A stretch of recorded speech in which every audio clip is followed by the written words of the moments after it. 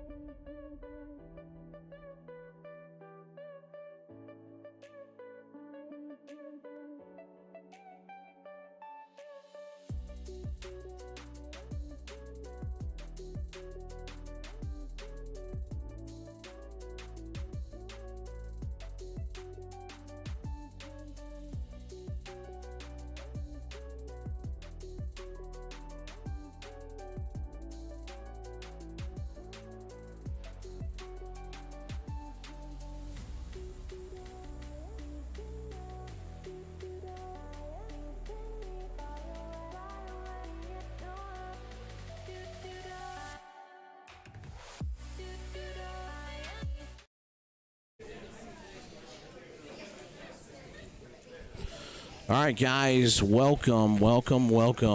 You are tuned in to the DynaSpeheres Cup Juniors 9-Ball Championship. I'm Jake Lawson, along in the booth with my partner, Josh Setterfield, and the man himself, the Highlander, Del Sim. What is going on, fellas? Ready to kick off this amazing event, man. This thing has come together so nicely. We have a great turnout here at the venue. I'm so excited that this juniors event has come together the way that it has. And I know these guys are excited and ready to get this play started. How are you feeling, Del? Oh, just very, very happy to be invited, part of the BSM media team here, and these guys are chomping at the bit, so they're going to go ahead and lag for us now. If we can get their attention, they can go. I tell you what, a fantastic table we've got here. You can see there the DynaSpeheres balls. Yeah, DynaSphere title sponsor for this event, so we are super proud to have them on board. What a lag that is. Wow. Yeah, pretty good there. So those that don't know the players, I think Haley's slight favorite in this match based on the rankings and some of the previous content we've seen. So we're going to go ahead and I think they're ranking the 2-ball at the back by the looks of it. Yep. So format here, a little bit different kind of what we've been used to with this juniors event, but it's 9-ball. We're going by WPA rules. We're using a template rack here, and the rack that we're using is actually the DynaSpeheres rack, which is pretty awesome, and it comes with every set, the Platinum edition. And so the 2 balls in the back. She makes the ball in the break, and actually a really good break here. Yeah, fantastic. And you can see there we're using the DynaSphere 9-ball template rack that comes with every single Platinum set when you buy at that level. We're going to be using the same equipment on every table, brand new cloths, brand new balls. So the conditions here, very slick.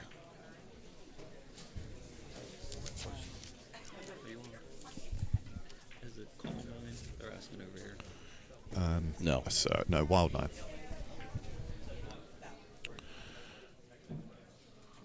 Okay, so this is our first look at Haley, just getting involved with the conditions here. Trevor Jenkins, if I can see you at the tournament desk.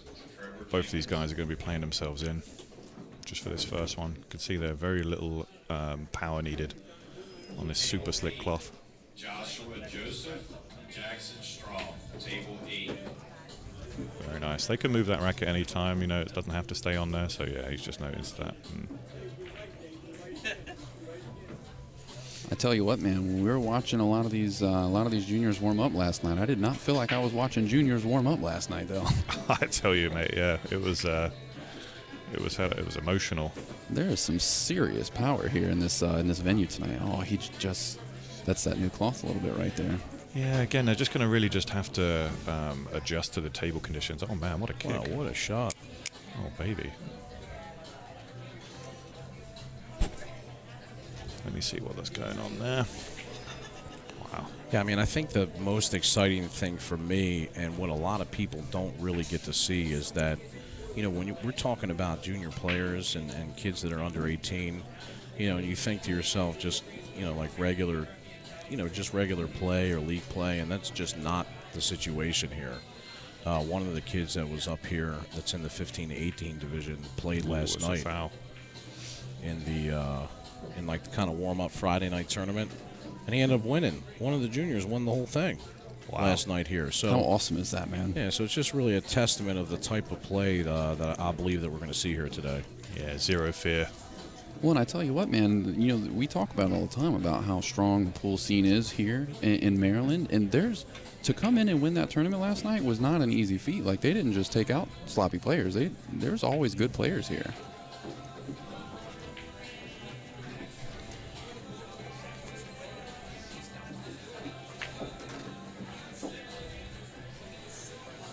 All right, guys, we're just settling into the booth. That was a bit of a nervy rack from both players kind of starting out, and I think it was obvious there. And look at this beautiful overhead camera that we've got set up between your Predator Arena light. Ooh.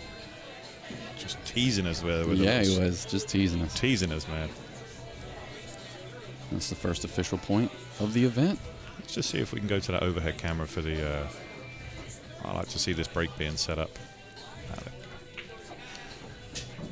Yeah, I really want to highlight this, and this is one of the Lucid, what's it called? Lucid Ball? Well, it's the Predator Arena Light by Lucid Ball Sports. Ball Sports. That's one of the sponsors for the events here, for actually all of our events with BSN. So, and really by this view, you can see how there's really no shadows. What's that? Yes, you hit plus on your name. You got it. We're using electronic scoreboards here this weekend, so we're taking it up a notch just on the iPad.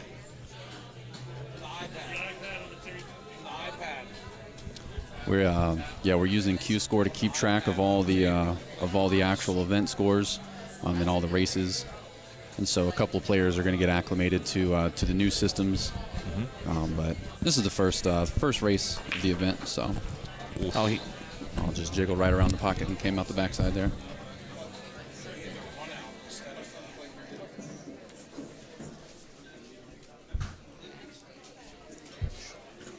Yeah, just dropped the cue ball off there.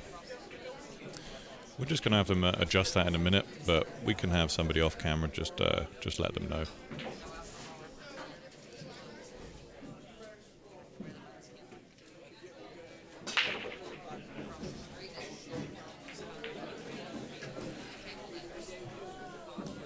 So the 3-ball here is going to be,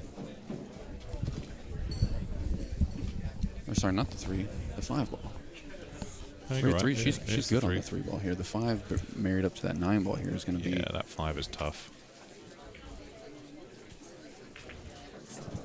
But she's you can tell she's got good form around the table. I believe this is the 14 and under category, correct? Oh, yeah, we have it right there.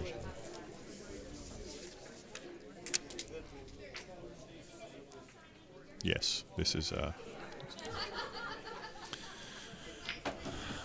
was wondering how she was going to try and manipulate that one, and I think we're just going to see a safety. So she can ask for it to call for a referee if they want to move the ball off of the rack. They can do that, but you know they're that flat to the surface. It shouldn't worry too much.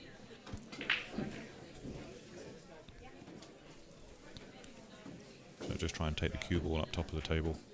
Yeah, she went aggressive. I thought that was just a little tough. I didn't think the bank was on. Just trying to leave the 5 behind that stack would have been ideal. As it is, she's left a shot. I think he's got this one. The 6 doesn't go by the 7. And this is a dead straight in from the angle that we're looking at. So maybe just a stop shot to play the combo. 6 on the 7. You got to jack up pretty hard on the stop here, though, don't you? Yeah. Let's see what he does. He might just roll it forward. Yeah, he's just queuing through it. Use the pace of the table. Maybe even a carom shot now. Well, I fancy he will play safe. Ooh, just not the pace of the table, just leaked out a touch. But showing good maturity at the table there.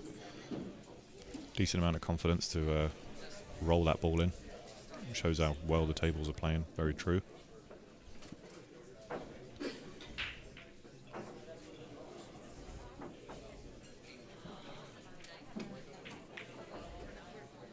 Yeah, I think she just had the fine edge of that. And oh wow. Look at this! Look at this! What a shot! Oh baby!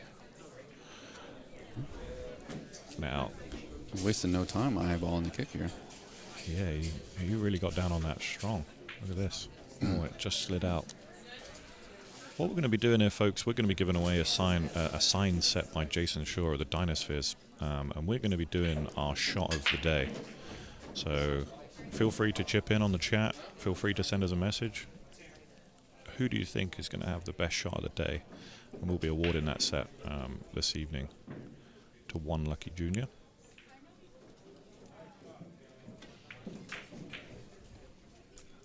For me, that can be a safety. That can be a great aggressive offensive shot, or as we all like to see, those crazy jump shots.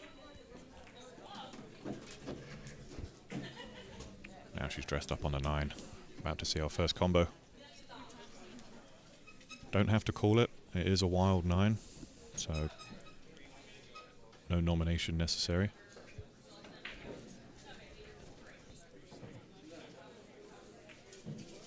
Oh, we see it so often. They look easy on unless you're down on that. So a little reprieve there for Grayson.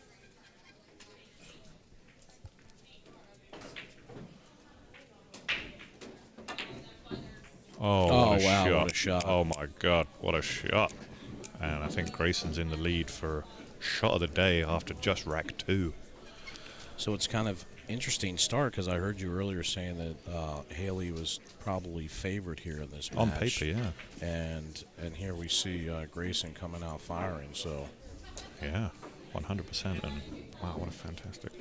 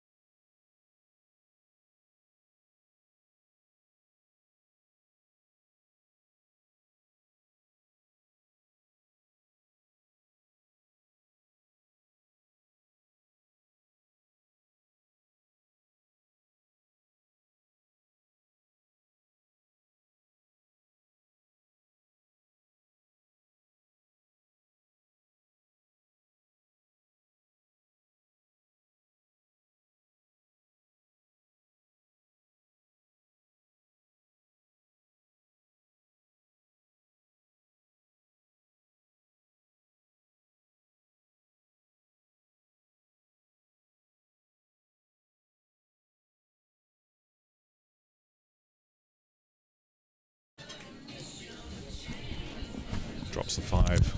You can see the difference there, guys. That is the grey 6. Again, that's a slight differentiator between the DynaSphere balls. Leaked out just a touch. Well, that is a lot tighter than we wanted it to be. But the good thing is, with this new slick cloth, as long as he catches this thin, I mean, I think he's just going to play safe, but yeah, it was definitely the right option. I like this kid. I like the fact that he's understanding that he knows when to play safe. You know, I know when I was in the 14 and under category, I blasted everything. I still do.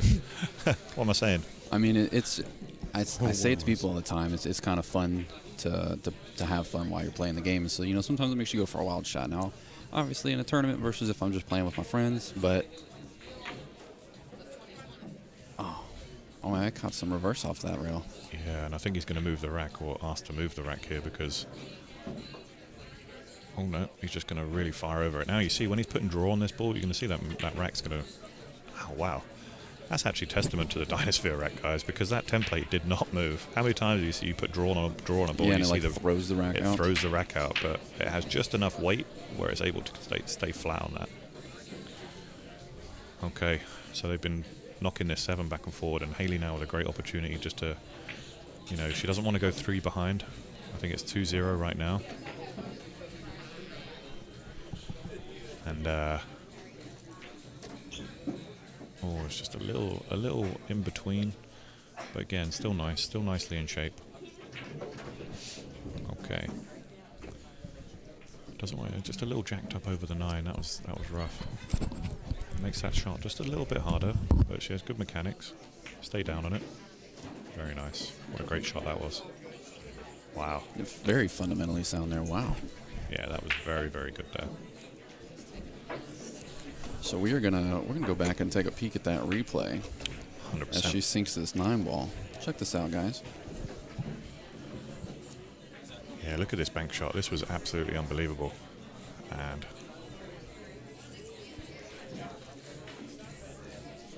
boom, right in the heart of the pocket. Didn't even touch the side, Josh. Hey, there we go. Now we're moving. Hey, how's it doing, everybody? What's going on, guys? I'm Josh. This is Dell. Hey, guys, we can see Dynasphere Dell. DynaSphere Dell. We've got these cool new shirts that we're wearing in the booth. All right, re-rack these balls up. Okay, we're cooking with gas now. She's made a fantastic out there to make it 2-1. 2-1 now the score. Guys are getting used to the electronic scoring. We do have the live bracket on QScore if you search BSN, so it's qscore.com/BSN.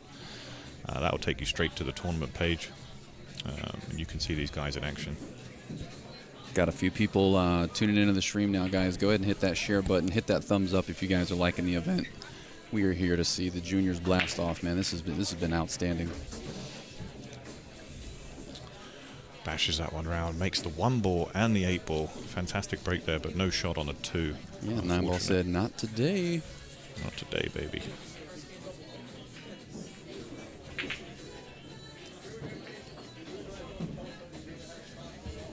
Takes the push out.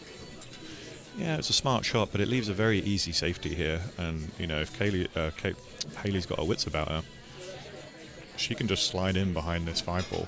I see her looking at the 5 right now. I'm wondering if she's it is a little bit of a reach. That's the only thing I will say, but she's fairly tall. You can see there we're going to have to just see if we can pan and just look at what she's going to do. You see there. Yeah, I think she's just going to try and cover and use that wall of balls in the middle just as the blockers. Don't scratch, don't scratch. Oh, another just a tiny little marginal error. It can be hard to do sometimes. At first, it was looking like she was going to put the cue ball behind the 5 down here in the corner and just let the 2 bounce, up table a little bit, but maybe she changed her mind because I was watching her eyes and she definitely looked at it. She looked at it, right? Yeah. Well, this one, I tell you what, Josh, he's just pinpointed where he wants that cue ball because he's dressing up for the 3-9 combo here. Let's see how well he controls it. I mean, he's controlled that pretty well, but again, when you've got ball in hand, the golden rule is not to go with draw off of ball in hand. You see how he's got slightly out of shape? It's always better to use a rail and come into the line of shape there. Play into your shot line. Play into your shot line, exactly right. And he's kind of just sold out a touch there. And again, you're going to hear me. I'm going to be quite, I'm going to be constructively critical in the booth here. And these guys are just a fantastic potential for the future of our game. Well, I mean, I think you just hit the nail on the head there, Dell. I mean, they literally are the future of the game. Mm-hmm. And I don't think there's a lot of players here that we're not going to. Oh, no, not back-to-back. Oh, That's devastating. No. So she's on 2 fouls. Is that 2 fouls? It is 2 fouls, and So he has to tell call it. her. Yeah. I don't know if they've said it yet. No, I don't think he has. I think he's looking at the combo again and again. Maybe a little bit of immaturity because these are excitement. These are hanging in. These are hanging, yeah. But again, this is a shot you really take on it. And I like it. I like it at 90%. This is a good 90% makeability. Yeah, that's good. He had two cracks at the whip there, Josh. One of them had to connect, right? Yeah. God, I was so engrossed in that. I was,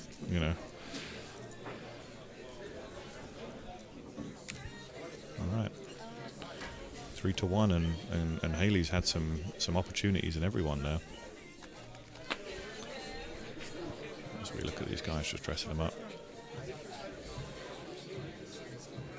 The only rule is the 2 at the back. Yep. 1 at the front, everything else random. No alternating, alternating break, rack for your opponent. 2 in the back.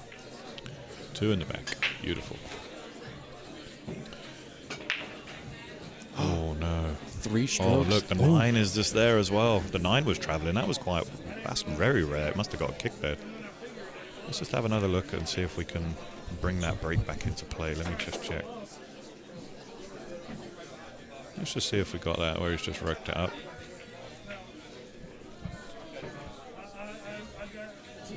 Did that 9 ball get... Yeah, look at that. The 2 ball came back and kicked it towards that side pocket. Wow. Wow. Oh. Sorry, I'm messing about with buttons all over the place here.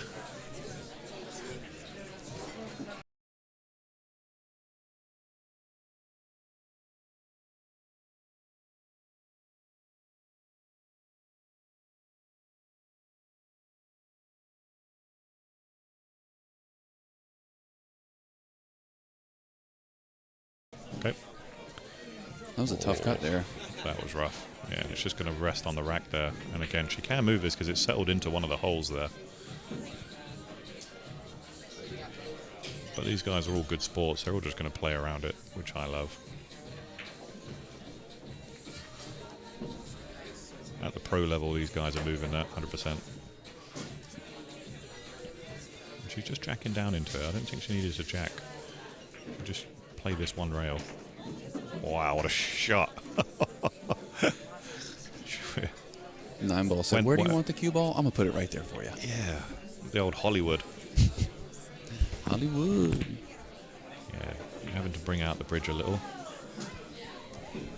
And again, doesn't need to do much with the cue ball here because the 7's right there, so she can just come on and off the rail here, just take it forward a touch. Again, showing good form, making sure the elbow's out, and then just deliver that cue straight. Played it nicely.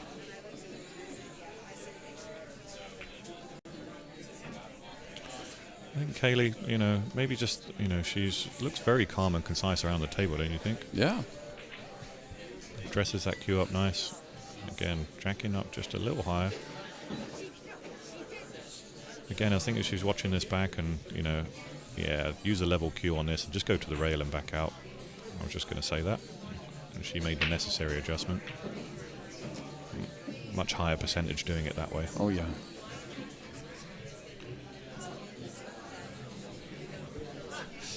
That's a little pro tip from Del Sim right there. If you're having to shoot off the rail, guys, look at how you can obtain your position without having to jack up. When you jack up, you lose accuracy.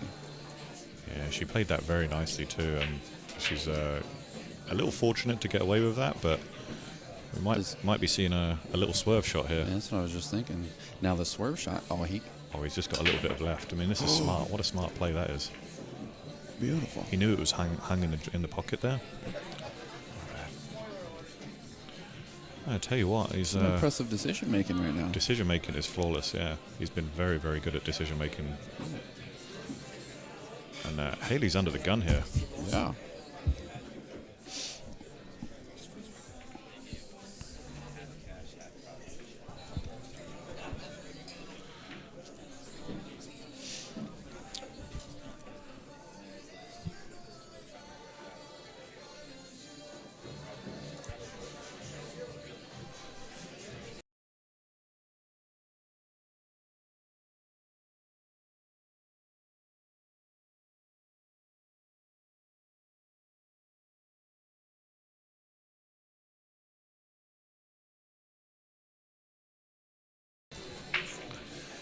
Okay, guys, let's have a look at this one.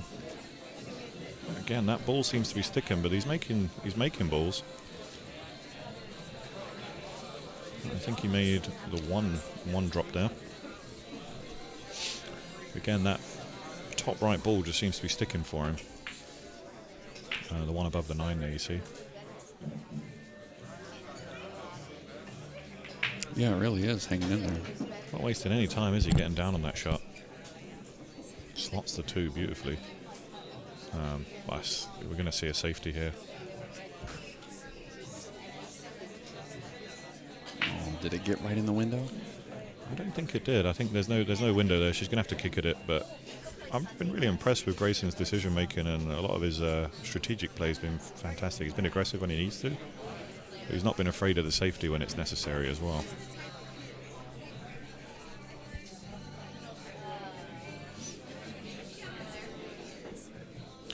Guys, this is our first match of the day. Please do share the stream if you can. Share the brackets as well. Great kick. Very good speed there. Well, unfortunately, I think that's just leaked out a touch. I think he has a shot at this, but he's going to make a good decision, and that is absolutely frozen to that 6 ball. That takes out the side rail here. So that is a deadly safety. The next evolution for us is to start drawing on the table, so you can see our lines of. Maybe we'll bring that to you another time. But the gap between the 9 and the 5, there is a 2-rail kick there, and with the extra slide, you just have to make sure that this is going to hit long. She's looking to maybe come up inside the 6 ball. You know, there is a window there with a little bit of left-hand side to the bottom rail, and then use 2 rails back around. So she has 2 opportunities to hit it. Well, I actually like the 2-railer going towards that pocket that she's looking at now. Just see her off camera there. Yeah, here we go. No English, just let the slide of the table take it. Just hit it plain ball.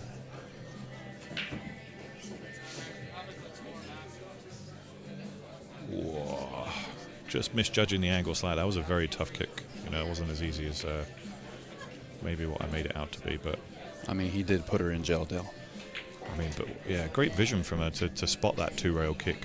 You know, there's a very good system for understanding how that works. A little bit shorter pace. The ball just kind of just opens up as it's coming to a stop. It just keeps going. Wow, he is super quick. I mean, I think we're about to see maybe a first jump shot. No? He enjoys the kick. This guy's an old pro. Beautiful. Look at this. Look at this. It's going to stick right in there. Oh, and it rolled on the rack. There is a fine hair of an edge in there, and I think she can just hit the fine edge, but... I'm coming at the back of this 5 and sending the 9 for a ride. You taking the 9 for a ride? I'm taking the 9 for a ride. I've heard that about you. I mean, we just talked about it earlier. I mean, we did.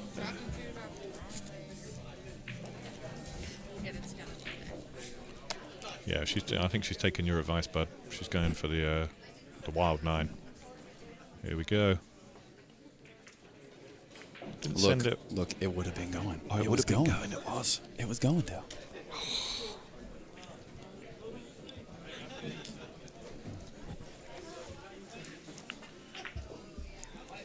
So we're starting to see that you're seeing the classic thing that happens where you get up to a lead in the match, you get a little too comfortable, you start rushing your shots, and we're seeing some of that because that is a shot that Grayson has drilled several times.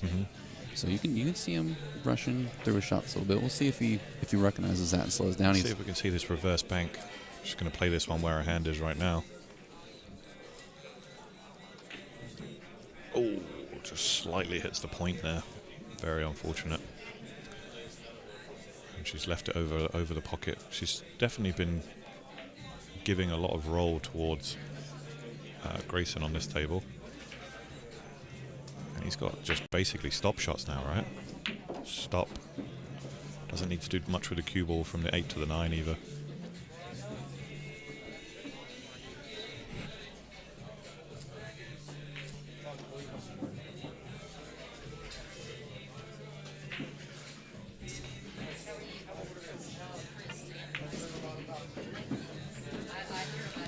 Yeah, very nice, and just making super light work of this rack after a bit of safety play back and forward, and I like to see that. I don't like to see run-outs all the time.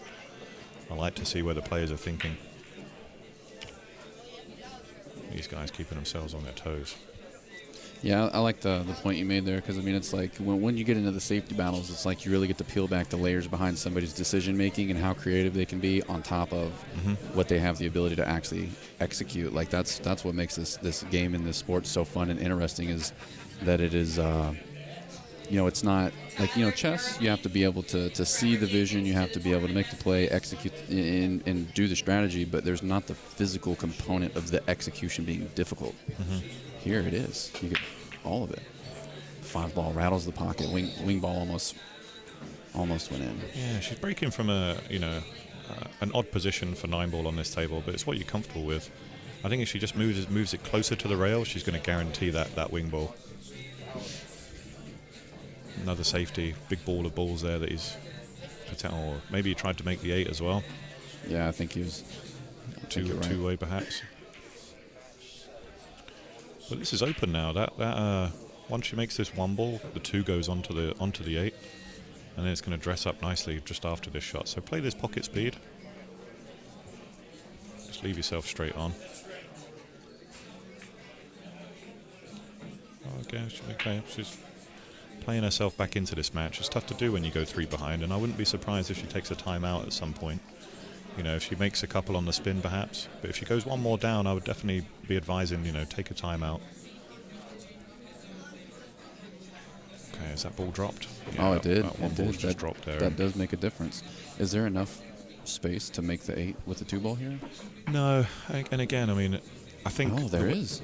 You can combo the 2 into the 8 and let the 2 roll up to the rail. Let the 2 drift down, yeah. Yeah. Play a little higher on the cue ball, and then you're down there around that area for the 2 to the 3 as well. Seen a lot of people say thanks for the stream and everything. I'm glad you guys are tuning in and enjoying it. Go ahead and hit that share button. Go ahead and let everybody know that we are bringing you the coverage all weekend long. We are here for the juniors, guys. We are so excited about the turnout of this event. Oh, I don't know if I like that one. Again, a little too cagey. And I think, like I say, the scoreline isn't helping her. I'm sorry, she is 5-1 down currently. So that scoreline is definitely impacting how her style of play, I believe, because I feel like she would have been more aggressive had it been closer. You know, fortunately, it's working out, though. Grayson wasn't able to get that one. Now she just needs to let her stroke out, you know, get a couple on the board. Oh, and again, just struggling with the table speed. This is where I start to feel for players, because it feels like the world gets on top of you a little. You know, you're first up, it's your first match, you're on the TV table. You know, there's a lot of hype behind this event. You want to play well. Landon Hollingsworth and Jacob Cole to the tournament desk, please. No way. No. Oh my God, it just sat in the hole there. Please, when you're at the table Wow. and shooting, please make sure your mask is up and over your nose. Thank you. Oh, he's going to go. See a beautiful jacked up there. Wow, what a shot. Oh, Had to swerve that around. That would have won if it had more pace, I think. Yeah. Wowzers. As it is, she's now got a fantastic opportunity and really needs to take advantage of these. They are all in a makeable position. Nothing's really blocking each other.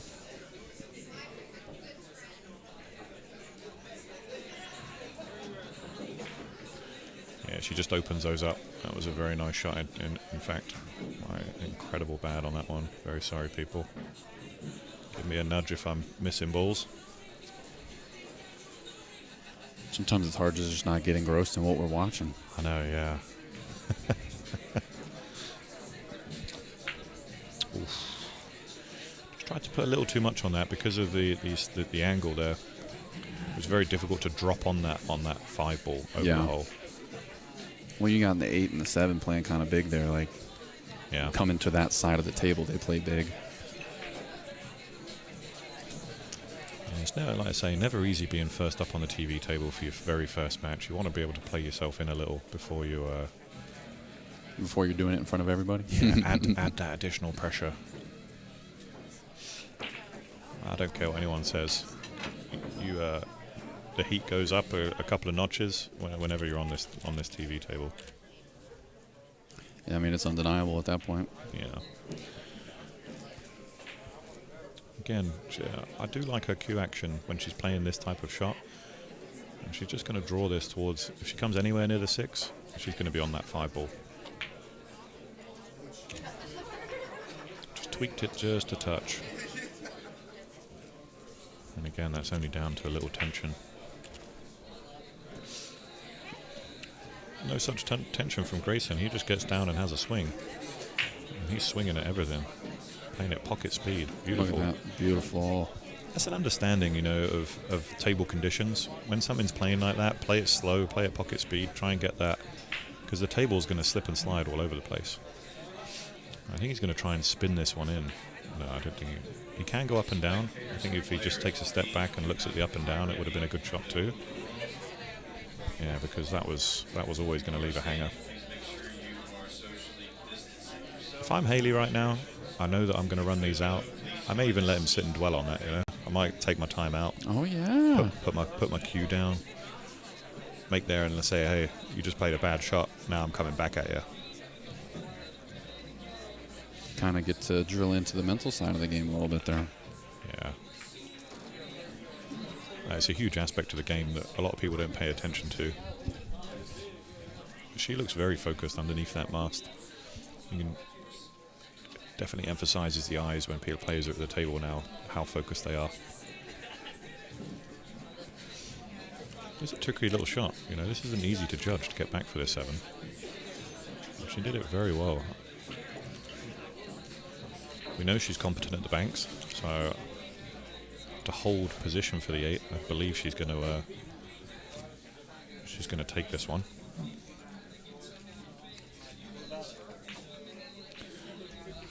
Yeah, played it with enough pace that if it did come back on itself, it was going to go and it was going to make a treble. And wow, Grayson really doesn't hang about, does he? He just straight down on the ball and bam. He's going to hang it up. He's going to hang it up. Oh. He's playing like a kid that's 5-1 up. Right. Again, I'd probably be saying to Haley, just take a breather. You've had an opportunity to get out a couple of times now. And you've let him off the hook.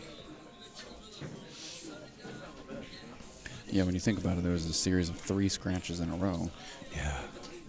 And, you know, it at any of the other events that we're doing, you expect somebody to be down several racks if they, if they give a ball in hand 3 times in a rotation game or any game.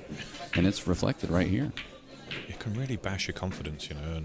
And again, even with that shot where she just tried to roll it in dead weight, you know, instead of normally she would have let her stroke out and come up and down the table and left herself, in the center pocket. It's fun that this is getting documented like this because as these players are going through their journey, they are able to kind of go back and reflect. I mean, think about it. If you were this age and you were able to go back and watch previous matches that you played, 100%. how that could accelerate your game. I think this is going to be very powerful. And I think, with ourselves in the booth and things like that, just offering a little bit of extra guidance and things perhaps that they wouldn't have thought of. And Oscar Dominguez actually made a very good point. I was listening to his podcast on the Pool Players podcast. Yeah. And he said his dad, Ernesto, only watches the games he loses. So he said, Dad, why don't you have any games of you winning? He says, what point is that? I'm not going to learn anything from them.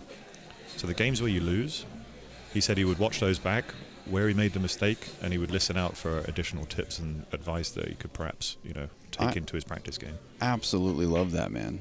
That's a great, yeah. Absolutely love that. You know what else I love? Go on. These DynaSphere balls, Dale. These things are absolutely amazing, man. Great transition, Josh. These are absolutely amazing. Almost flawless. I mean, I do what I can. You know what I mean? I do what I can. Go ahead and tell us a little bit about DynaSpheres.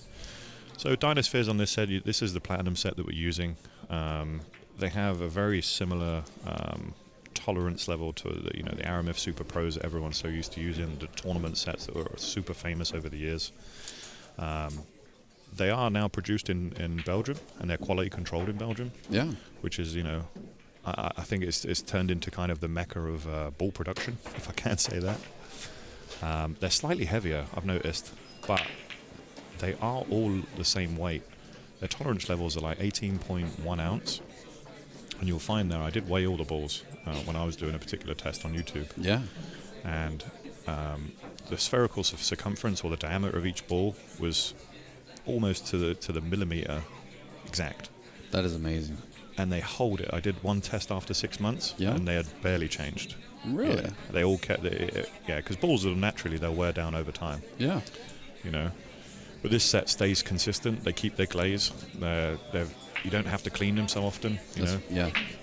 So something about the resin that they're using to shine them. I don't know what it is. I'm not speaking on a scientific level there, but I'm hearing better playability, longer lifespan, and just a better experience while you're using them.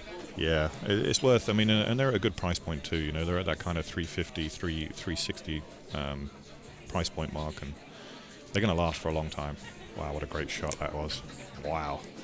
That's the second fantastic bank that she's made like that.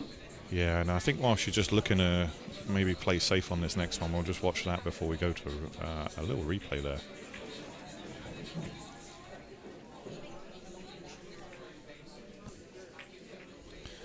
Again, just playing safe there. We'll see if we can just play this replay for you guys.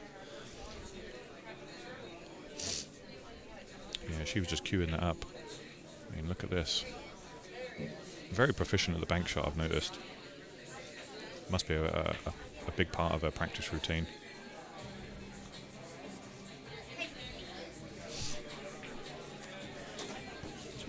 Yeah, great shot there.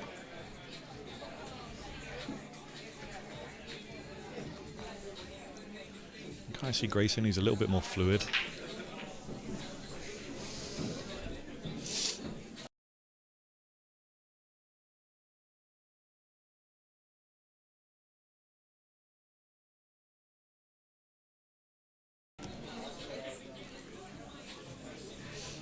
Wow, okay.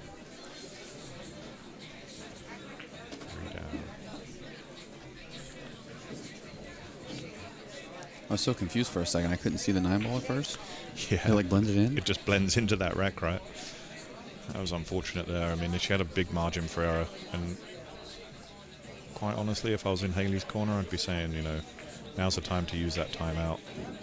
Try and reset your focus, because you've had opportunities. You know, it's not like Grayson's running away with it. He's not running out. He's getting the opportunities. Capitalize on what your opponent gives you. Yeah, and that's all this has been. I think it's been more so that Grayson has capitalized on the errors made than been, you know, a dominating force.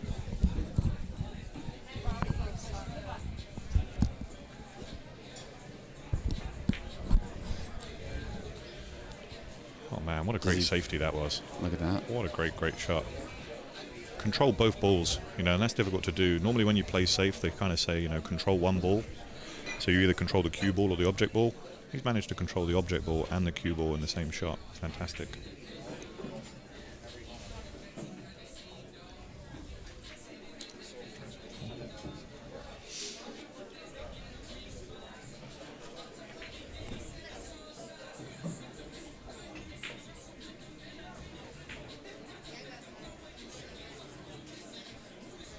Let's see just at her backhand and how she's delivering the cue there. You just see that backhand nice and smooth.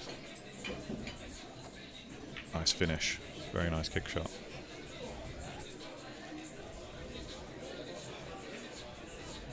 She's got to be a little frustrated that it's out in the open, but at least he's on the rail. Yeah. See what he does with it. Smooth strokes it right in like it's nothing. Yeah, very good there. I'm loving what I'm seeing from Grayson. We'll just have a look at his cue track. He's a little bit off center, you can see there, but a very natural stroke. And again, you can kind of see just at the back here, very quick, has that pre-shot routine. Nice straight wrist, nice loose grip, and just allows the cue to deliver through. Very nice. That was a beautiful view of it right there. Beautiful. Just come to that overhead. Yeah, he's going to move that. We'll switch.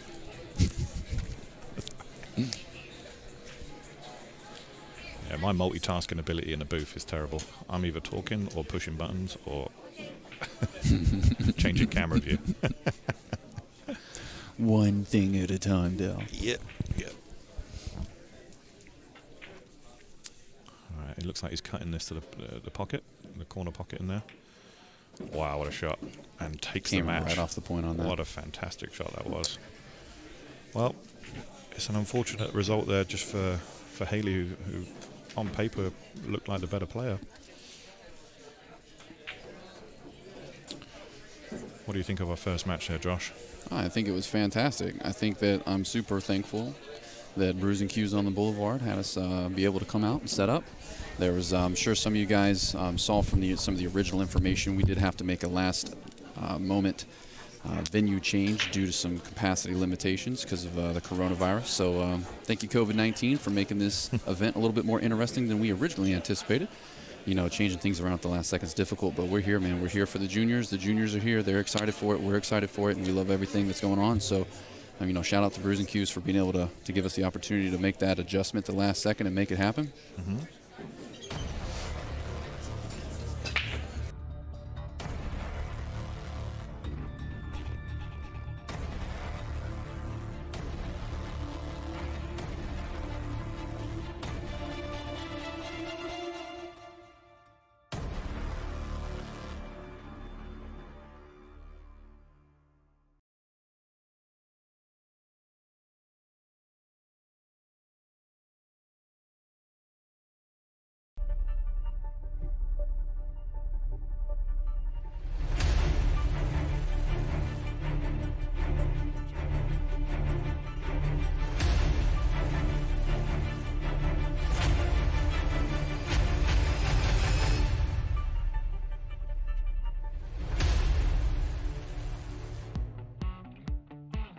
If you've been dreaming of having the best food for you and your family, now's your chance. Introducing East Coast Prime.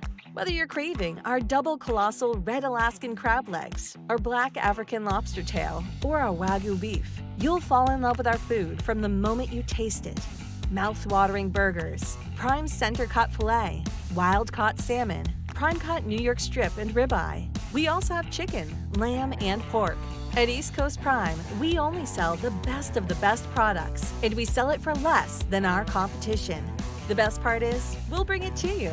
Free delivery right to your door, or you can order from our website and we'll ship it to you. We have packages for everyone, and if we don't, we'll make you a custom package to fit your needs. Isn't it time that your family eats like kings and queens? Call us at 570-903-4095 or check us out on the web at eastcoast-prime.com.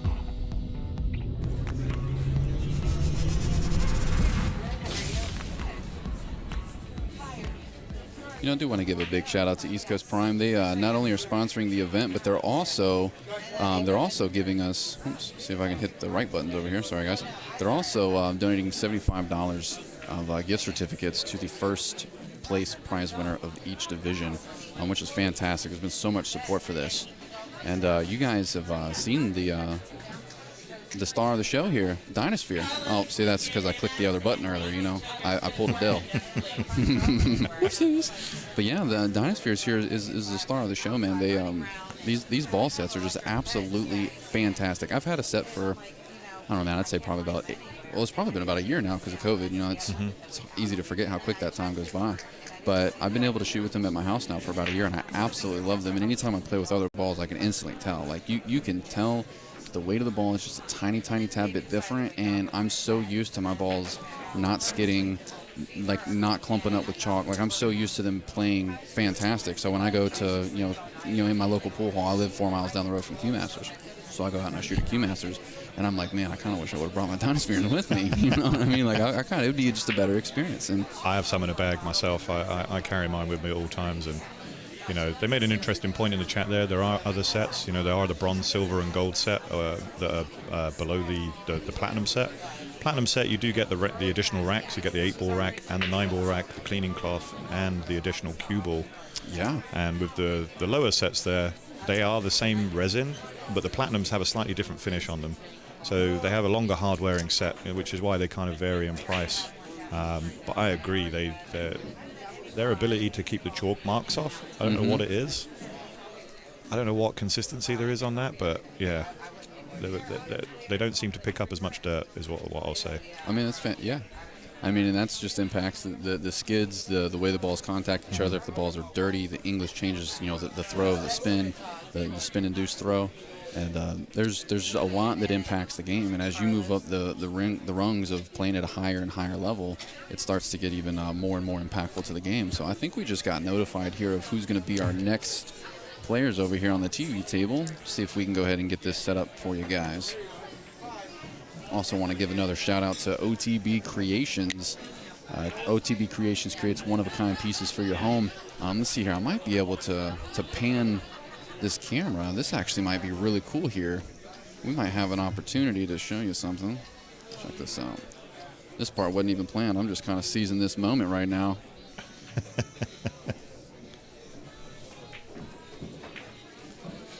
You guys see that that metal rack hanging right there below the sconce right there? It says BS. It's kind of hard to see right here, but it says BSN DynaSpheres Cup. It's the DynaSpheres logo. You might recognize it right there in the bottom left-hand side, and that is from our friends over here at OTB Creations. So if you could utilize something like that for your business, whether you need a big or large, you know, metal sign, or if you need something different, you got to contact him. And this guy does absolutely fantastic work. Robbie puts a lot of blood, sweat, and tears into what he does. There's a lot of passion behind what he creates, and it shows in his work. Absolutely.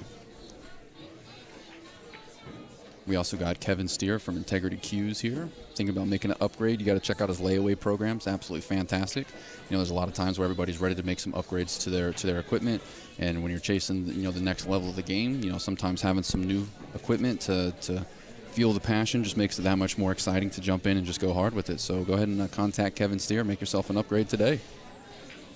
Now this right here is fantastic. Have you ever used poolbilliards.co before?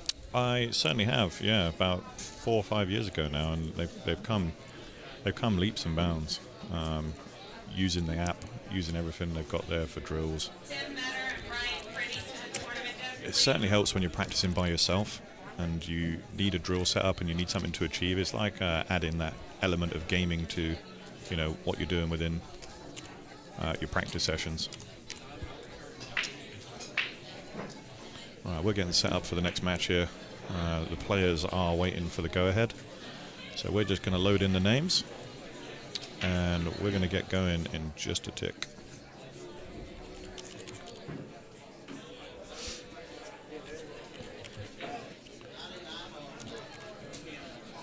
As you heard about in that initial part, I did talk about the Pool Player podcast just a touch.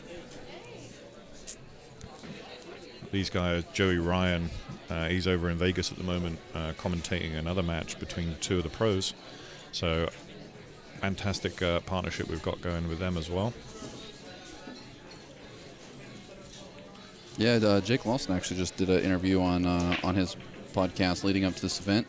You know, getting out there, spreading the word around, and I've watched a lot of his podcasts and interviews with other players, and I think it's fantastic what he's doing, bringing a level of insight to the industry that I think, you know, people who are newer to the industry, if you didn't, you know, grow up in the industry, it can be hard for newer players to come in and really grasp the current state. You know, the who's who, like all the things that are important.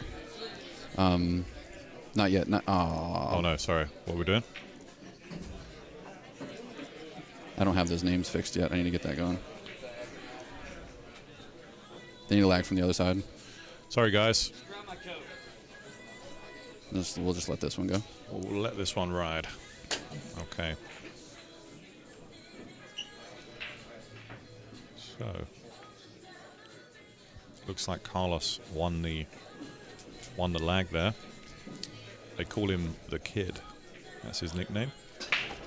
Nathan Childress on the other side, he's racking for his opponent.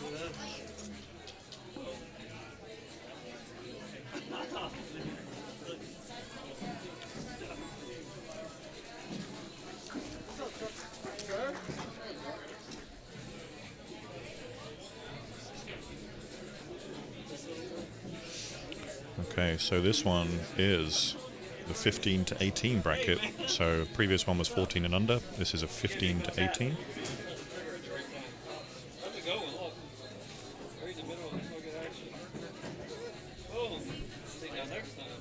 Not a lot of information from Carlos, but I believe he's based in the Texas area. So he's traveled all the way from Texas to be here today.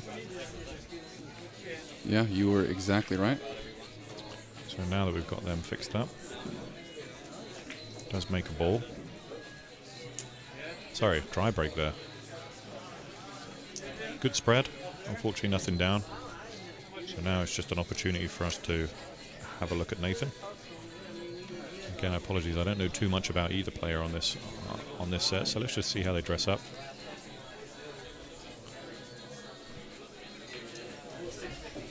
I've been watching these guys practicing on other tables, Josh. They're looking pretty good. There's a lot of really strong players here.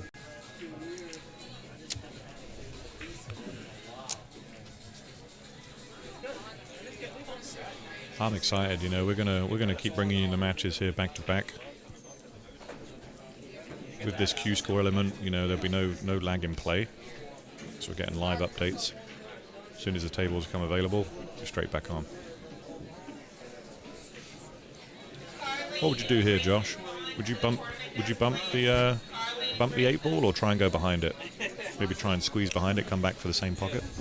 Yeah, I kind of like going behind it because if you bump the 8 ball, you're playing the chance that when you shoot for the 4, you're sending the cue down table versus up table to the 5. So I kind of like. Yeah, he's bumped it just a touch. I mean, he had the option of either shot. And I think I liked your shot better. I liked coming around for this because there was a slight bit of risk. Now we're going to see how slick the table is, because you'll see before this draw grabs, you're going to see it's just going to arc slightly. So he needs to be careful of the scratch. Yeah, you can catch that. If he doesn't, he might even just catch the point. Yeah, that still might. The good thing with these 7-foot tables is you can play it slow. You know, you don't have to like punch it. You can just play a nice slow draw shot. Just let the cue ball do the work. Look at that, beautiful. Ooh, just a touch harder would have been perfect. I think Nathan's we're gonna have to see a first safety here. Makes the 4. I'm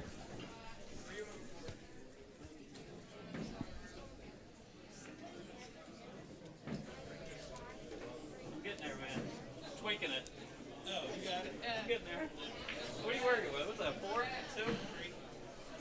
So interestingly enough, I think he's just trying to thin that ball behind the 8. Yeah, and then just leaked out slightly. Very unfortunate. Just have a look at this overhead. Yeah, he's got a thin snick on it. He's going to come back for that grey 6. So he was playing for the double safe there, like trying to get the 5 on the back of the 8 and then trying to get the cue ball on the back of the 6. And, you hear people all the time say things like, you want to try to, control one of the balls. Controlling both balls can be incredibly difficult. Do you have a preference between which one do you like to control, whether it's the cue ball or the object ball, or is it dependent of the shot? It very much dependent on the shot. And that was a fantastic shot by Carlos there. He really just got down and fired that one in. But to go back to your point, absolutely it's about the shot. And I think sometimes you'll see a shot where it's easier to control the cue ball, and sometimes it's easier to manipulate the object ball. But you're absolutely right. Focusing on one or the other instead of both at the same time. You just need to make sure that's wow, you just let that one leak off the table there. On this new slick cloth, that might go by the 7, you know that. I'm wondering if he plays this pocket speed. This might actually drift behind the 7 ball here. I am right down the window, but he's going to use it, just freeze him up on the 8. That's the shot.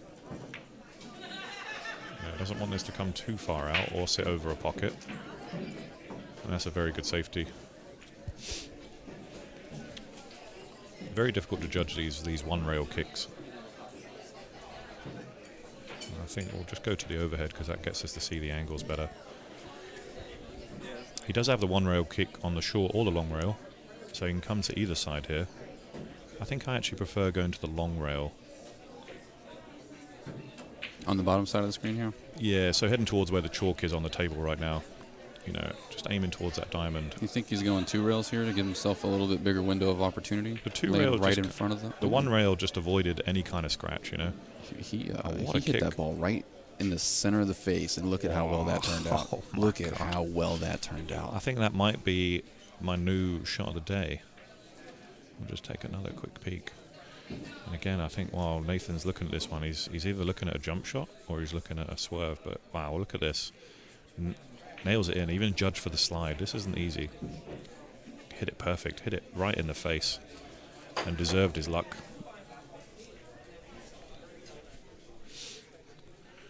We go back. Nathan's still looking at this one. The 8 ball makes it hard to go up and down here, so he's either going to have to play this with a lot of side or a lot of power. Chose the side option, and another great kick shot. Wow.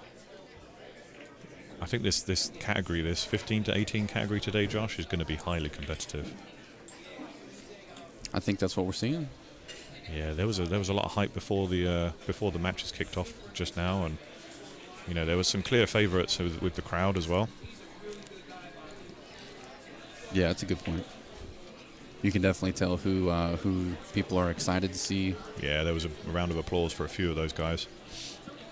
We'll pick up on those as they come by. The 6 ball just leaked out a little bit. Sorry, the 5 is down. So 4 balls remaining.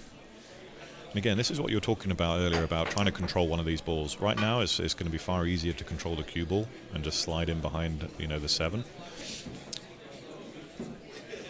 Or I don't like pushing this, because when you push this like this, you just that happens far too often for me. And again, now, instead of being so far away from the ball, you give the chance for that cue ball to roll off a little bit too, and it's such a touchy shot. We'll just move the 9 out the way here. Just draw right back into it and open up that 7.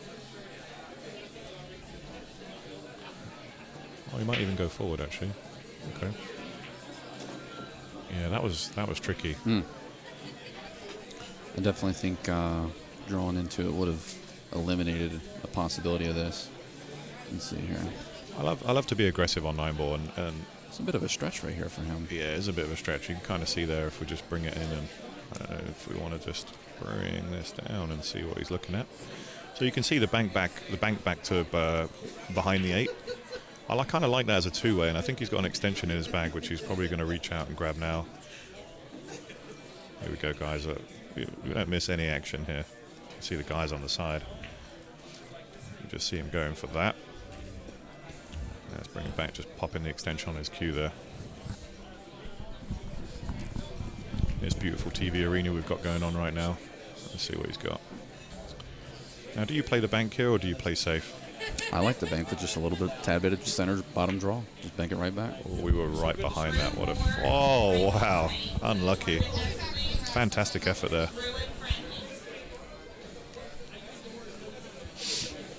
And he can get by that. These are very tricky, Josh. Do you like these ones that hang in the drawer? I have... No, I don't know that anybody likes them. Let's just be honest on that one. New cloth. Oh, wow, he really got into it. And that's what he was trying to see. He was worried about, you know, just sticking in the jaw there and overpowered it, unfortunately. I have found myself doing, like, instead of trying to come around into the middle of the table and then shoot the 8 in the same pocket, I've been finding myself in situations just taking the corner that the ball's hanging in and then just take the longer shot on the 8 ball. And then just, depending on exactly where it's at, how close it is to the point, how deep it is in the pocket. But sometimes instead of trying to hit it hard enough that you come out, it's easy to just leave the cue ball there and then just take a little bit longer shot on the next one. But it's so tricky, man. As it is, he's kind of left Carlos with a nice, easy, you know, 2-rail position shot. Can either choose just to come 1 rail. I like going 2 there just so I avoid the scratch. See how long the ball rolls when it's almost to stopping? Like, chat, that's what we're talking about when we're talking about the table conditions with the new cloth and new balls. It's everything is primed for these balls to roll just a little bit further than usual. And it's one of those things, man. You hear people talk about it all the time in these tournament conditions. It's all about who can adapt to the current conditions faster than everybody else. And you're instantly at an advantage if you can do that. Correct. Yeah, I agree 100%. So I don't know if they're adjusting the score, because I think, is that the first track or the second rack? First track, right? Are they not keeping score there? I just want to make sure if that's the first track. I've been talking away here, and we're going to go ahead and score the first one up there for Carlos. And I think, yeah, that is just 1-0. They have just remembered the score. So we're updated on Q score and we're updated here. Just take a look at his break now and see how much power he generates. Perfectly on the wing ball and gets a horrible kick. Look at this break. That was a monster break. And I'm just going to show you this. Let's just have a look. And that 7 ball was absolutely wired. And you can see there breaking up from the right-hand side. And gets a horrible kick as a 2 ball comes back. He was parking the cue ball center table. 2 ball kicked him around and in. Wow. That is brutal. Of course, all of our instant replays brought to you by Brews Cues on the Boulevard, which is our host location for this weekend. So thank you, guys. Man, I'm so engrossed in this action. I'm don't know about you, Josh and Jake, but wow, I'm here all weekend. I'm not leaving this seat. It is very impressive, the level that they're bringing to the game right now. 100%. And it is so exciting to see, like this, we were talking about earlier, like this is the future of our sport. This is the future of pool. And as long as we can keep getting juniors enjoying the game and playing at this level, oh my goodness, Del, we are going to see some amazing pool over the years. Yeah, I'm looking forward to it. Both of these guys look very, very composed. I'm liking the style from both of these guys. I was wondering if he was going to try to get above that 6 or just take his medicine below it. Yeah, again, they're just playing their way into the table. I think Nathan's a bit more of a regular here from what Dylan's saying in the chat there. He says he plays in the Maryland State sometimes. What are you doing here, Del? I'm trying a 2-way shot. I'm trying to make this in the bottom corner, but I'm also trying to play safe. And I think he got the worst of both of it there, unfortunately. Just didn't really make his mind up on either shot. Yeah. It's almost like he played only to make it, not the 2-way. Yeah. Yeah. That shot was definitely on, but you need to play that with a little bit more pace. So again, Nathan has the opportunity now just to get back into this match, level it up 1-1 apiece. You're not going to get very many better opportunities than this.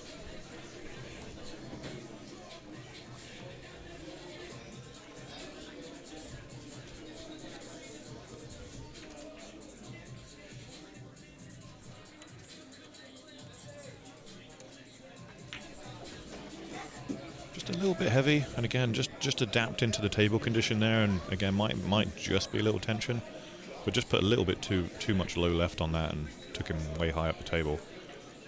I am right down the barrel of the gun of this one.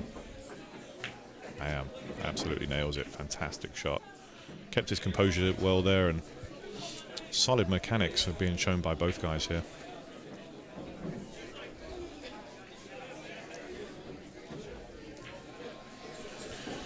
How's the event going for you so far, Jake? Enjoying everything that you're seeing? Well, admittedly, I have been running around here Yeah. at the start, just trying to make sure everything runs smoothly, and so I feel good now. I'm Good. here in the booth. Make sure, guys, if you're checking this out, hit that share button. Just an awesome event here with all these kids, and I am really excited to see high level play.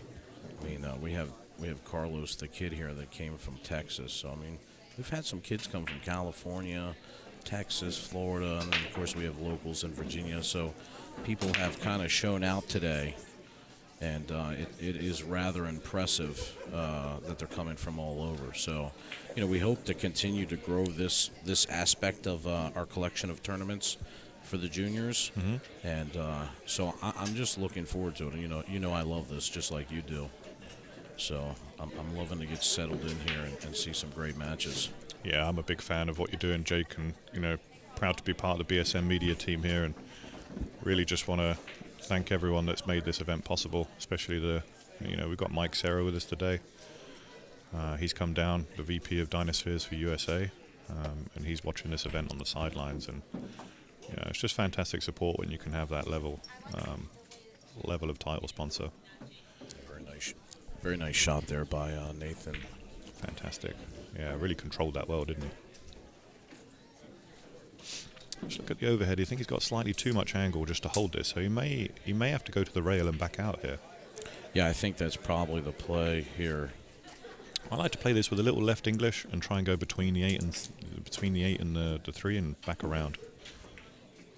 Oh yeah, you see, I mean, Look at this. look at this for the shot though. Oh man, didn't get there. I didn't think there was enough room to hold it there. But again, I'll say it again. I have never missed a ball from this chair. Never. Never. It's a 100% record. Let's hope that we don't put any commentary curse on these young kids. Oh yeah, we'll chalk it up, Jake. We know that you're going to have the worst amount. Or making Ooh, both balls. look, I almost did it right there. So we're all the way through here. Yes, smear it is 15 through 18 this bracket, but there is also an 14 and under. So 2 separate brackets for this weekend. Yeah, and we're playing them simultaneously here, so at any given time you may see 14 under match or a 15 and 18 match on the TV table. I think he's got slightly. Oh, he's just got an edge. So we will be seeing a safety here. I wonder if he could just have enough to spin underneath this and maybe try and kick it up towards that 9 pocket. Catch that back rail and maybe he gets good on the 6. I don't know.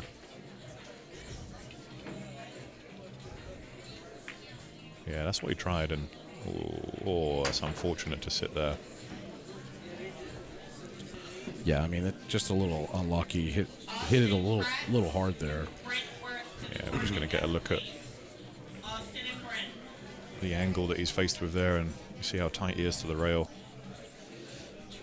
Needs to put some low English on this ball, so it's not an easy shot. He's going to have to avoid the scratch. See there, he's jacked up just a touch.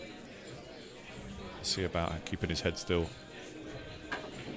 Delivers the cue beautifully there. What a fantastic shot that was, Jake. Yeah, I mean, Nathan certainly is poised. He's been playing actually for a very long time. He hails out of Richmond, Virginia. Well, actually Midlothian, which is right down there close by. His home pool room is Diamond Billiards, which is one of my favorite places to play when I'm in Virginia. And yeah, just a young phenom. He's played very well, and of course, I mean, this is a tough draw right off the bat because I've heard so many good things about Carlos the kid. Yeah, coming in from he's one of the guys from Texas, right? Yeah, so I really anticipate a pretty close match here between both these young juniors.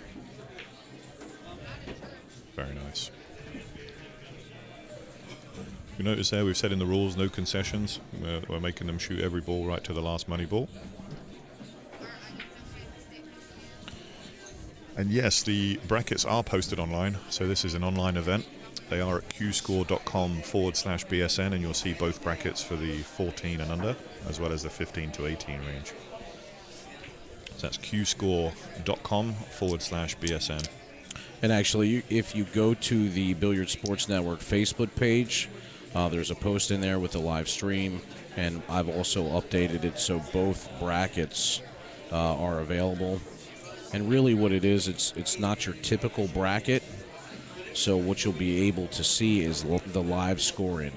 So you'll be able to check out every single table that's currently playing right now and what the scores are.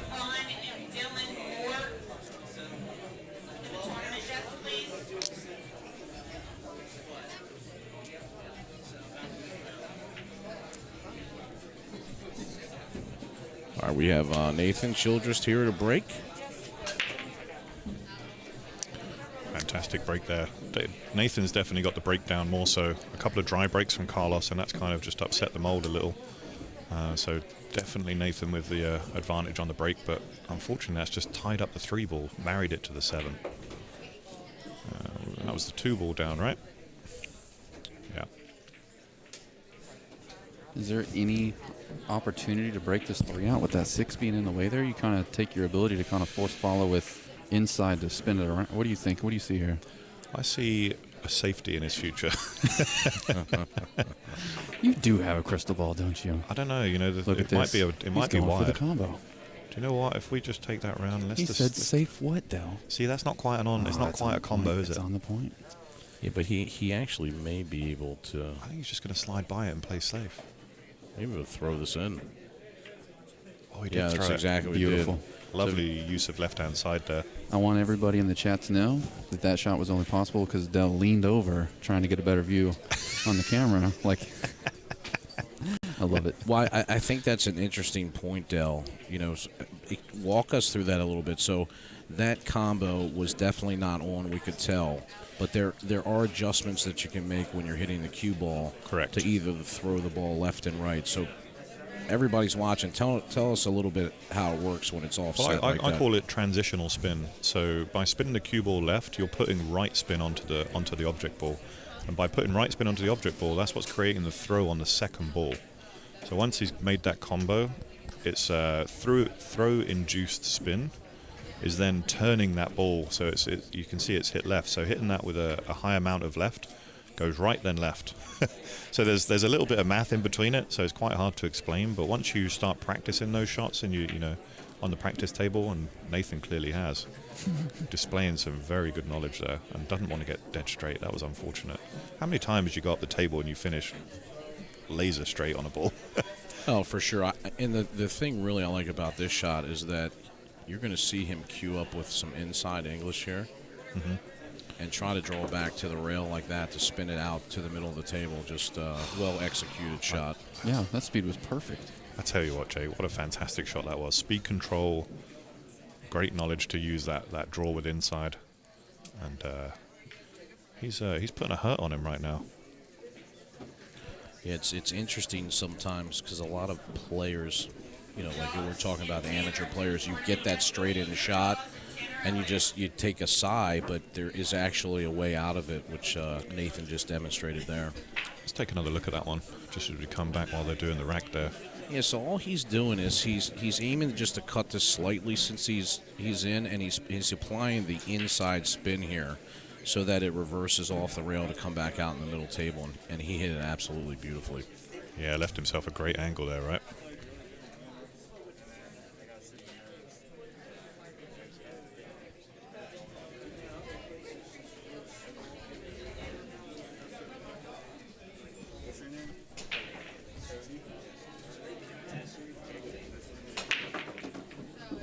Oh, no.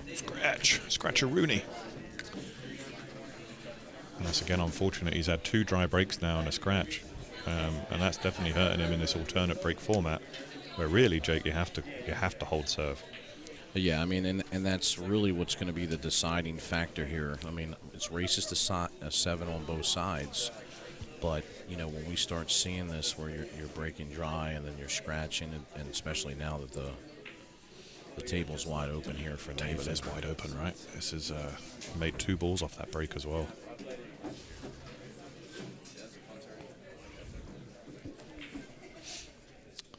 So he wants to leave himself a slight angle here.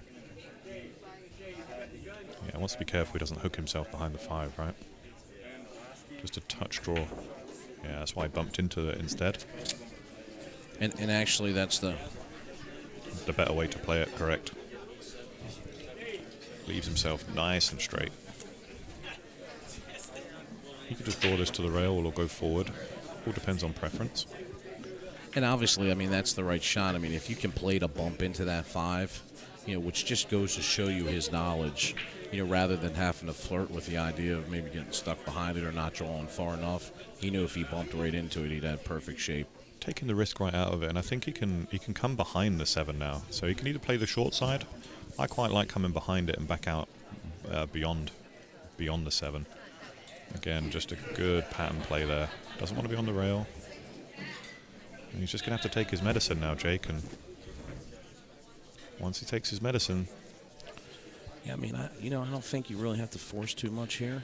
You know, don't overplay it. I think you're right, absolutely. You know, oh, he had more angle than we thought. Okay, good.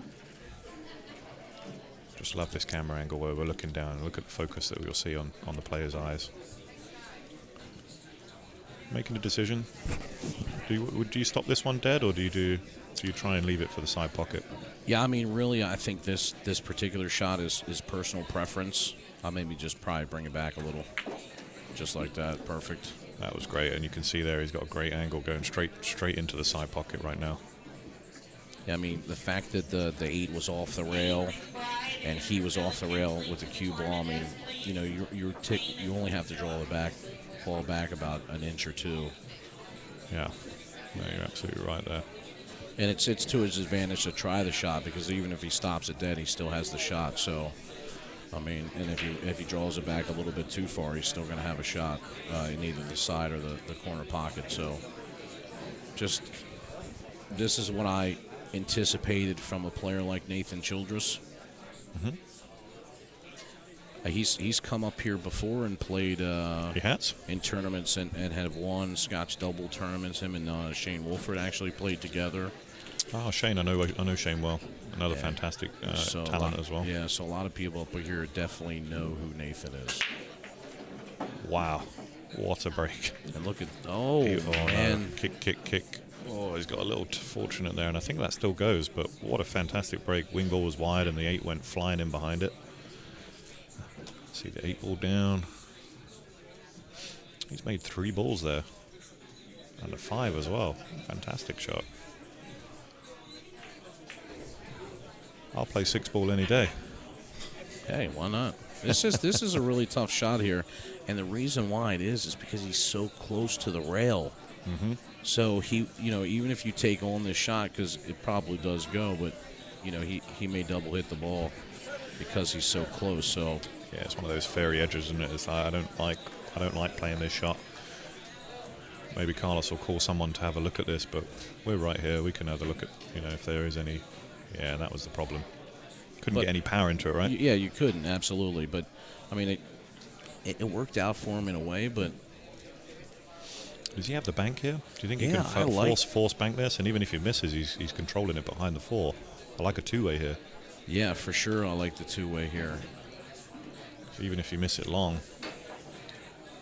I mean, it looks on, so if he wants to attack it, yeah, absolutely. And he did. Wow, what a shot. Watch out. Fantastic shot there. And I think, you know, he's really going to try and get his groove on now. 4-1 down. You really need to start kicking into gear here. We'll come back to that shot just a little second and just see what he can do.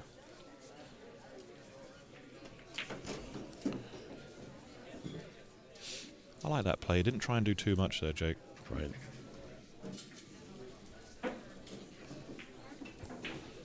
I mean, they're playing on 7-foot diamonds today. So, you know, it's nothing's really super long. And so he absolutely played it safe. And so we'll see what he does here now. Probably a little inside to bump it. Look at this. Doesn't want to go. Oh, no. Just a smidge too far. Actually, I love this shot here. He's going to roll right up for the 9. Yeah, this is Jake's Off the favorite. bottom rail? This is actually one of my favorite shots. So, Or you liked it. I know how you liked it. You just remembered it now. yeah, so we actually were I was showing you guys this shot at one of the events that we were at before. He may be able to nip this in and not use. Oh, he missed it. So this is a perfect example of this shot. So the 7 ball is just past the side pocket, and instead of playing that shot to hit it super thin, he could have actually used maximum inside English there in order to play that ball, which was taught to me by the great Chip Klein. His knowledge on as far as backhand English is absolutely amazing, and that would be a shot that you would have used it on. So he let one get away there, Carlos. Yeah, just unfortunate there. And maybe we could just, while he's racking these balls, just have a quick look at fantastic break shot that gets him in the run out. You know, this gets him right back into the match. Yeah, he had the opportunity here, and he just fires it in. I mean, it's dead on here. You can see. You see him using draw there just to straighten the angle. Fantastic shot.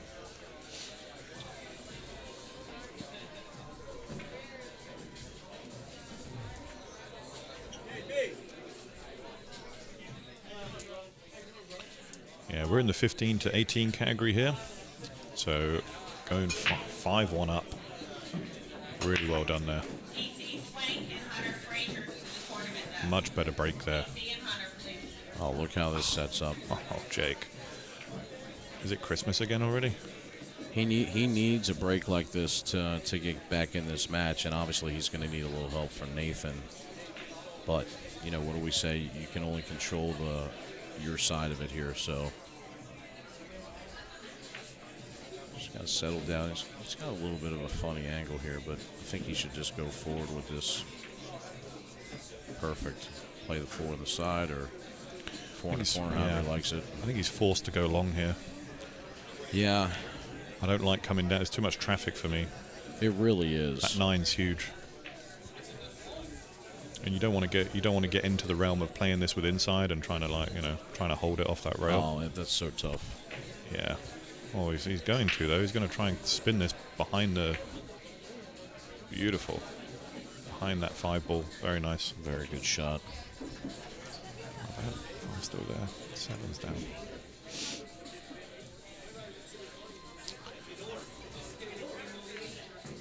Oh no. Just off. Tried to hold it. Sometimes it's better to let you stroke out, go to the rail and come back out there. And, you know, again, easy to say here, much more difficult at the table when you've got all eyes on you.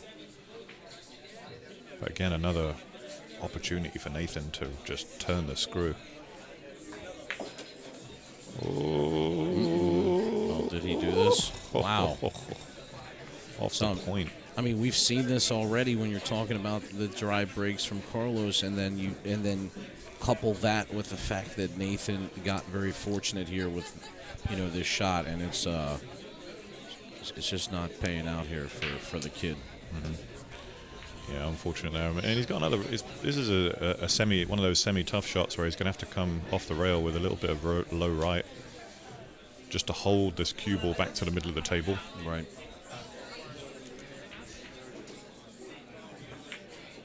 Just like that. Yeah, perfect. Very smooth, right?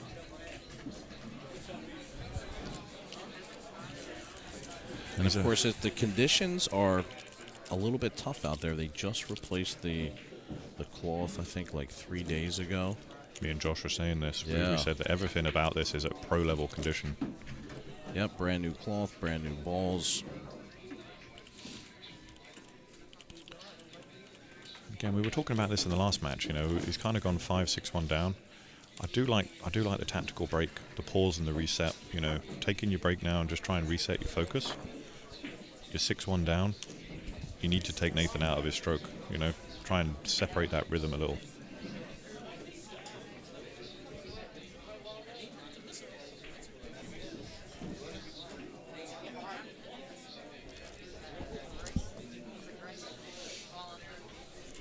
I think you've done great here with the camera setup this weekend, Jake. I mean, I love this overhead.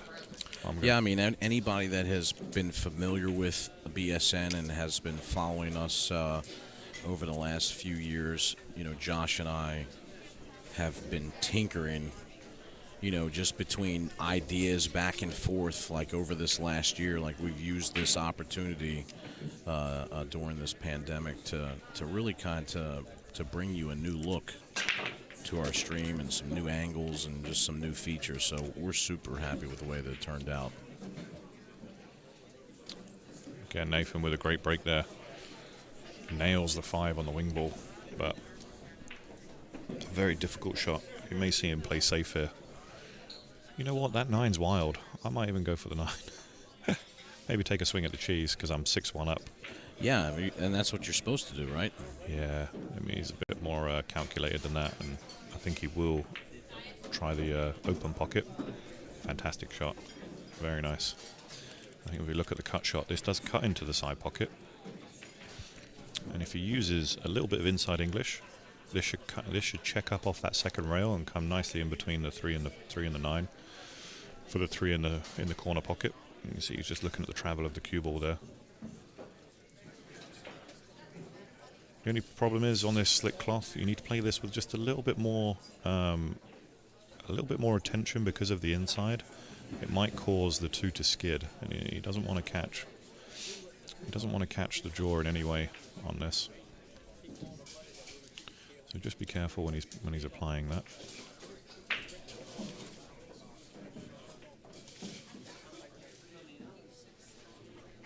Just waiting for the player next to him. Take a shot. It's all done. So yeah, just watch his check up off the second rail. Doesn't need to put anything else except right-hand English on it.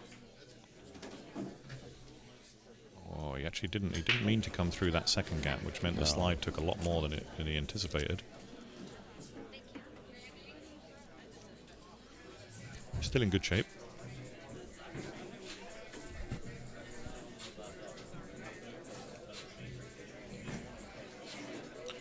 I mean, this shot just lends naturally to position here on the 4 ball. He's got to be feeling good, you know. He's on the hill right now. I think Nathan is turning into quite, from what I've seen, he'll be a heavy favorite today. Absolutely. In this category. I apologize, I'm not doing my job on the balls again.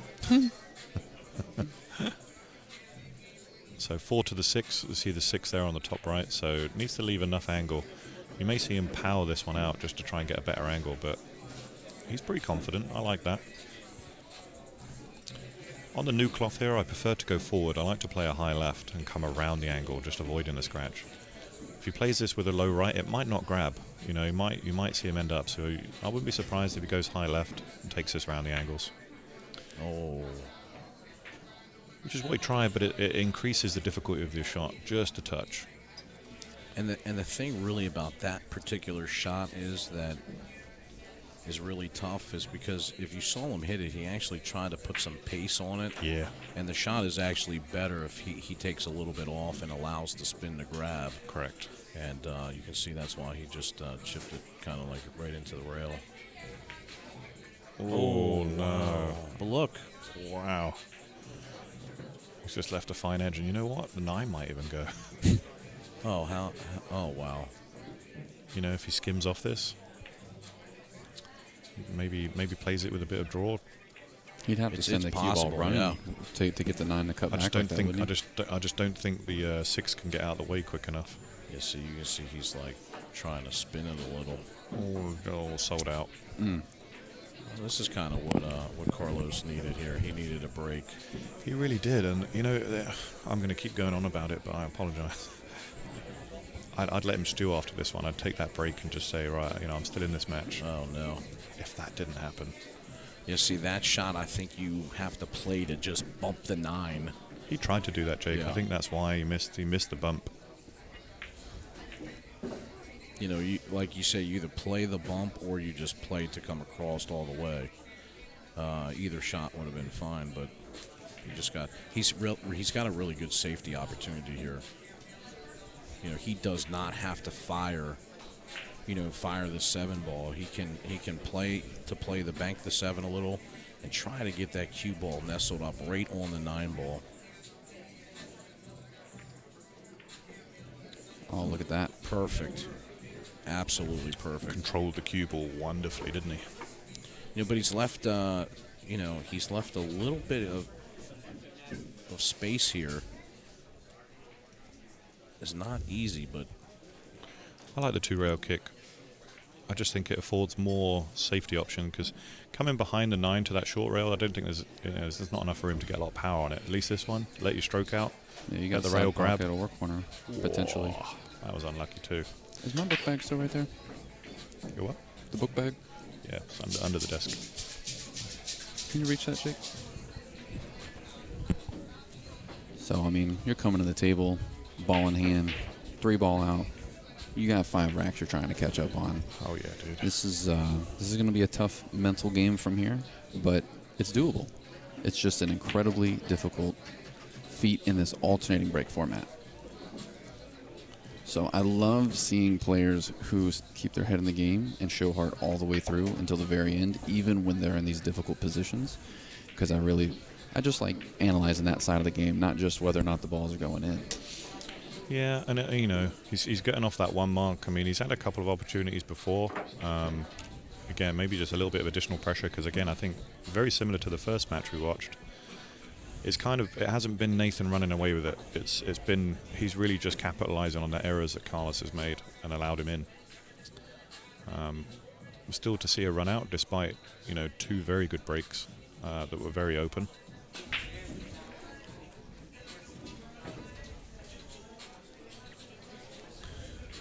Again, Carlos needs another one of those breaks right now. Made 3 balls on his last attempt, and he finished perfectly on the 3 ball. So let's see what he can do on this one.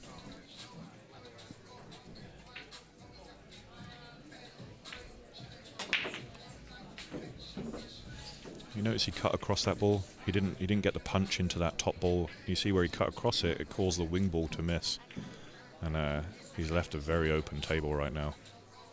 Just a little bit. He just hit it just a touch too soft. Is there any opportunity with this one? Yeah, oh, yeah. There's plenty of space. Yeah. A little bit of right hand spin. Take it over for the 2. He's off and running. There it is. Perfect. He's impressed me with his speed control. He's got very good speed control on this table. I don't know if it's because he's perhaps a bit more local and understands the table a little better, but he's definitely controlled his cue ball much better. I mean, even then, with the felt being new on the table. Mm-hmm. Oh, using all the pocket. Yeah. Slid that one right in. They're not that big.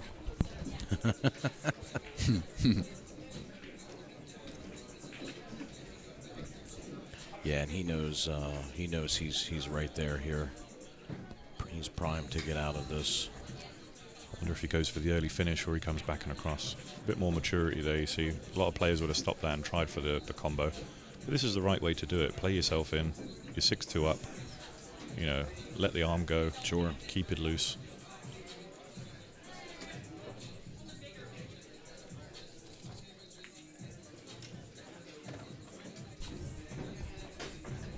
We got all the photographers here. Even Sean Wilkie's here taking pictures today. So he's set his day aside to come down and hang out with the juniors. Just really cool. Everybody that's kind of showed out. Lori John Hansen is here as well. So we'll try to get her in the booth at some point. We're happy that she made the trip. Yeah, what control. Yeah, very, very nice, isn't it? Very smooth. There's a good demeanor around the table. Yeah, just check to see if he's dead straight there. Wants to connect to rail, so you'll see him go forward here. May come back across the 9. Perfect. And that, everybody, that. Very nice display there from Nathan, and unfortunate from Carlos. Just never really got into the match.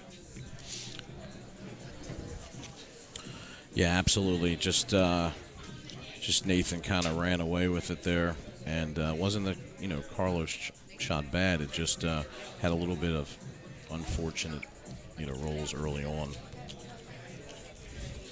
Of course, I just want to shout out to all of our sponsors. None of this could be possible without DynaSpeheres. They are the official billiard ball of BSN and our title sponsor for the event. So we're happy to have them here.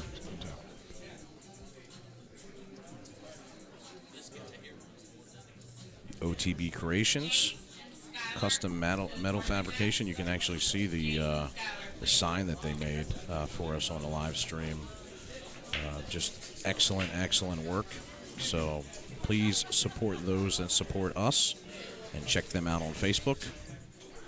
Big thank you to Kevin Steer with Integrity Cues. Kevin actually made the trip down to watch the event, so we're excited to have him here, and he's been in the cue business for over 20-some years and has finally went out and is making a name for himself with Integrity Cues. He is absolutely one of the good guys. So please make sure you drop him a like on Facebook and follow him. He's done a lot of stuff for this event, and we are pleased to have him with us. And of course, poolbilliards.co, which many of you may know, Brandon Schuff is involved with, and they've actually donated 3 annual subscriptions to the top 3 finishers in this event, and in each bracket. And we've been thrilled. We've been through this pool practice and coaching platform, and it's absolutely phenomenal. And the fact that they're willing to donate it for the juniors in this event is just a testament to Brandon Schuff and everybody over at poolbilliards.co. So thank you very much for your support. And of course, Gina Cunningham, who has been with us for a very, very long time, huge supporter of the stream and pool in general. She's with Keller Williams Integrity, one of the best real estate agents here. So if you need somebody, they say you need doctors and lawyers, friends and all that. Well, another one is a real estate agent, because you want to be able to trust somebody. So please give her a follow. We thank you for your continued support. And East Coast Prime.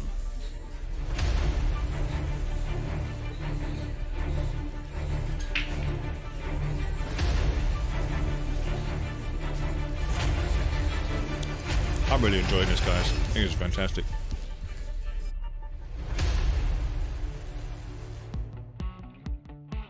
If you've been dreaming of having the best food for you and your family, now's your chance. Introducing East Coast Prime. Whether you're craving our double colossal red Alaskan crab legs, our black African lobster tail, or our Wagyu beef, you'll fall in love with our food from the moment you taste it. Mouth-watering burgers, prime center-cut filet, wild-caught salmon, prime-cut New York strip and ribeye. We also have chicken, lamb, and pork. At East Coast Prime, we only sell the best of the best products, and we sell it for less than our competition. The best part is, we'll bring it to you. Free delivery right to your door. Or you can order from our website and we'll ship it to you. We have packages for everyone. And if we don't, we'll make you a custom package to fit your needs. Isn't it time that your family eats like kings and queens? Call us at 570-903-4095 or check us out on the web at eastcoast-prime.com.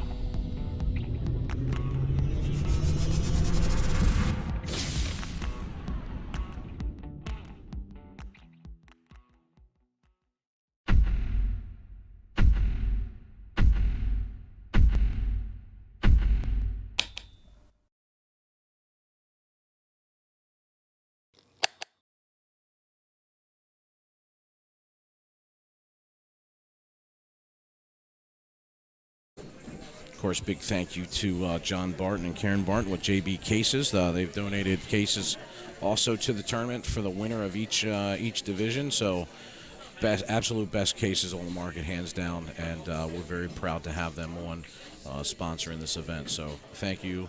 Please follow JB Cases. They certainly need no introduction. And, of course, up our main man, Nate the Great over at Queuing Up Podcast, doing some excellent things. We appreciate him and everything that he's done. He's taken the time to do some interviews for us and spread the word for these juniors events. And along with another great friend of ours, Joey Ryan, who was originally from Maryland, living out in Arizona. He has actually just stormed on the scene with the Pool Player Podcast. So make sure that you check him out, like, subscribe, follow him on YouTube, follow him on Facebook. He's got excellent interviews of all the pros and industry leaders. So big thank you to Joey Ryan. These are and of course our one of our sponsors, MBQs, is also one of our vendors. They're set up here at the event. One of the largest Josh's distributors in the area. And he's been here doing this for over 40 years. So if you're here in the area, definitely stop in. Yeah. Check him out. So obviously, if you can't get everything on all 10 on both sides, man, I'm not gonna lie, I don't know either. But at the tournament desk, they do, because they're assigning the people to the tables. Because I can only see this one. But yeah, they should be able to tell you who's who, or like where they are. I mean. Yeah. Hey, can you take a picture of those with your phone? Because I need to keep those. I just realized. Guys, we're going to be bringing you next match here. This is the way I take notes now, is take pictures. Yeah. So just kind of bear with us here, and we'll be bringing you coverage of Skylar Hess, who's going to be up next on the TV table.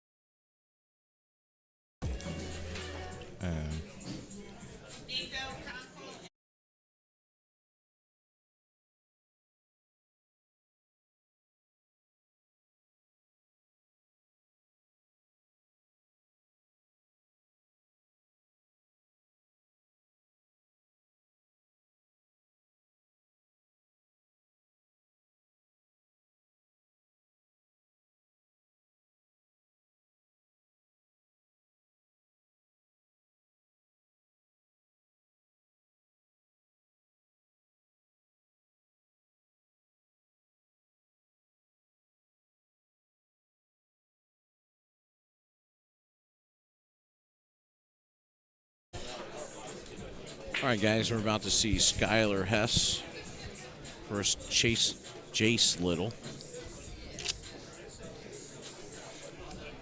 So moving pretty quickly here. Yeah, we are back to back on these, and I love that the online scoring element is allowing us to do that. So as soon as those tables are finished, it highlights the tournament desk and says, you know what, this table's available. Let's get the next match on. Yeah, I absolutely love this, and Q-Score is a sponsor of this particular event, so we're super happy to have them on and using this format.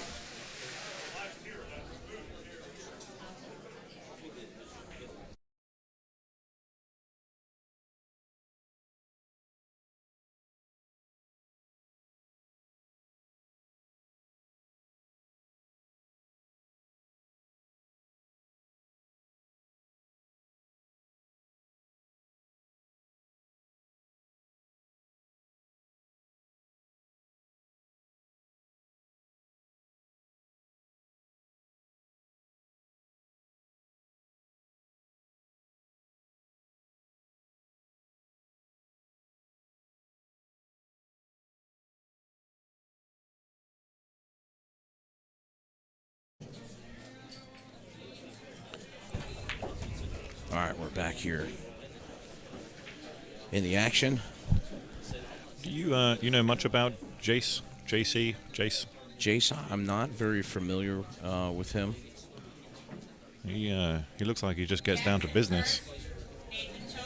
He's a shot maker in the 14 and under division, this one. So we are going back and forth, 14 and under, and then we have a 15 to 18.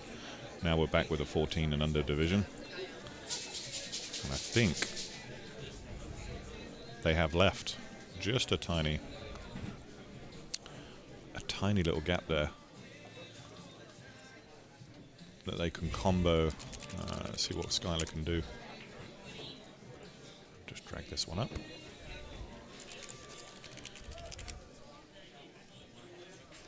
While she's having a look at this. Did you take the combo on here, Jake? Yeah, I mean, I don't know that I would. Very nice. Very nice. Joshua Joseph and Landon Hollingsworth for tournament MVP.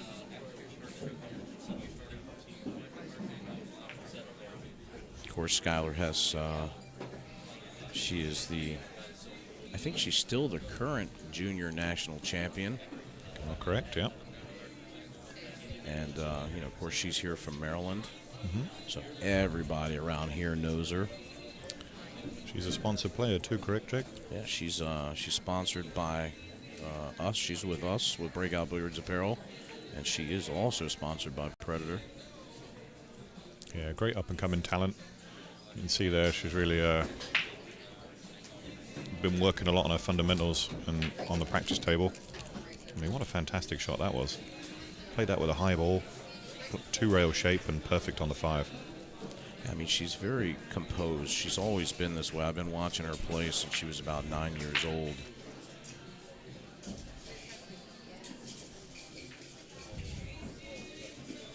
And ends up missing the shot here, but she's left it tough for Jace. Yeah, this is it's a thin cut or the bank shot. I like the bank just because of the element of safety.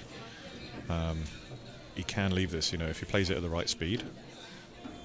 Oh, he's just choosing a very, I haven't seen a safety like that in a long time. But I like that. I like what he did. He's kind of we would often call that a high level safety. A very negative safety. Yes. But because it kind of just, he had the opportunity to be aggressive. And I think, she may just do the same back. This is where in snooker they would play for a re-rack. Right. But that is touching the cushion, so he just wants to make sure, he needs to hit a rail after this. And I think if we can just see that, that is frozen onto the rail there, so can't just touch on and off. Needs to make sure the cue ball hits the rail after this. I don't know if Skylar's seen that or whether he's going to take the cue ball a little further down table. Yeah, and that was a very, very clever shot. Look at that for a shot, Jake. Fantastic. Wow. Excellent. Yeah, I don't know if that was intended, but I don't know. But he got separation, and then he's got the blocker too. So double kiss safety. Wow. Yeah, very, very good shot there. Can she even get to the long rail to play into it, or is she gonna have to go down a short rail? I like kicking behind this. I think a lot of good things can happen kicking this 5 towards those balls. 1, she could make it, or 2, she can use a blocker, but unfortunately it's leaked out. So that shot there, I actually like coming in 2 rails. Yeah. Because the ball is so close to the rail, it makes it a little bit easier. And obviously she was playing to try to make it, but this is what happens. She's going to leave an open shot for Jace. Just let the cue ball away from him, eh? This is his first match of the day, though, so you know that both these guys, every match we've seen so far is their first round. So I expect them to make a few early positional errors.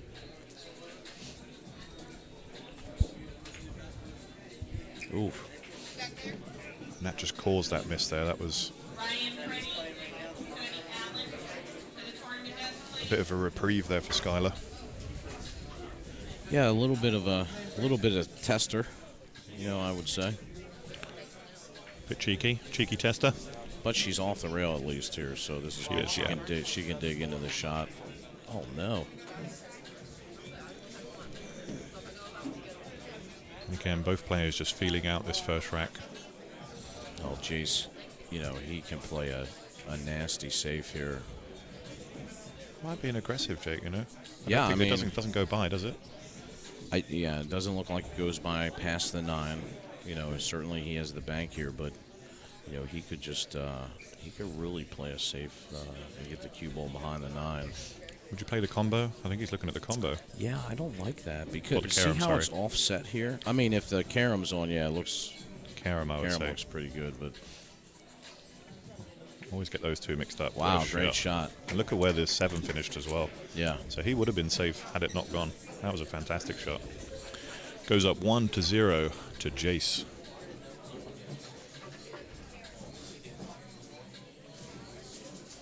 I think the players are starting to use the electronic scoreboard a lot better now. I don't know if you can just see this on that side, just in the top left of this corner of the screen where Skylar's sat. They have an iPad available to them. They just update that and that goes straight to the website and updates our scores here in the booth. And it's really, the reason why I really like this is because this is happening on every single table that's going on. So even if a player that you're trying to follow is not on the TV table, you'll be able to access it, the information, and see what the score is as it's being updated live. So, you know, big shout out to Q-Score.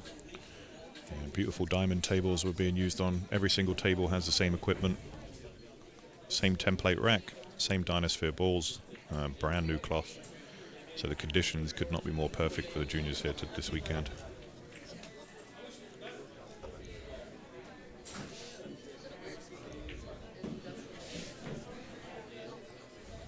So Skylar will know she had the opportunity there. She gave away that first rack, really.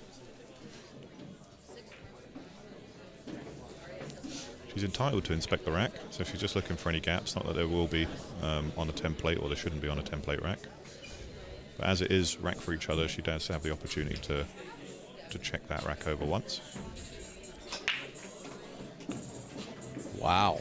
Holy cow. Oh my. Oh my, Don't Jake. get stuck. Don't get stuck. Oh my, Jake. I'm way behind on the buttons here. What dropped there? 1, 5, Yeah, 6, 1, 7. Yeah, wow. That was a 4-ball break. Yeah, I think she's got to look at this. She has a look at it. You're absolutely right. Maybe we can just get a nice look at how she's queuing up here. You see there. No. No. Oh, no. Do you see the stroke there? She shortened up and just Yeah. tried to punch it instead of letting the stroke, you know, instead of using a little bit of draw on that, going to the side rail and back out. Yeah, I really like digging in and punching that shot with the draw. Yeah, that was really unfortunate. But now she just hands over an incredibly clean table. And really, all we think about is the 3 to the 4 is probably the key shot here. Yeah, I mean, not really. Doesn't have to really do anything much, but I think really actually the important shot here is where he leaves the cue after potting the 2. So he wants to make sure he leaves Stop shot? himself. Yeah, leave himself the angle. Now, a lot of the times I kind of find that, you know, when you play this, if he comes around, pick a spot. And he did that fantastic. Some people try and play that into the side pocket, and he actually finished up perfectly straight. Really, really good shot there and good decision making.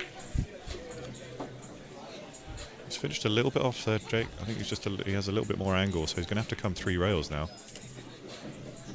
And why typically I like this 3-rail shot because it certainly looks pretty with this new cloth and the speed. He's really going to have to be dialed in. Yeah, speed control is key here. I think the problem with this is you've got pockets to avoid. I don't like avoiding pockets with a cue ball. So played it soft. Doesn't have the easiest 9-ball, and you were absolutely right there. You know, when you can avoid it. Let's just have a look on this camera now. Looking right down the barrel. Certainly still a manageable shot here. Oh no! Wow. That's one for us. I cursed him. My apologies. It's one that I regularly set up in practice. You know, that 3/4 ball, 9-ball. It comes up so often. And just keep respotting that 9-ball. Keep respotting it, and practicing that shot off the spot.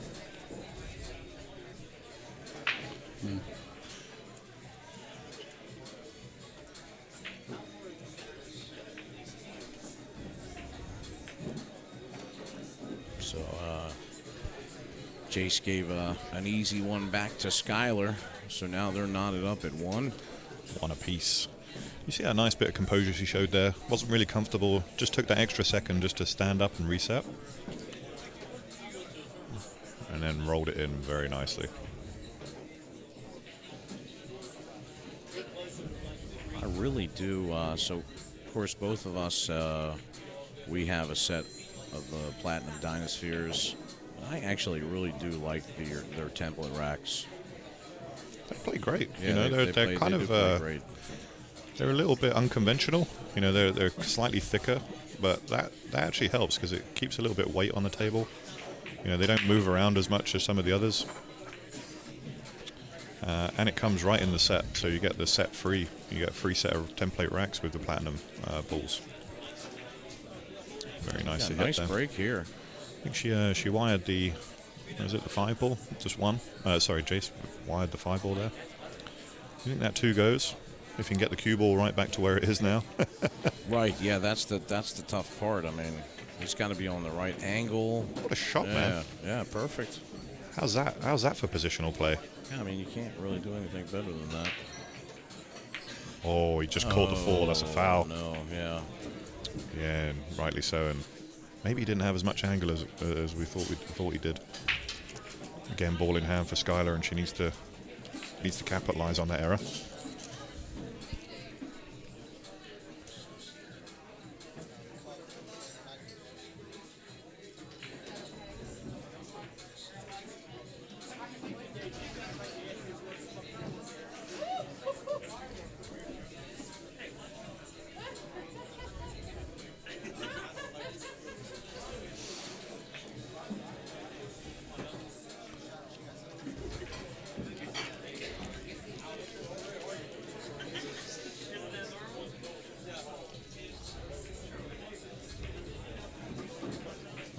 Popping that one around.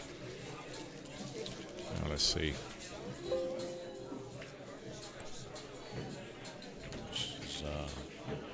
The 8 ball's huge right now. Yeah. It's I'm just going to flick this around so we're behind it. Yeah, the line of shape, that 8 ball's right in the way. So she needs to try and avoid this. Get right around it. Come on, kick it. Boosh. Unlucky. Yeah, it worked out great.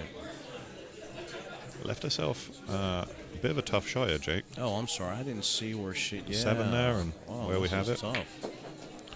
Oh, she fired it right in. Look at this. Oh, my God, Jake. Holy cow. I need to see that one again. That was a fantastic shot. All right.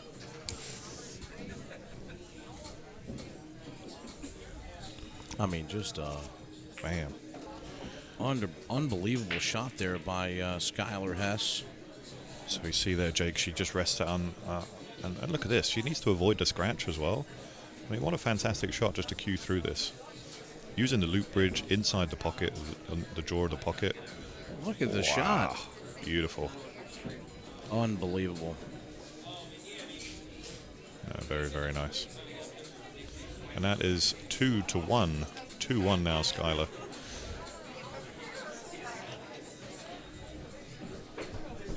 I mean, that was like a pro caliber shot there on the 7 ball. I'm going to keep how she screwed it back like that. That's the shot of the day so far for me. Oh, there you go. I like it. Yeah, it's especially you see the slide on the cloth. You know, she had to account for that extra bit of slide and played it pinpoint accuracy. And it's interesting because players, you know, even though these players are juniors, you know, they're being able to play that slide. Yeah, it's just unbelievable. Understanding that part of it, you're absolutely right. I mean, another break, and she's made 3 and 4 balls off of her break, I know. and she's not even hitting them that hard. I mean, this is a break-in masterclass for anyone watching. I think I'm picking up some lessons myself. Controlling the cue ball very, very nicely too. I mean, I feel like she's really dialed in here. You gotta remember, she's 12 years old. If the listeners out there, the people that are watching, you know, you need to understand that, you know, at 12 years old, I don't even know what I was doing. I certainly couldn't fire the balls in like that. Right. this is going to be just a speed shot here. Slow down a bit. Yeah. It's going to go all right. She may move the rack here just because it's in her line of sight, but may not. Some players are comfortable with it. Some players, have issues. Yeah, I knew that ball was going to run a little bit, and she's doing the right thing. yeah, she overhit it a tad. She's taking a look at it, and the angle is so slight. You could see that she adjusted. First she thought about maybe drawing it back, which is actually the shot that I like, and then she switched because she thought about maybe going forward here. Mm-hmm. And she got up. She did the right thing. We'll see what she decides to do. She's going to go forward by the looks of it. Oh, see, yeah, I didn't like that. What was that, a safety? I think she missed it by so much that it probably was an intentional safety, I'd like to say. And it's a real difficult shot here. I mean... Oh, this is, yeah, he's on the rail. We're right down the gun. And I like his temperament. I like his form. He addresses the table nicely. But this is tough. This is off the rail. You have to play at pocket speed. Oh, he did as well. Wow. Just for it to take on that new cloth, it just slides right in. Day 2 here is going to play a lot different. That won't take tomorrow. He's got a... Just have a look at this. He's got a bit of angle, so he can come one rail. Oh, what a really nice shot that was again. Fantastic. He will take the rack off. He's one of these players, He's just like... Oh, did move the ball, but we won't penalise for that. Right. Yeah, I think that's probably one of the... I would say with the rack, the thickness, I would maybe just slightly adjust it. Yeah. It's difficult to move the 9 through the middle of it, isn't it? Sure, yeah. Yeah. But, I mean, the playability is out, obviously. It plays great. It is. I like the fact that it comes free with the set. Well, and both Nice racks, It also comes with that the 8-ball rack that kind of doubles as a 10-ball rack. I really like that. Hey, Zach. You can get a DynaSphere Platinum set directly from Jake. So contact Jake, get him through Messenger, or, if you're in the area, pop on down and you can make the order directly with Billiard Sports Network or Breakout Apparel, either way. And we actually have some sets here available today to sell. So event pricing, Jake, what's our event-only pricing? So retail price on it, $3.99. If you come down today, we'll do them for $3.39. Wow, that's a great discount. No shipping to worry about either. Nice break there. He made the 1 and the 8. A bit longer on the 2 than he'd like to be, but we've seen he's very proficient on the long pots. So I think he's looking to run into the 3. So the tangent line's taking it right towards the 3. That's what he did. Played for the bump. And still has a shot of this. It's a little steeper than he would like, but the cue ball is going to be letting go here. So instead of letting Whitey go, he decides to play a safety there, and I'm not entirely sure if there's a gap. Oh no, there's no gap there. She could put left swerve on this, but again, it makes it very tough. I prefer the kick shot. What do you think, Jake? yeah, it's Or the jump? I don't mind the jump here. I don't think it's hateful at all. You think you can play the jump bank? For sure, yeah, maybe. And look, I always say when the jump happens, there's a lot of things that can go right, and I see it time and time again. So yeah, I mean, she could actually get a safety out of this. She could make the ball, but I do like the jump here. Yeah, look at this. She's going to snap it down. I mean, we've got the perfect angle there, and she's taking her hands off the table. This is new. Well, she got around it somehow. Wow. Sold out though. Yeah. Oh yeah. Yeah, like you say, a lot can go right, but equally a lot can go wrong. And that was a great shot. I've never seen her take her hand off the table like that before, so that was an interesting shot. Well, and I think that, obviously for her, she's not super tall, so it was a little bit of a stretch to get it down on the table. Beautiful control. What a shot that was as well. I have to say that I'm really impressed with Jace. The way that he's playing so far. Yeah, so he's wearing a shirt. He's been to the 9-ball championships on the national side as well. He's wearing the Billiard Education Foundation, which supports the juniors. So you can tell he works on his game, travels the country. Could be a little dark horse for this event. Oh, absolutely. Wow, good shot. Just needs to control his work here. Can go 2 rails. Yeah, I like going 2 rails here. Needs to avoid the bump. Yeah. Just a little bit of outside English would have taken that around. You fire this in. You fire the bank in here. You know what? Do you like it? 2-2. I do like it at 2-2. I think the bank is sitting nice, but you know what? I like it from here, Jake. I don't like it at the table. I'd maybe play safe. I think you're supposed to try to cut this ball on the side and leave a cue on the bottom rail. Yeah, he went long. Look at this. And he's going to make it. He's going to make it? Yep. Oh, wow. What a great 2-way shot that is. A fantastic save replay. Oh, man. Oh, no. Oh, I think he heard the groans from us as well, and he's taking a bite out of his cue. Oh, no. Oh, I feel it. Feeling it for him right now. Let's see what Skylar can do with this as she mounts up the pressure. Knows that she's got a free shot at this. Oh, baby. Perfect shot. Wow, let's just go back and look at that one, Jake. Yeah, I mean, it's so unfortunate because he makes a good shot here, and then he just missed the 9. But look at the shot on the 7 ball. I mean, maybe absolutely perfect. Maybe the adrenaline was pumping and he got down too quick on this. He just thought, you know what, I'm going to slot it in. Whereas, yeah, that's a good point. One of the things, and it's funny, Brandon Schuff and I have had numerous conversations. While we've been playing, and it was one of the key things that he had told me was after you make a fabulous shot, he says your adrenaline is pumping so hard, but he said you have to remember that you're not done yet. So while your body is already celebrating that and feel it, he's like, it's so important to calm down for that next shot, to get out. And I think that's kind of what happened in this situation.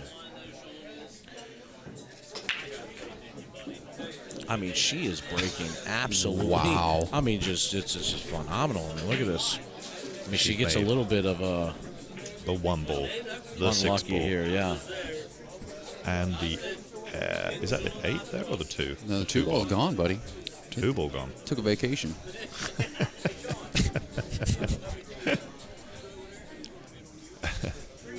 It's unfortunate, but wow. Yeah, what do you like to do here, starting out after?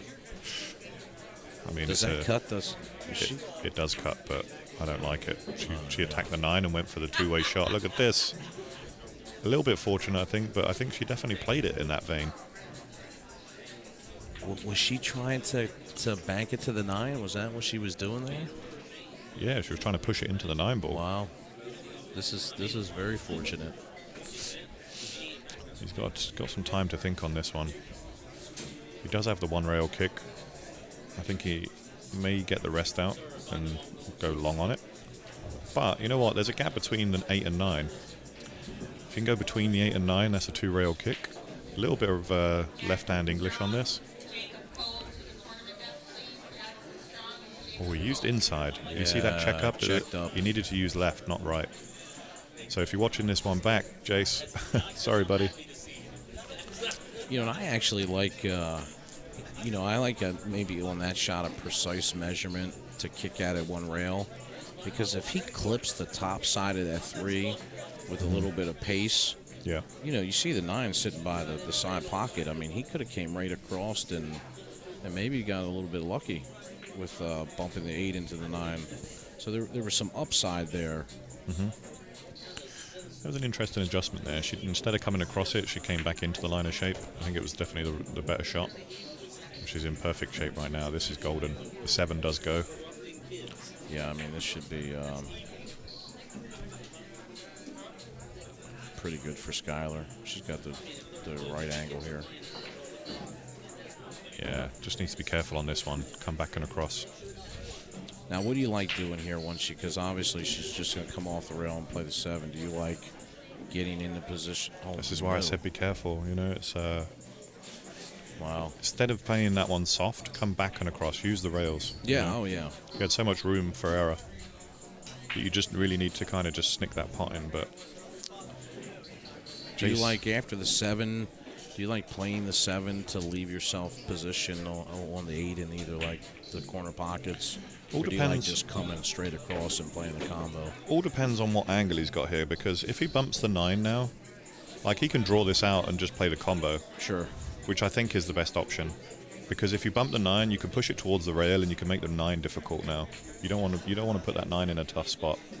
So maybe I just draw this out, but again, yeah, that's what he's trying to do, and he's got lucky. That was a nice nudge. Could have gone very wrong there. Yeah. As it is, it's stop shot, stop shot.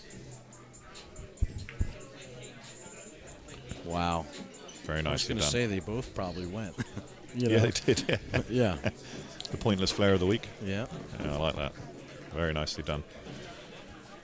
Well, close match so far here between Skylar Hess and Chase Little, as we're all tied up at 3. Nip and tuck, right? I Yeah. would describe it as. Yeah, she just needed to take the time there on the 5, and I do like that shot because you can just come back on the rail and let your stroke out a little bit. And she'll watch this back and she'll see it's the correction that she needs to make, and it's very difficult to make the decision in the moment. But when you're looking at that and when the table's so open, just focus on the pot. The cue ball was doing its own work. You didn't even have to worry about it. Don't look at where the cue ball's going. Just focus on the pot, and I think that's what got away from her. If I'm Jace right now, I'm trying to copy that break. He's come in a smidge. If Skylar's getting so much results, I'm moving it exactly where she's putting it. Yeah, 100%. But he obviously likes it from here. Makes that wing ball, but he's losing the cue ball. And on this occasion, he's got good. But it was fortunate where the 1 ball's finished. Yeah, he's okay here. He can play the 1 in the side. Yeah, I like the shot. So you can see from the 1, he's definitely got a channel through to the 2, and then 3's out there in the open. Oh, sorry, the 4's out there in the open. Oh, wow. Oh, Wow. there's no gimme this either, because that 8 ball's not sitting right over the hole, and she's going to lose the 1 ball after this. So play it with a bit of pace, hold the cue ball, let the cue ball come out, or let the 1 ball come out. Ooh. Wow. Let's have a look at this again. Do you think she's got the fine edge? Yeah, this is so tough actually, this shot, because even if she has the edge, I would be thinking that I need to bump the 5 here. Because if she doesn't hit it with enough pace and she goes through all of that, there's a possibility of not being able to see it. But she's using the jump cue, so she clearly couldn't see the shot. That was tough, just being on the rail there. That made it even harder to get the elevation underneath the cue ball. I feel like she had the edge though. Do you? I thought it looked to me that she did have Maybe the edge. a shot to nothing in the side pocket, perhaps? Sure, for sure. I mean, it's not ideal, but if you know that that's all you need to hit the edge to make it, I think you have to take that shot. She got the best piece of it though, Jake. Look where that 2's finished. I know. I think the 2 goes by the 4 though. Yeah, so that's do you play for the cue ball position just somewhere over there? Yeah, again, it's rough. It's I like what he's doing here because you're guaranteeing yourself a shot to come underneath it. I don't think he's playing for the side for the corner pocket. He's going to play for the side pocket. Smart. That was a smart shot. Now he's got the lock up safe. He could just fire this behind the 9 and play it as a 2-way. chose to go that way instead, and again has done very well. Fantastic shot. Great shot there by Jace. I've said it in the previous matches, you know, knowing when to take the gas off, and whoa, unlucky. Tough one rail kick, but knowing when to take the gas off and play that killer safe, you know, and just getting that ball in hand and resetting and starting again. Sure. It's a difficult skill to learn. I do think it's a skill. Yeah, and I like Chase here. You know, balls are open. Doesn't want to be queuing over this ball. That's bad positional shape. Unnecessary coming behind that. Yeah, I agree. I was surprised. Just makes it that little bit harder. Oh, no. No, he's caught the point. Wow. Nice shot. Played it like he meant it. Strutted around the table. That's what you should do. Peacock it. Exactly. Puff your chest out. A little unconventional coming around that way. Would have preferred to stay on the other side of the table, but he's in the moment. You have to play this one with a bit of gear. Yeah, and that just made it tougher than what it needed to be. But look what happens here. Nine ball's wild as well. That would have gone in. If that one rolls in, that's the game. I mean, so how frustrating that he misses the 6 and she's hooked. Do you know what, though? If she can get underneath this, she's firing towards the 9. For sure.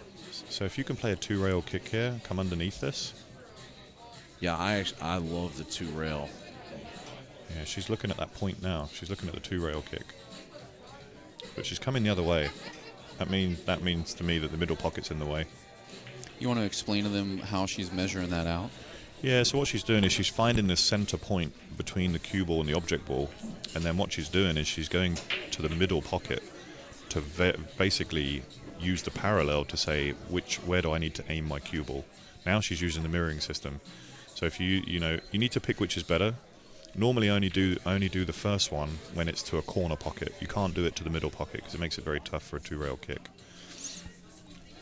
But she thinks the parallel is going to work better, and then she's absolutely nailed it. Yeah, I think that shot she should have had a little bit more pace on the ball. Yeah, you've got to load it up on 9 ball, especially where the balls are sitting. There's nowhere to really get safe. You've got to take a chance, haven't you? And like here's a perfect example where I like just kind of getting a good stroke here and going back and forth for position back into the 7, you know. But he's fine. Obviously, he's fine there. This can be one of those kind of swings, you know. This puts him, you know, in that 4-3 race to 7. This could be a big game. And I think in the chat they're saying that Jace perhaps needs to slow down a touch. I kind of agree there. You know, just take a couple of seconds extra just to set himself before hitting. Yeah, and I mean, because that shot that he just missed, we actually saw him miss a similar shot in the match already. So, you know, like sometimes you do get in that rhythm, but on some of the tougher shots, I do think you need to slow down a little bit. You know, but he's playing. They're both playing well. Skylar just got a little bit unfortunate there on the roll situation, and Jace has capitalized on it. Yeah, and that's what you need to do. I think. I feel like I'm watching grown men play today, Del. It's you know, and I've been around, you know, Skylar and some of the juniors before, so. You know, it's not that like I'm not used to seeing it, but I'm still surprised. To see kids playing, you know, at this level. Yeah, I'd have to agree with you there, bud. Oh man, I'm going to ask her for some break lessons after this. Because again, that's a little bit fortunate. That's probably the worst one she's hit. But what a nice layout. I do think this squeezes by the 5. What do you think? It does. You know, I don't like this layout actually. Yeah, you've got because one. She's got it's like a really speed controlled shot. She went for the side pocket. Oh, wow. It's like trying to slice cheese there.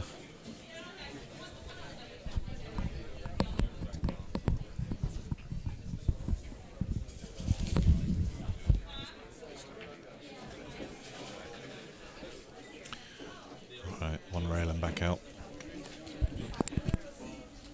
Did you just say it's like trying to slice cheese?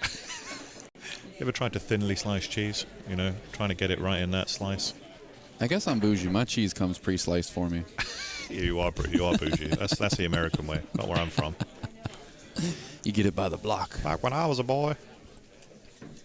This has been some delightful pool to watch, man. It is amazing how well these juniors can play the game. Yeah, I'm gonna get to a point where I'm not shocked anymore. I mean, I've sat down and watched quite a few of the junior players that have been airing on the wire and some of the other places that we've seen. Yeah. And I think they say the same thing, but we're going to get to a point now where these guys are putting in the work. They are, they're doing absolutely everything you should, and they have the benefit of watching so much pool right now on streams and pros that are getting out there. That would be... It's a really good point. Like, there's a level of exposure to the elite level of the game like there never has been before. There's more opportunity to learn, more opportunity to get better, and we're going to create more opportunities for them to actually play in these events and have the opportunity to come out and win. The pandemic certainly offered an opportunity for home rooms to thrive and people with tables at home and playing the virtual ghost and getting virtual coaching and things like this. And if your motivation is there, and I think we've seen it with these guys, their motivation must be there because they look like they've taken no time off. Wow, God. And got away with it. Both times. Played the safety. Again, sometimes, just judging this one's a little tough. See that? With the slide. You didn't want to use high because it was stuck, but equally you don't want to use too much draw. Yeah, you end up coming and landing right on top of the 9-ball again. Yeah, no. He's done this a couple of times. He's left himself a tough 9. So, doing the right thing, just taking a minute to set himself. These are the ones you line up in practice all the time because they do come up so often. I just want to see him.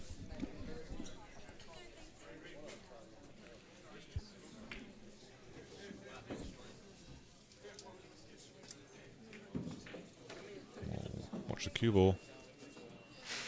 Look at that. Didn't leave her easy, that's for sure. That's as good as a safety. On the rail. Yeah. Such a tough shot. And again, I think Skylar's got an even tougher shot. And that's why she's calling the bank. I'm right down the heart of this one. And she's going to pump this. And I would play it with pace because if it checks up on itself, we often see this one treble. See it treble? Oh, nearly called it. Oh. And it's going to sit right over the hole. Oh, man. How are you feeling? Yeah, you just saw it check up off that second rail, and I thought that was going to go in.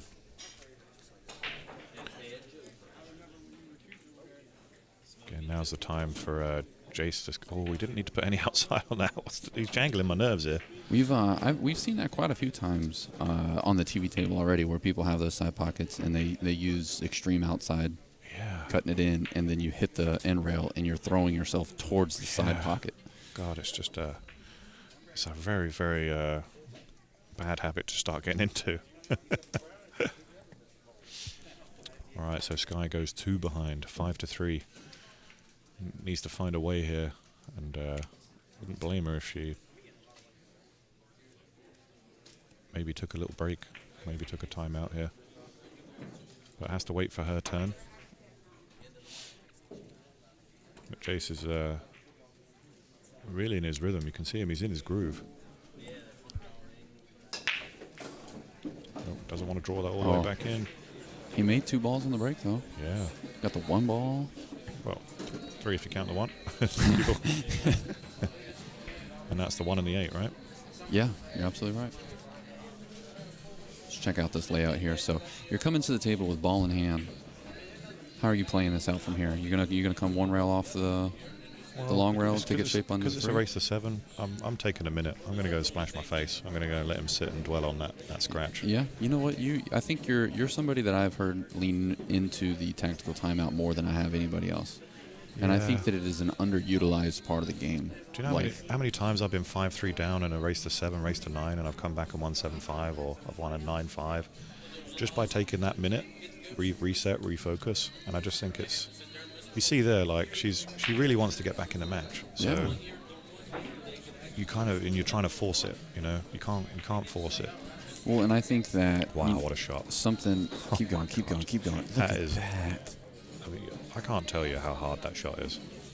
That she's just played there under pressure.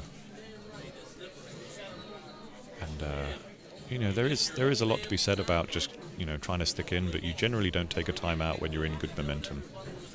You know, so if you're up 6-3, don't take your timeout. You know, it's like I've seen people do that too, because they're like, okay, I'm on the hill now, and then they completely lose their momentum. Mm-hmm. It's like they psych themselves out before the moment even happens. Correct. Yeah, and it can be really rough like that. But she's going to stay on the aggressive here. I mean, this is a really tough shot. Oh my goodness! It's going to slow down. It's going to slow down. It's going to slow down. Come on, baby. Oh, it just stopped. There's a goaltender in there. Wow. Wow. What an effort. And you see it. She kind of just gives that little. Yeah, but she didn't really leave much. She didn't leave much on the 7 for herself. Had it gone in. I don't know, man. After that cut, she's definitely back up banking that in the side and then making the 9. That's. I saw the future. I'm going to stay impartial here because you Maryland folk. You know, you've got a local favorite here. I get it. Hey, to be fair, I live in Virginia. Oh, that's very true. That's right. See. But you're a Maryland business owner. This is fair. This is double fair. And again, another tough one there. He's just left himself slightly off center, and you can see he's missed 2 of these already. The bonus here is that the cue ball is slightly closer to the 9. Doesn't want to be stretching. Played it good. Takes the advantage to 6-3, and look at Skylar now. Now she takes that time out, and we can perhaps just take a minute to reflect on that, on the match. Skylar has made like 3 really difficult shots when it mattered. Like you said, under pressure. Like she has drilled a couple of really nice ones under pressure. Yeah, let's just look at that shot that we just had previous. And she picks this up. Look at that. You can see her feet. Steps into the shot. Really good view on the overhead there. And look how laser straight. Center of the pocket. Very nicely done. I think Jeremy's right. Has to dig deep.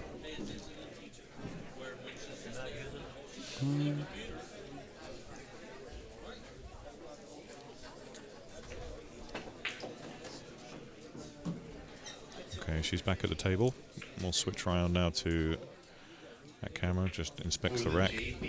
6-3 is the score. Still no break and runs on the TV table. I expect to see a little more as these players play themselves in. I agree. And especially if breaks keep going like this, the break is absolutely wired. And another... They have eyes, man. It's another monster. Are you kidding me? 1, 2, 6. Another 3-ball break. Now she's going to go forward off 2 rails. Right. Oh no! And you see the back arm there. The back arm just twitched a Yeah, little. you saw the little chicken wing happen out there. Yeah, it kind of just poked, and that was just a wrist flick. And again, that's just tension. You know, she knows that she's down to the wire, but unfortunately, in these types of situations, you just have to play every ball as it comes. Yeah.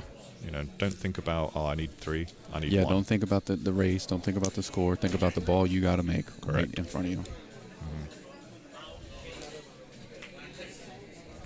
And what I like about Jace, he's not forcing it, you know. You notice that? He's not trying to force the run out. He's still keeping methodical, still keeping his pace. It's like, hey, you want to beat me? You got to beat me. Yeah, he's not going to be. Yeah, he's not going to let himself beat himself. Yeah, I like that. Yeah.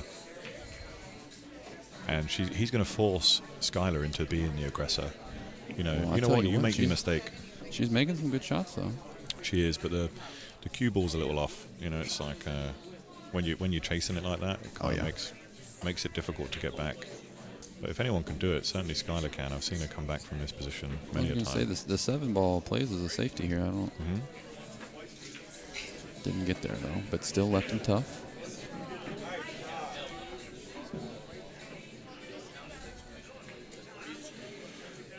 And that's a mistake. Yeah, I mean, even if he didn't catch the point, he would have ran into the 5, and then the 5 would have just held the cue ball there, and she would have still had a shot here. So I think I would have been playing that the other way. I would have sent the 4 ball down table. Ooh, using all the pocket. And again, that just caused the cue ball to go slightly offline. I actually like the bank here, you know. I like playing the. I mean, the cut shot is there because the back and forth, you're guaranteed to be on the 7. I just think the bank affords a little more as well. Wow, she's got those cut shots. What a beautiful shot that was. Wow. And this is a similar shot to she had. Remember the first one where we've said that's the shot of the day so far. Watch the stroke here. Let's see. Really got into it. Great shot again. She seems to like those cuts away. Yeah. You know, everyone has a favorite shot. You know, mine is just a straight draw. I'll take a straight draw from anywhere.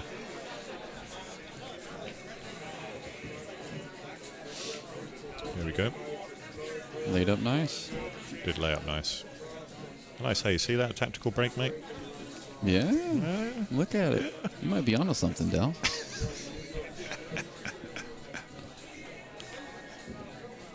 Very nice. Does the work. There's a DynaSpeheres Dell How to Play Pool Strategy Guide coming soon, ladies and gentlemen. DynaSpeheres Guide. Guide to taking a break. The Dyna Guide. There's opportunity in the air, Dell. There's always opportunity in the air, mate. You just got to be breathing, crazy enough to take the risk. That's right. Well, speaking of that, that's how we all ended up here. I mean, you know, there's all this going on with COVID. We didn't want to see the sport continue to keep slowing down. We wanted to be able to, you know, be part of the group that's getting it back on track, throwing some events for these players, getting people out, letting them enjoy the game again. 100%. And it is so exciting for the first event to kick off, for, you know, BSN Media to be a juniors group, and for the juniors to be here and be playing at this caliber is just, it's extraordinary to watch, you know, firsthand. Like, I know how amazing it must be watching it through the screen. I mean, we're all sitting here staring at the screens as well, but man, when you get to watch them have better composure than some of the pros at 13, 14 years old, it's insane. I love it. I'm so in love with everything that's happening right now. When you're talking about rolls there, now the rolls are swinging the other way. It's because of the tactical timeout, though. Like, the balls know. The balls do know when you've taken a timeout, see. But are we now the roll is like, yes, the 6 is down. So the 6 is down. Again, he made a good break. Just unfortunately, he didn't get a shot on the one that he quite wanted, and ended up taking too thick a cut.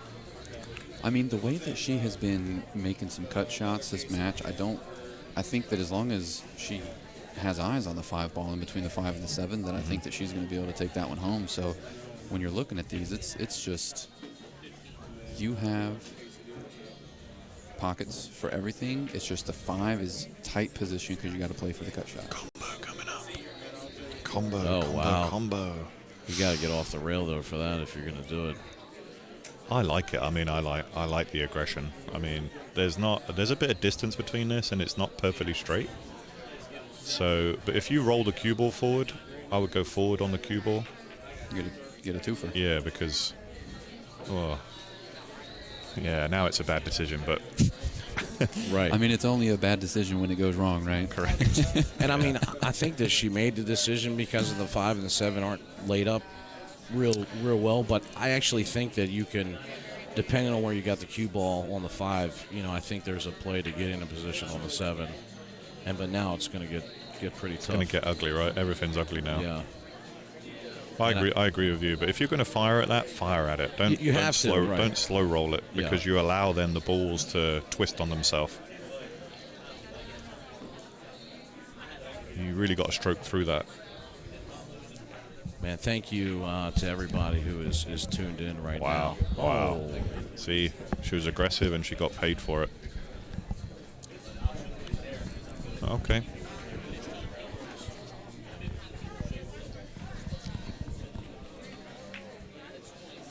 Yeah, very nice.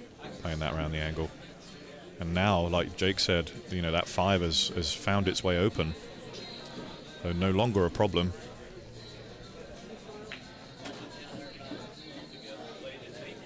Oh, now she's gotten into perfect position here. I don't know. She got a slight angle here. Yeah, you just play stop and just play it right there. Even bring it back a little just for queuing's sake, because she's not stretching then. You don't really want to be stretching.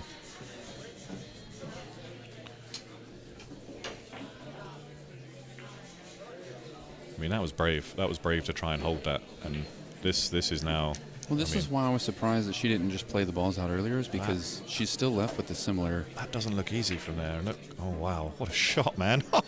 And she bumped the 9. Holy cow. What was that about it not looking easy? She made it look really easy there. Wow. I mean, I'm going to ask her afterwards if she meant that, because that just to open up the channel for that 8 ball, that now becomes the shot of the day. That's an even better shot than the one she previously held. So does she get first and second place on shot of the day? There is no second place. I mean, like, so this is a situation where she makes that shot, and she's gotta settle it down. But she gets a little love here. Yeah, like you said, the rolls went the other way. The timeout. And talk to me about tactical timeout. Yeah, can he see this to play safe? I don't know. I don't like it, Jake. I don't either. The scratch is on. You can't play the bank, so he's going to have to go around the back of it. That's a foul. Yeah, you can't do that. That's ball in hand. Yeah, no rail. No love. Yeah, that was the problem with that shot. And now, 6-5, that takes the tension up. Oh, this is, yeah. If she, obviously, she has to make it, but... You just leave an angle here. And as a right-hander, I like going tight to the rail and just drawing this out. But oh, yeah, because it took the 8s off the rail. So I like that shot. But, you know, each to their own. Whatever you're confident with. Oh, it didn't get there. Did not get there. Still a makeable shot here, but yep, she's going to be cutting it blind. Here comes the cue ball dancing. I mean, luckily she's got some space. Beautiful. Oh, she hit it great. There you go. Great shot. Beautiful. We still have a match on here, guys. I'm going to come back to that. Now we're just going to have a look at this replay, guys. She plays this at a soft speed, and I'm thinking, you know, I'm not too sure if this was in her thought process, but maybe it was.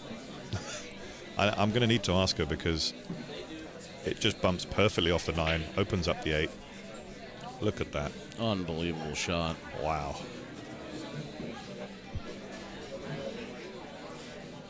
Of course, all the instant replays brought to you by Brews Cues on the Boulevard, which is our host location for this weekend. We're very thankful that they stepped up to the plate to allow us to have this here. Originally supposed to be at center pocket, and last minute we had to move it here, so big thank you to them for having us. And now Skylar finds herself 6-5. She's been breaking very well. Yeah, her break's she's been making 3 and 4 and 3 and another 3, I think. Wow, and again. Here we go. And the 2 is going to dress up, and she's going to get hooked. Wow. Did she get there? I don't think so. That's the 1 and the 3 down. But just 2 balls on this one, Josh. Just 2. I mean...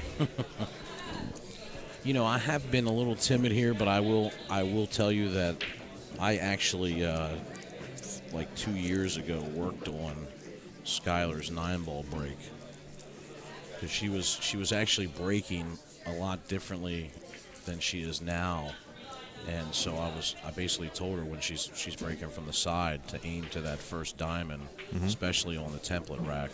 Yep. And she has absolutely dialed it in.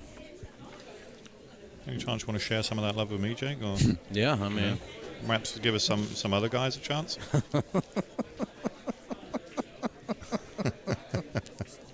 Not just for your favorites? All right. yeah, I know. He only gives the tips out after she's taken your money. She just counted out the 2040 on the diamond system there, and wow. Oh, wow. We were talking about this with Robbie off stream, which is her father, and she's been saying she's been learning the kick system, she's been learning the diamond system, and the mirroring system. So, oh no, That is Jace, crucial. Jace, now's your time, buddy. Take a deep breath. Yeah, you got ball in hand, five ball out. Ball in hand. Everything's in the open. Just do your thing, man.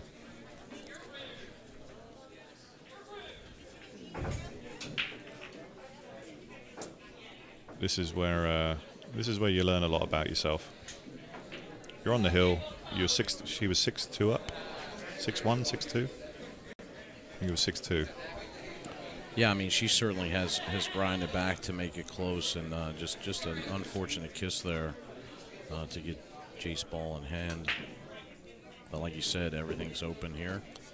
Yeah, I don't see much in the way. Like I say, it's all about composure now.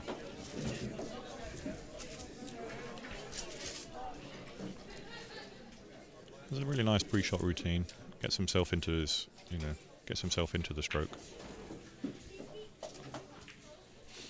Same shot. Yeah.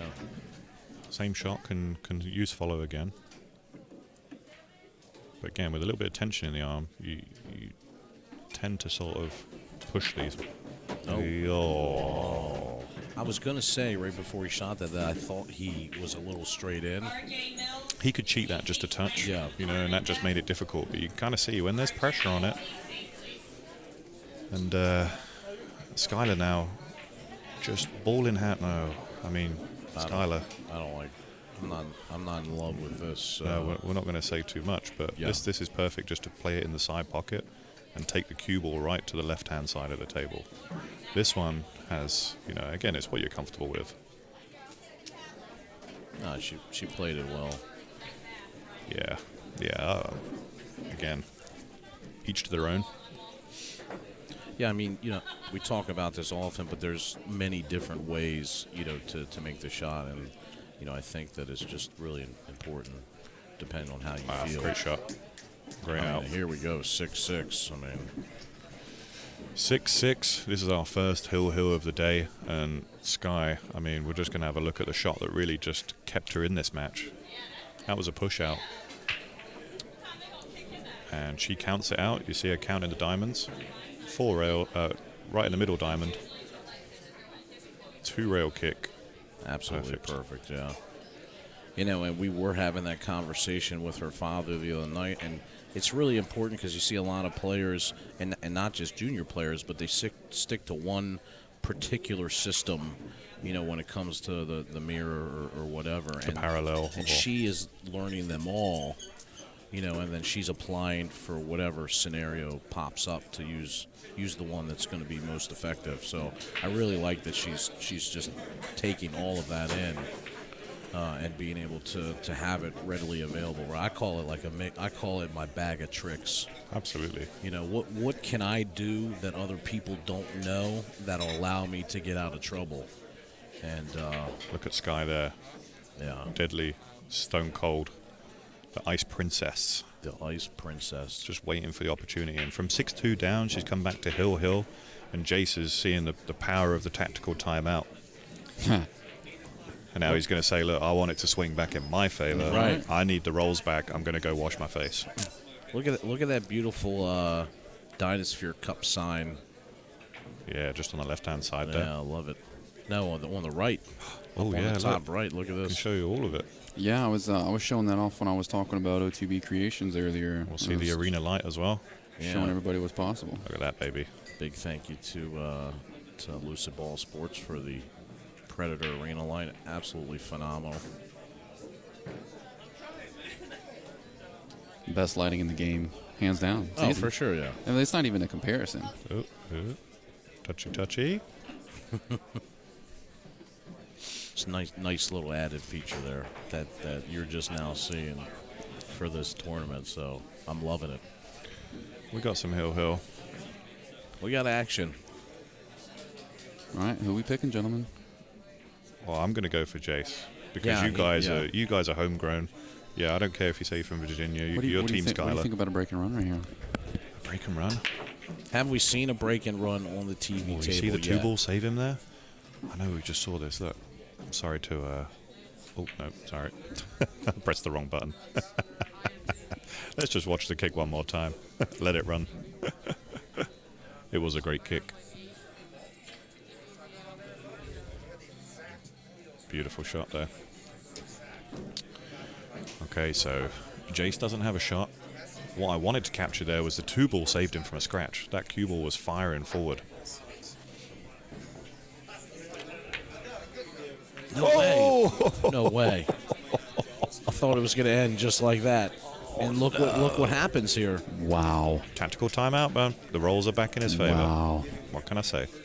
If she can't see this, she's going to have to go to the jump cue again. And that's exactly what she's doing. Dell, unless I'm running out in the lead, I'm taking a timeout in every race I'm ever in. I've just shown you the way, mate. I've just shown you the way of the Highlander. But no, thanks, Brenda, for tuning in. Both are playing fantastic pool for your off. entertainment. She's on. Did you notice that she's using the air bridge a lot? Yeah, it was hard to see on the overhead. I tried to switch angles at the last second, but I was just barely too slow. But I was trying to show that. Yeah, I saw her hand like. And this, guys, you can't see it, but behind us, there's quite the crowd has been drawn by this TV table, watching it live on the rail. Yeah, let's go to that overhead cam of this so we can see. This is exactly what he's looking at.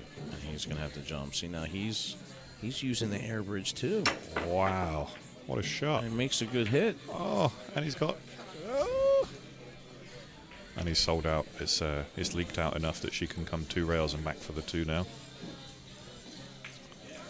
Now, are they both doing the air bridge just because of how short they are? Because they're young. Why? I mean, Like a it's lot of hard it to has get to do up. with your fingers, right? Because they're still The elevation, Yeah, the the length of the elevation's fingers. not there. Oh yeah, like literally their fingers aren't tall Look enough at to that. get the height. Exactly. I got it. She needs this to slow up. Stop. No, she's not got it. We're perfectly behind this on camera too.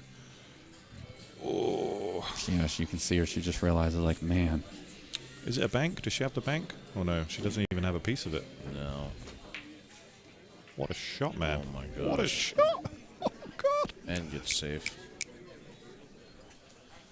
That was insane. Wow.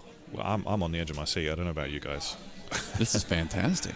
And I actually like seeing this, what's happening right now, because it adds to the, to what's we go going again. on out there. Yeah, this is. That doesn't look. Whoa, Oh, and he right just off lost the the cue table. ball, and that was rough. That was probably where I might have looked at a kick instead. That was a lot to judge there. I mean, he's thinking, we've already jumped 4 times. What's one more? What's one more in the equation? Yeah. Yeah, so I understand the air bridge for the youth, but obviously it's not ideal because you just don't have that stability. And So it's going to speed away from I her. don't know. That's This just became a lot more difficult. In fact, I That don't even doable. think she's got a shot. You know, does it cut by the 4 on the other side? Oh, it does, but it's so thin. Oh, she can She's cut gonna it back. She's just going to go. Oh no, I think she Too tried hard? to play safe and, wow. played it hard. Yeah, she rushed the stroke. Wow, wow. Oh, On look at the that. rail. Oh no, I don't like that.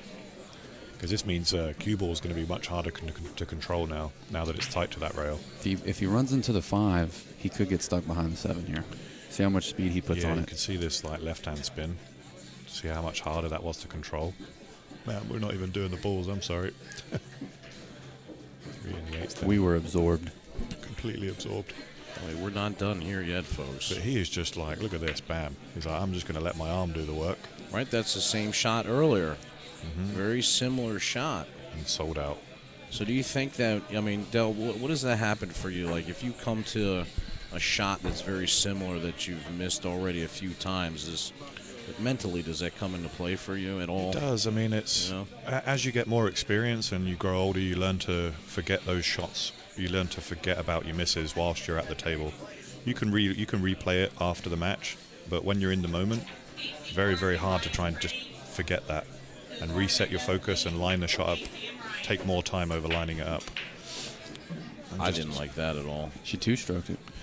Well, the thing is she could have ended it pretty quickly, because if she just rolls that up, I mean, I think the 6 goes by the 9, but she could have certainly just ended it with the 6-9 combo. 9 is very close to the side. Racking up the air miles. Yeah, I don't like this from here at all. Coming back for shorty. I like kicking this ball because you have a possibility of making the 9. I like going right to the top short rail because you know. Here we go. Oh, wow, look at this. You can see just how much elevation. Oh, and just sold out at the last second. Jace now really has all the control, and it's stop shot, stop shot. Wow. Really unlucky there, but again, they both had opportunities. Mm-hmm. Man, I'm speechless. What a match.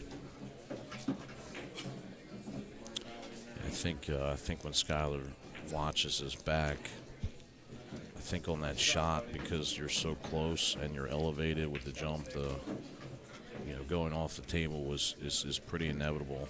And I like the one rail kick there. There's so many things that could have happened right. So, yep. But you fought Very nicely hard. done, great match. First hill of the day. Both of them having opportunities. Certainly exciting match on the TV table. Super unfortunate there, and I'm going to take the opportunity to take a quick break. And, Absolutely. We'll have a next match coming up here momentarily. We're going to have Sniper Spain against Jeffrey Martinez. So stay tuned, guys, and we'll be right back.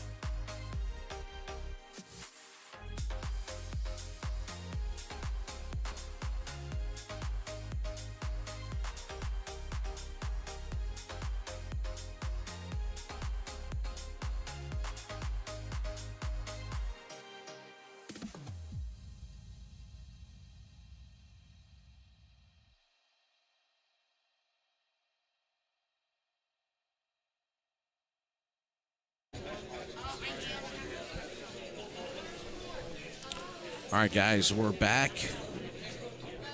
We're bringing Sniper Spain and Jeffrey Martinez. Have them lag the other way since you're getting up. Hey guys, will you lag on the other side?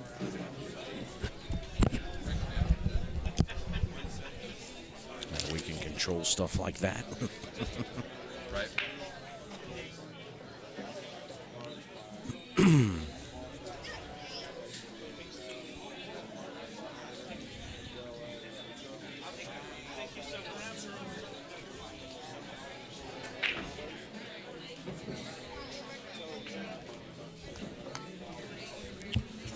So Sniper Spain, older brother to Jaws Spain.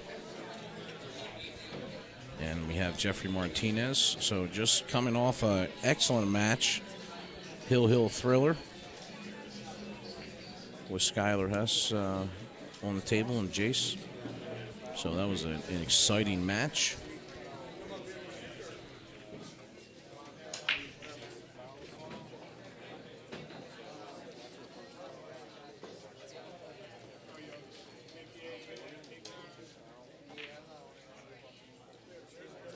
So we're about to see some more excitement here, I feel, with this particular match. I know Sniper shoots pretty good.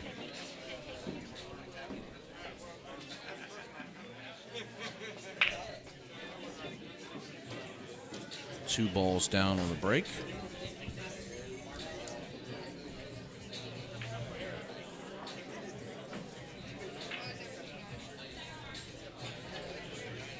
And he's got to look here at the 2-ball.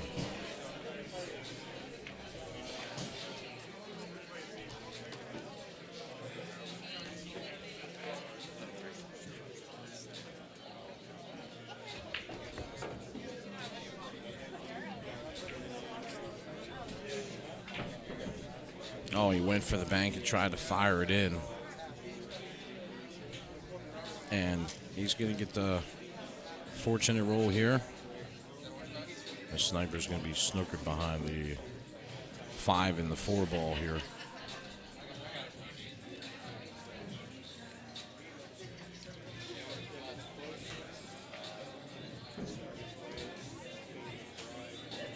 As you can see, he's pulled out the jump cue. Requesting liftoff.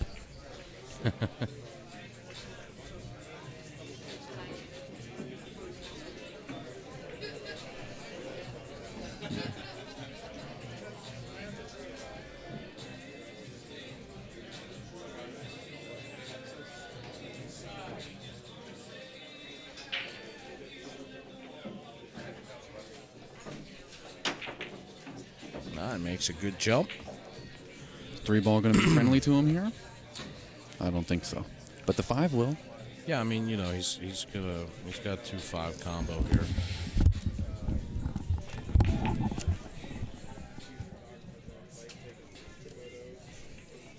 Ends up not making the ball, but not. I mean, you see the shot here for Sniper. Not something really you want to attack. He certainly has a couple safety plays here. I mean, he really could send this 2-ball. I mean, he could do a couple different ways, but he's got a couple lock-up safeties. Oh, it's going to be just short. So I actually like going the other way with that shot and playing the cue ball to lock up behind the 4 here on the rail and try to kick the 2, like the bank the 2 over between the 7 and 8 a little bit, because that was always an option if you don't get there. And look at this, he got married right to the 3.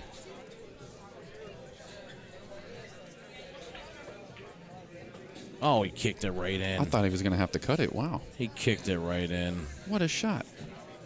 Sorry, I changed the camera angle. I thought he was going the other way there for a second.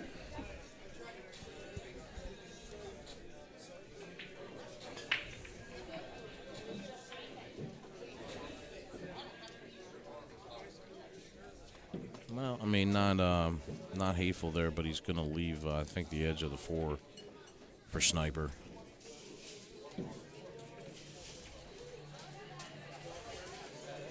Certainly not an easy shot being on the rail.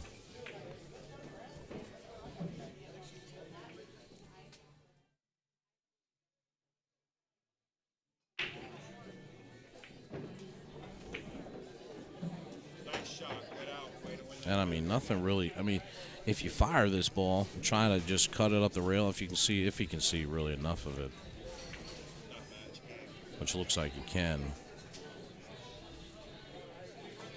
And he's got to avoid the scratch in the cross side.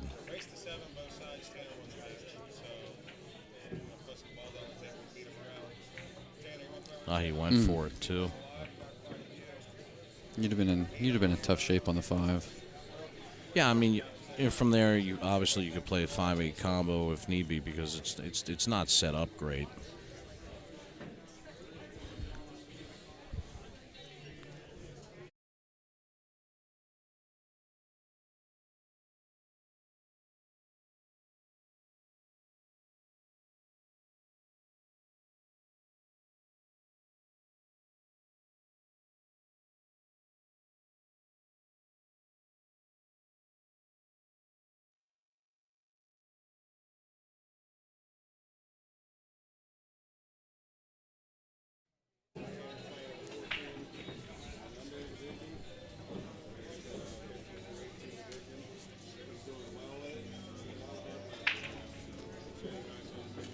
So he's gonna. Looks like he's playing the 5-9 combo here, and he hits it beautifully.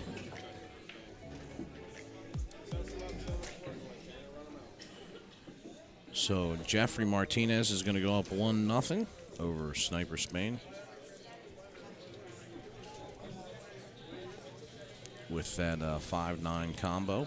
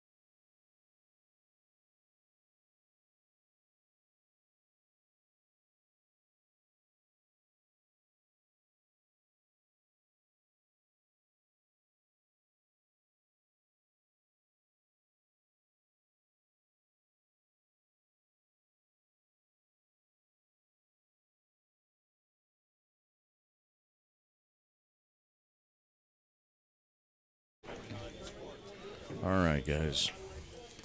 Oh. Yeah, just missed the shot there. Is going to leave Sniper to come back at the table.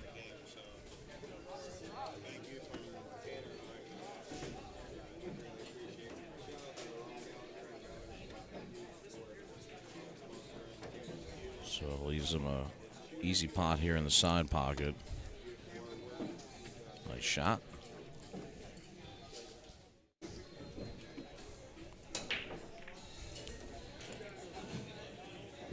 A little straight here. He's almost got to come. Ideally, he'd like to be kind of right around where he's at now for the 3 if he's going to play it in the corner.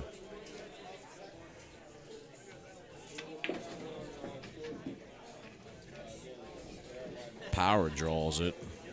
Almost draws it into the pocket. At least he can see it.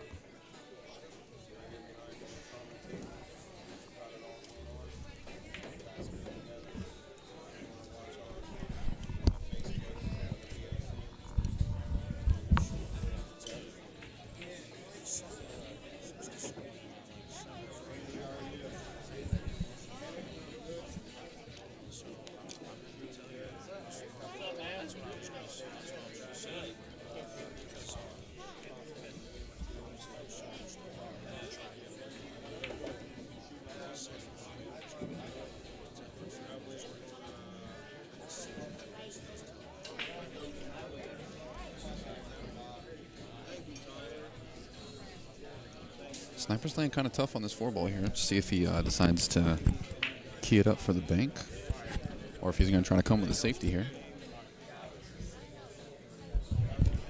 Looks like he might be taking the bank on.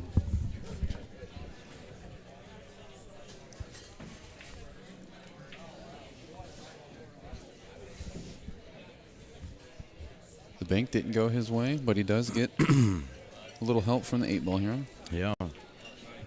See, he's already got his jump cue out, not wasting any time. See what Jeffrey can do with this one. Wow, what a shot. What a shot.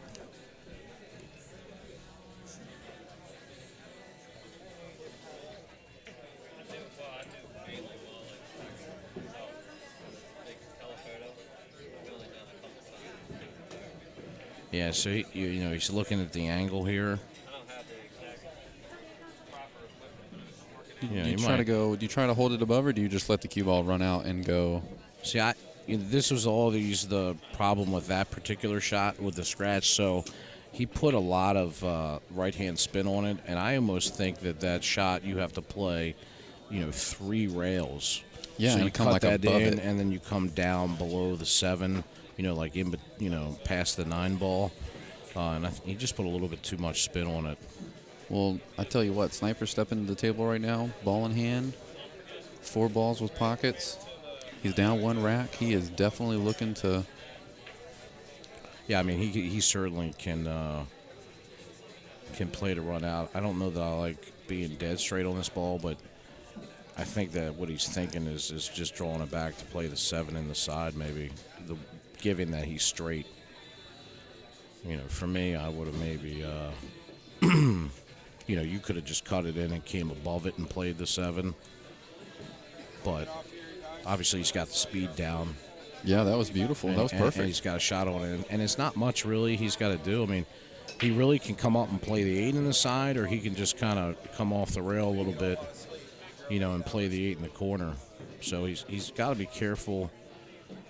Do you just stun this with a tiny bit of draw below the side pocket here? Yeah, so, I really don't like this shot with this angle. So... I feel like it's so easy to overdraw it, and then you come down and you're either even, or above or below the 9 ball. Yeah, I mean, ideally, if you could just stun this to the rail and make sure that you don't scratch in either side pocket, then you come across and you're going to have the shot on the 9, or you can roll it and take your medicine and take the long shot. But that's why I didn't particularly like it, because where he played the 7, he could have hit a little bit of inside and just came up to play. This worked out really well, but you see what I'm talking about, where he introduced the side pocket to come into play. And, it could have went wrong, but it worked out for him.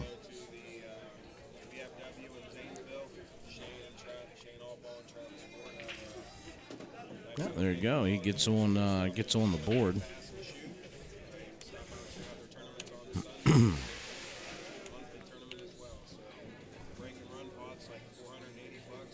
So we're all tied up at 1.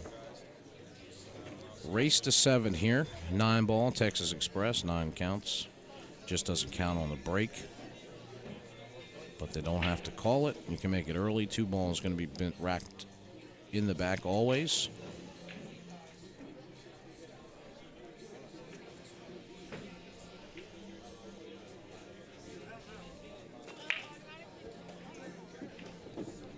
And he's breaking very well. Very controlled right there. Yeah, and you can see how he's going to have a perfect shot here on the 2 ball. 3 ball, a little dicey. Given his where the 3 lies right now. So it looks like it might go by the 4 and 9.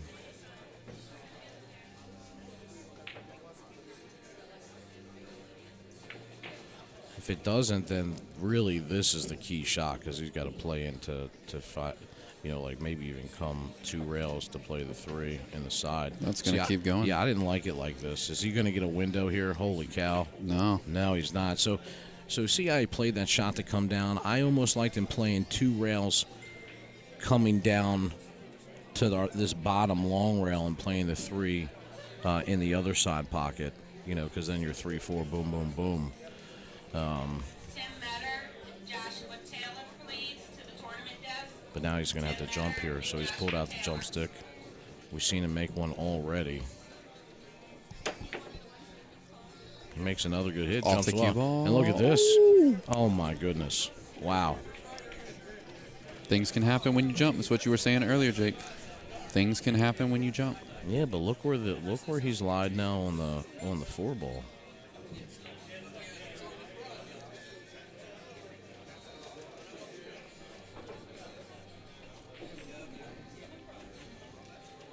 All right, here's a good chance for Sniper. Yeah, I mean, this is exactly what he needed. You can just tell a little bit early here. Tables are still very slick, and so it's going to take some time for the players to get used to it. But yeah, we're just seeing like some positional errors trying to get used to this speed of the table. But Sniper Spain is just one of those kids that he is constantly drilling.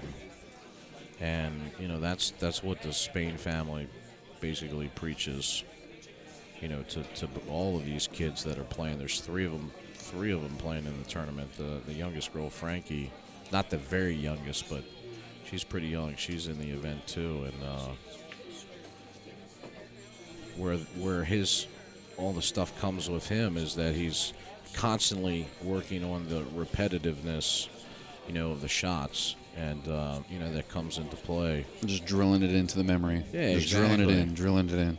Because everybody asks, like, how do you get to this level, or how do you play so good all the time? And really, there's no easy answer. The answer is you have to put the work in.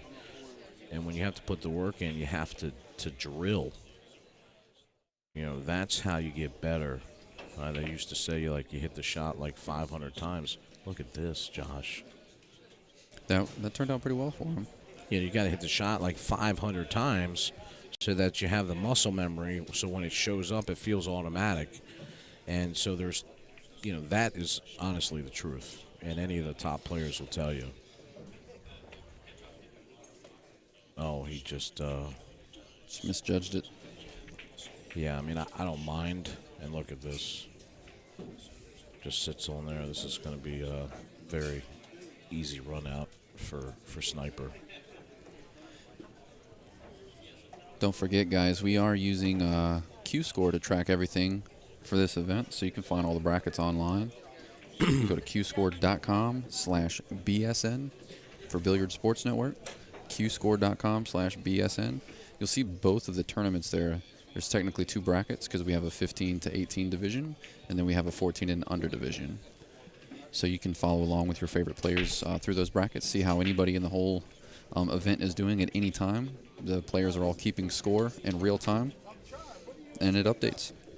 Yeah, and actually, if you guys go to our Facebook page on Billiard Sports Network, you'll see there's a post on there that has each of the brackets, the 14 and under and 15 under, with the live feed link, so you can just click on that. And it's, when you look at it, it's going to be a little bit different than what you're used to seeing. We do have the option, and you will have the option to look at the flow chart, which would be what you're typically seeing when you're asking for a bracket. But what you'll see up initially will be the live scoring aspect of it. So you'll be able to tune into any match that's going on currently and find out what the score is.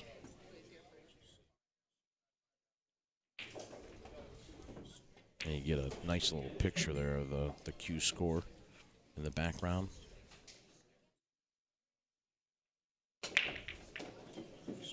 Oh, avoids a scratch in the side and the corner. And he's going to have a look at the 1. Doesn't have a pocket for it, but the 4 lies next to the side. So certainly could play it there if you like, but he's going to take a look at all of this because He's going to have to make sure to plan out where the one's going to go, where the cue's going to go.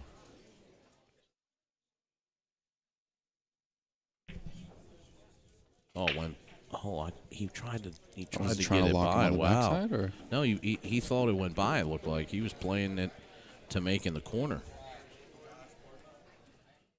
And like that particular shot is so tough. If it's tight like that, that's why I like playing the one. I like playing the 1-4 combo there. But if you do that, you have to take into consideration where cue ball and one ball is going to line up. So you either hit it hard to figure that out, or if you could hit it soft to get yourself into position. And he just could not sneak it by.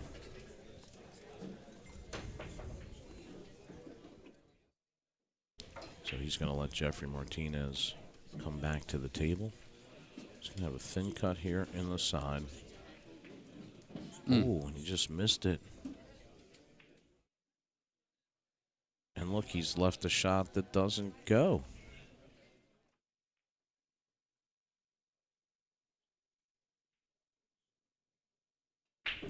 You can see 2-ball just past the side pocket. He's, a little farther on the rail, which makes it very tough.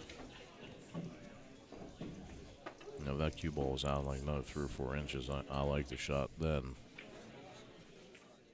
Yeah. Oh, look at that. Oh, look it at falls. that. Oh, it falls. Nice shot by Sniper.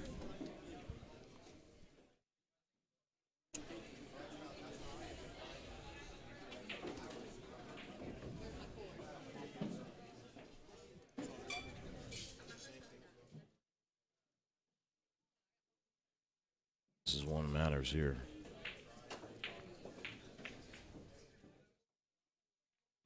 And he drilled it. What a perfect shot. Drilled it. Absolutely perfect shot. Just smooth stroke, runs it up, and gets great position here on the 4.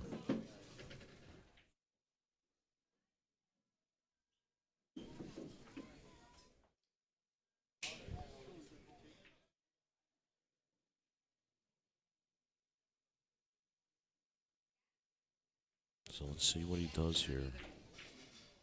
Gotta get position here on the 7-ball. Nice. Come on. Plays it around for position. It's perfect. In the side. Lovely shot. Perfect. That's like the 3rd or 4th one that he has played into the shot line at like perfect speed. Like speed control is he can pretty just handsome right now. Punch this or roll it forward. Yeah, smart shot. And then you figure where you want to be at on the 9. I like stretching this shot out with some outside English. Help it roll naturally, but you got to avoid this. No, Josh. No. Oh, wow. So unfortunate. You hate to see it. You hate to see it. Yeah, the other way to play that shot was check it up with some inside and come straight back down. But if you're going to stretch it out like that, you got to make sure you put a lot of spin on it so you get out to that rail before the pocket. So unfortunate scratch there by Sniper. All tied up 2-2. Jacob Cole, Tyler Durling. It was after he made this excellent shot in the rack to get to the 9. You see he back cuts this to the hole and gets absolutely perfect shape on the 4-ball.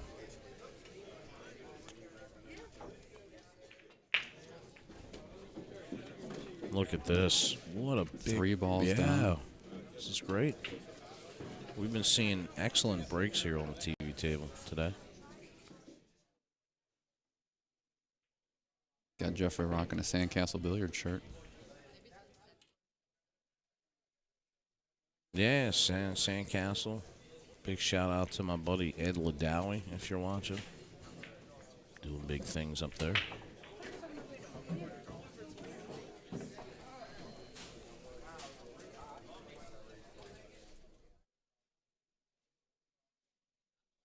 This is tough here, you know. I mean, you see the 8 sitting there, and you're like, man, I definitely can make a ball here, but.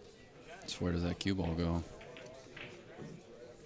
Well, he made it, but not a great shot here for the 2.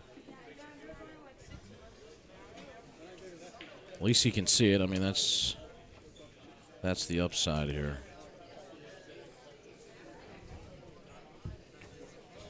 And he just tries to bury him behind the 3. This is good. Yeah, that worked out pretty well. You know, it leaked out a little bit, but.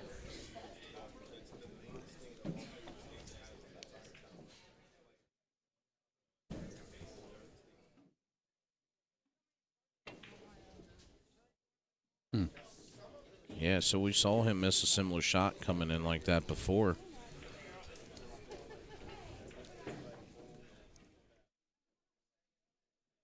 This is looking pretty good from here. Yeah, he's given some opportunities back here to Sniper. And so he's just going to capitalize on them. He's just trying to cut this in, come off the rail for position on in the 3 on the side.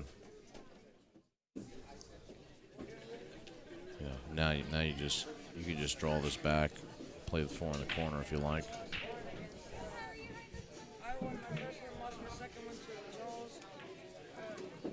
Yeah, perfect. Wait till 13. Now nothing left to do it. I don't mind losing to someone that actually plays and runs and they know what they're doing compared to someone who just Pot the 4. I cannot stand it. If he wants, play the 5 in the other corner, or he can run it back. I mean, this is really whatever he feels like.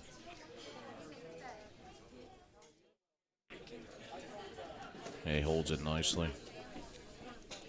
He gets straight in.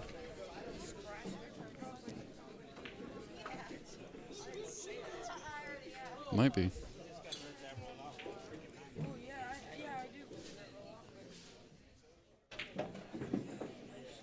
Nice shot. Feels good to let the stroke out like that. Yeah, I mean, you can just see he's. I've actually played Sniper a couple times, and you can see he's a little bit more polished right now.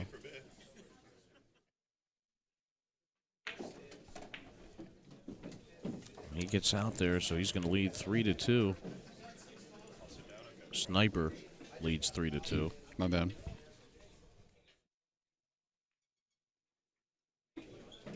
That's code. Or you messed up.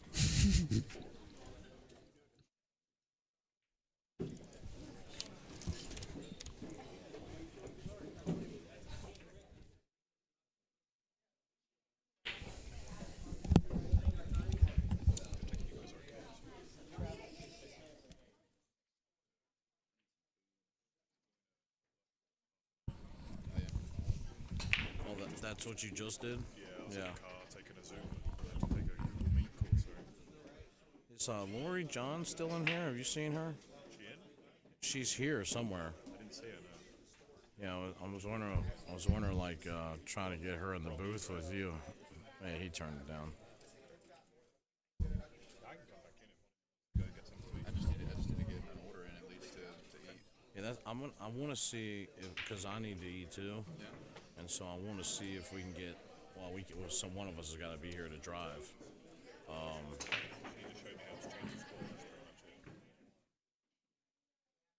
Gonna see if I get like Wilkie. I was gonna see if we could get Wilkie and maybe Dylan or Lori. Yeah. Oh yeah. I know. Okay. Yeah. All right.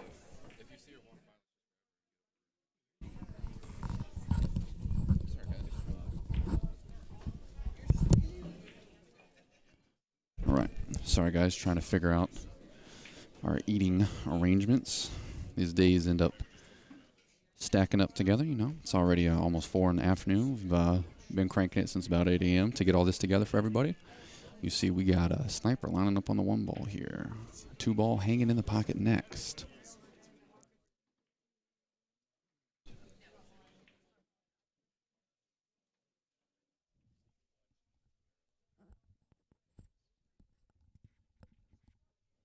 9 balls still sitting on the rack there. It's on the inside of this point here.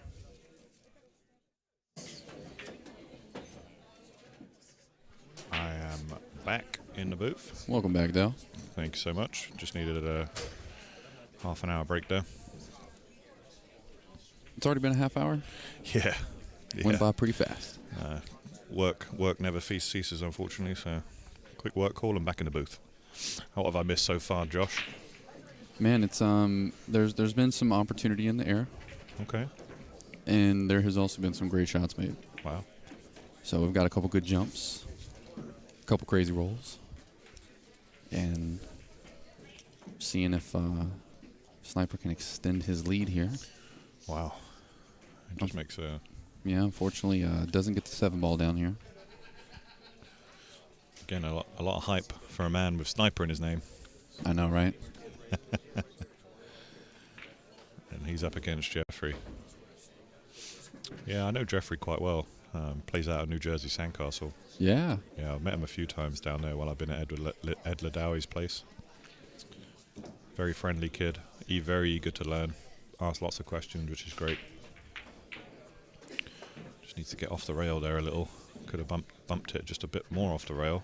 Yeah, I think he undercut that ball just a little bit, which you saw the 8 scrape the rail.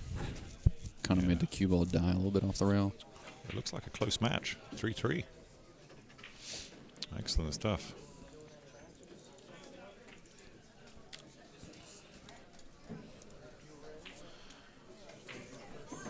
All right, let's reset these.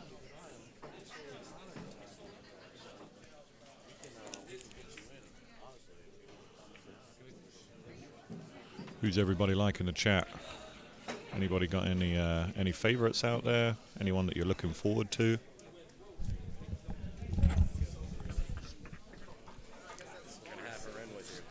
Oh, okay. Hi, Laura. Hey, how you doing? Make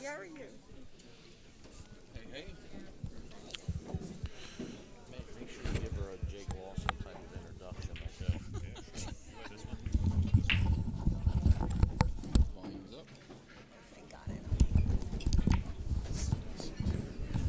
All right, we have a very special guest. We are joined here by Laurie John Hansen. I'm starstruck right now. Thank you. This is the first time we've met. I'm a big fan of yours, and thank you so much for joining us here. I know that you're a big, you work with Jake and obviously Josh, and it's great to have you in the booth. Yes, Welcome. thank you. Thank you for having me here.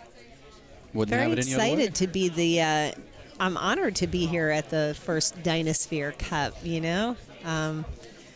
Love the DynaSphere balls. Yeah. I will tell you, they are, when they say the next gen, you know, in the Belgian ball industry, and it is. I mean, it is. They play. They're awesome. It's great to have a choice away from the Aramith, you know, that have dominated for so many years. And I'm really glad that, you know, that, like I say, the Belgian balls out of Salou, they seem to have been the hub for billiard ball production. I don't know why that is. Because of the consistency. It's the consistency and it's the weight.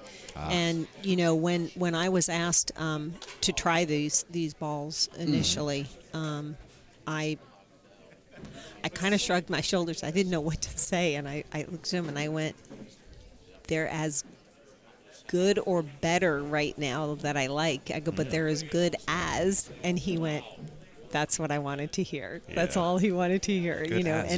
and it was, you know, it's the weight. So hopefully, you know, and obviously the different colors, you know, you get used to it, you know. Well, I hear they're coming out with a Palladium set, which are going to be the same colors as what we're all used to. They're currently in production in China, or they're currently being used in China. Thank God. But Mike is obviously here, and I saw you talking to Mike off the stream. He's obviously the VP for DynaSpeheres USA. Yes, they're my sponsors too. Yeah. So I I'm right here with you. I see, and you know what's nice about it too is that I don't represent anything I don't believe in. Correct. Yeah, you got to I've be had 100% opportunities to represent, and I'm like thinking to myself, I can't do it. I hate it. You know, like I hate them. Yeah.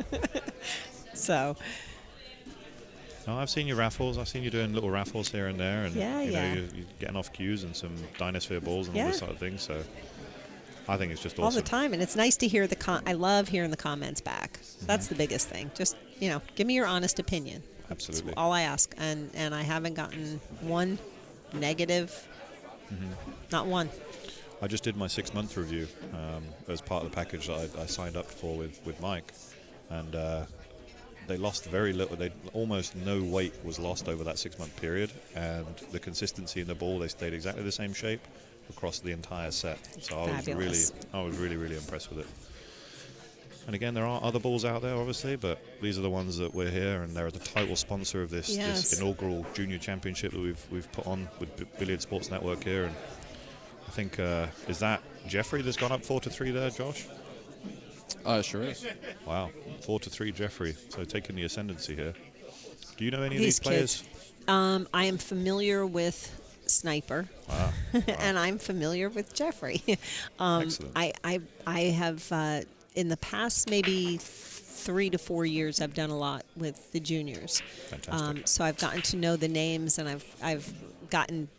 I have I won't say who, but I definitely have my You can have a favorites. favorite. I You have can have my a favorite. favorites. I do. Well, I have a few of my favorites. It's only me and Josh that need to be impartial. You can say whoever you like. But I do have my favorites that I root for, and so far so good. And man, these juniors, they play good. Yeah, we were saying. I was like, I'm not even shocked anymore. No. I'm tired of being shocked already. It's amazing. It's a future of our sport, Yeah, and it I really will is. definitely say that. And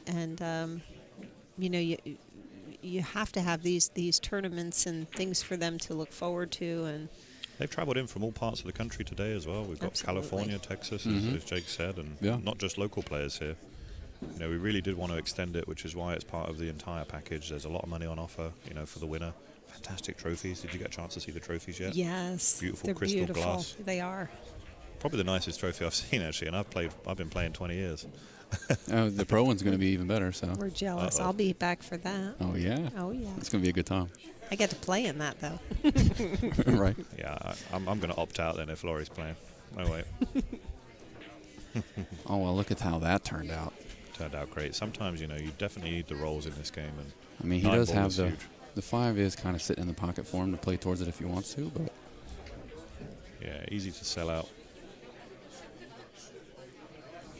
But needs to be aggressive. He's behind here. Played it slow. Whoa. Unlucky. See, now that to me, my opinion, that was being indecisive. Yeah. You either need to go for the shot or play the inside, where he comes Yeah. inside and play the safety. But I think when you're indecisive, you always, at least me, I always get punished. Betwixt and between. Oh, horribly. Make a mistake, but go for it. Correct. be committed to the mistake you're going to make. Exactly.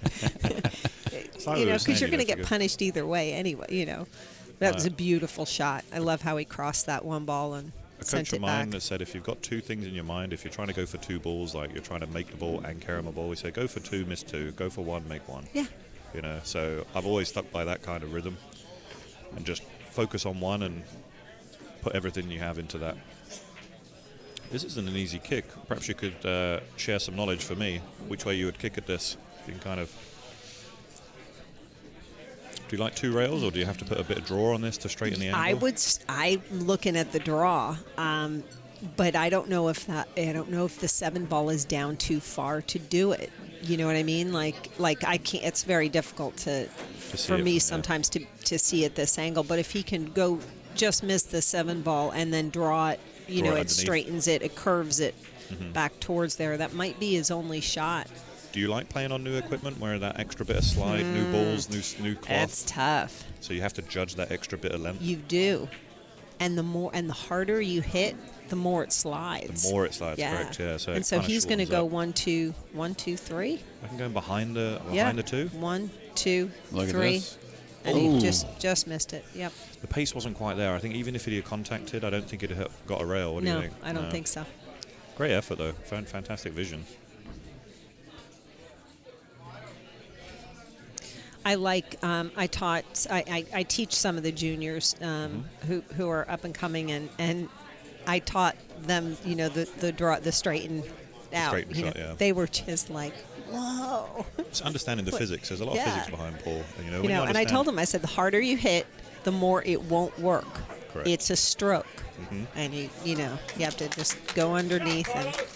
Because with the rail, it kind of like is understanding how much it goes underneath the rail and then bites and comes back. And it's the same with topspin. You can widen an angle using topspin. I've been impressed. I mean, like I say, we've commentated 3 matches so far, or I certainly have with Josh. I think this is the 4th match, but their ability to understand the strategic play and know when to play safe, it's a skill that you have to learn. And I don't know. I certainly learned it before 18. You can only learn it in tournaments. This is where you learn how to kick, how to play safety, and how to. Ooh, he overcut that. Wow. Yeah, that was unfortunate. That was a real nice try. But that problem solving, the analytical thinking, this is why I think playing pool as a junior, I kind of turned into that. Because I'm an operation, I work in security operations. Absolutely. So now it's like my analytical thinking, I attribute to playing pool as a youngster, because you're always making decisions. You're always trying to say to yourself, okay, what's the highest percentage I've got? These kids do it so well nowadays. It's like math. I love the ones they do, break. I love being. You can see when you're young, you just break and run out aimlessly. You just run out like there's no like tomorrow. Water, like running tap. Yeah. Look at that shot. Wow, what a great shot. Beautiful. See, that was a great shot that he chose to shoot it in the corner. Got himself better. You take a more difficult shot for better reward, for an easier reward. And we were just talking about risk versus reward. They're weighing up the percentage and they're going from there. Oh, yes. Now he's got a more simple, he can just stop, and or roll up a little bit, whatever it is. It's very simple. Been impressed there. Like I say, I live up in New York, Laurie, so, this gentleman, Jeffrey, plays out of Sandcastle, New Jersey, so I've had the opportunity to see him play a couple of times. Good old Ed. Good old Ed. Are you playing at all in the NBL or anything else that's kind of linked into that? Not, well... Or just observing? In the future. Yeah. I would love to in the future. And I would love, I really support Ed on what he's doing. And, he asked me to go.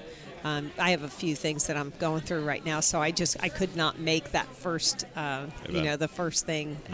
He wanted me there to commentate with Earl Strickland, and I would have loved to have done that, but I love Earl unfortunately, I couldn't. Yeah, he's fine. A character, a real character to commentate with. If you can keep him on a leash, There's no keeping Earl on the leash. That's not in the same sentence. Untamed wildness, yeah. But he's pioneered a lot of things, If you listen to some of the core elements of what he's talked about, he's really pioneered some of how we view Absolutely. the game, the equipment we use, everything. Oh, no soft breaking, they said. No soft breaking. I put that down to a soft break. But he didn't get rewarded, so I'm okay with that. They're not paying 3 points, you see, but they did say you need to hit the rack hard. So. And, my opinion, I think, it's hard. It's difficult because you're dealing with little 8-year-olds. You know what I mean? So how hard are they going to be able to hit the rack? Correct. And you can't punish them the whole entire time. No, but at some point... when does it transition? The transition, it should be for the 14-year-old and up should absolutely do it. Hard break, because we have to deal with Europe. And the ACC, I get really tough and I get really upset when I see Europe dominating the States, and I know why. Because we're my opinion, we're not pushing them. And I try and be very careful on what I say and how I say it, but we soft stroke these kids, and I'm thinking, even in the women's division, they were complaining about 3-point, and I said, are you kidding me? I said, do you ever do any of you plan on going to the World Championships? You know, we're going to get killed. Yeah, I mean, they're just going to outperform us, and it's. I mean, whenever the conversation about pool coming up in the Olympics and those things come up, then I think about Wow. Put inside English on that. Didn't need to. I think about everything you're saying, which is that the way that the youth is playing in the sport and the way that they're being trained is just so vastly different. And now is the opportunity for things to start to change, and that's what's so exciting about what me and Jake are doing with BSN is we see that vision of it, and we see the ability, like, hey, let's create the ability for them to come out and play and do it again and do it again and get the tournament seasoning. Like You have to get the seasoning. And the only other thing is the states were. It's a great thing. Yeah. And we're punished. Right. Because you come from New York and New Jersey. I'm from New Jersey originally. These tables were toy tables. Yeah. This was. I was insulted that people even thought I might have played on these. Yeah. Then I moved to South Carolina. Good luck finding a 9-foot. Yeah. I'm like, what do you mean you don't have 9-foot tables? Like, I've never even heard of this. Like everybody plays on 7-foot no, tables. it leaked out. Wow, what a mistake. This is the tactical timeout time, Josh. Yeah. Take a timeout, let him sweat it. I'm 2 behind. I know that I'm out here. I'm just like, you know what? I'm just going to take a quick timeout. Just baking the mistake. Yeah, baking the mistake. Oh, that's Yeah. Oh my God. Make them baking the mistake. Shake and bake. Yeah, that was a nice touch. That was. That was a really nice touch there. Sometimes, on the 8 and 9, you just kind of see something very simple and you just shoot. Yeah. And I think we've all done it, where you shoot a little bit too fast, take something a little bit for granted, and you can't do that. I mean, the routine, I've seen it a lot on this TV table. A lot of them have got a really great pre-shot routine. But those ones that kind of just, like you said there, rush into it, step in from the side and just take a quick punt at it without giving it the necessary respect that it deserves, Regardless of whether it looks like an easy shot, give everything the same respect. you take the same amount of strokes. I mean, yeah. I know it sounds, ridiculous, and you really don't need to, but 9 ball. That was a good break. It's unfortunate where that one's dressed up, though. Let's see what this 1-4 is looking like. Combination isn't really that. I mean, the combination actually would work Sitting well nicely, because if he follows up the cue ball just a little bit, the one's going to come to the, go to the right, and he probably will get it in the side pocket. I like that play. And I think the pockets are playing big right now because of the slide. And you can't shoot this hard. You're not shooting this firm. Yep, that's it. Now come out. Perfect. Very nice. And he's got the 2-9 there too. So even if he just drops this in, he's still got an opportunity to make the 9 off of the 2. Maybe a carom shot after this. Or what else do you say? Pop it? Yeah. What do you say? Just pop it in. Just Sorry. pop it that's in. That's Pop the it English in. accent coming out. I'm not a true New Yorker. Hey, just drop that in, and now he has the carom. What would you attack, actually? Do you attack this with the cue ball, or do you go the 2 onto the 9? Well, I think now that he's on the rail, does that change it? Do you think, put the 2 on the 9, or do you use the cue ball into the 9? Ooh, I think the cue ball right now. I don't know. I mean, I love combinations. Oh, we tried it too. Oh, look at this. Oh, I thought it was going to kiss it into the side. Either way, that was way too hard. Yes. I don't know what I guess he was trying to get the cue ball over there. You can't. He didn't have that. He needed to be more in the middle of the table. Look at this. Ooh, look at this. What a great shot. Oh, my gosh. Look where he left it, though. Great try. I cannot believe he hit it twice. The 2 ball hit the 9 twice and didn't fall. With this one, this is where you find the middle, come up to this pocket here, and then parallel across. And I like the 2 rail kick into the 2 onto the 9. If there's a gap there, I'll be very surprised. Is there a gap? I can't see it. He's not jumping that, right? What's he played there? Oh, he just okay. played. Okay. Give him ball in hand. Oh, he's just. Oh, sorry. I'm like, wow. Isn't that loss of game? No, I'm way out. No, you just give him ball in hand, and. But as far as I think Jeffrey can run these out. Yeah, make him earn it. He's got to be kicking himself after the last rack, so refocus and go again. It's the biggest thing that, it teaches when you have a lot of tournaments and things like that, to let your last mistake or whatever it is that you want to call it go. 100%. I tell people, if you focus on that the whole entire time, it destroys you. You have to just think of it's done. You can't change the past, no matter Correct. what. So. Best players, shortest memories. Yeah. You see them. You see the best players in the world miss shots that you're like, what? you know, or make a mistake, and. Best thing I ever learned was the fact that we're all fallible and we're all going to miss at some point. It's just understanding how you're going to miss and how you're going to accept it. Some people can't accept that miss. Pool is a perfect game, but nobody can play perfect all the time. Jeffrey played a good safety there, even though he didn't hook him like he wanted to. Leaving someone on the rail kind of, or close to the rail. Good distance. Makes it difficult. Good return though. Can't he might tell. have left this to him. He can make it. Yeah, I think he can make it. So it was a good attempt though from the sniper. Yeah. It was a great shot. 5-5 is a lot more preferable than 6-4 down and he's on the hill. It's such a big swing. This when you're 5-4, it's worth an extra game, isn't it? If you go 6-4 now, it's almost like winning 3. Having a 3-ball, I love how Jeffrey shoots those shots. He has a really nice stroke and really he just shoots. I don't know. It's just that smooth stroke and beautiful, it's confident and it's beautiful. Yeah, he hit both of those shots in just beautifully. I call this one a tickle. Tickle it around 2 rails because you don't need to hit it hard on these tables. I'm gonna have to remember these these things. Pop and tickle it around. Pop and tickle. There you go. And he tickled it around perfectly. There you go. Nice shot. Very nicely done. Okay, he takes the ascendancy. He's on the hill now. 6-4, race to 7. They do the losers. This is an A-side match, so we are in double elimination status. I just said status. I normally say status. See, look, 5 years in America, I'm going. You're slipping. Status. But, yeah, you got to keep getting this is Laurie's fault. The tickle. Yeah, I need to go back to my roots.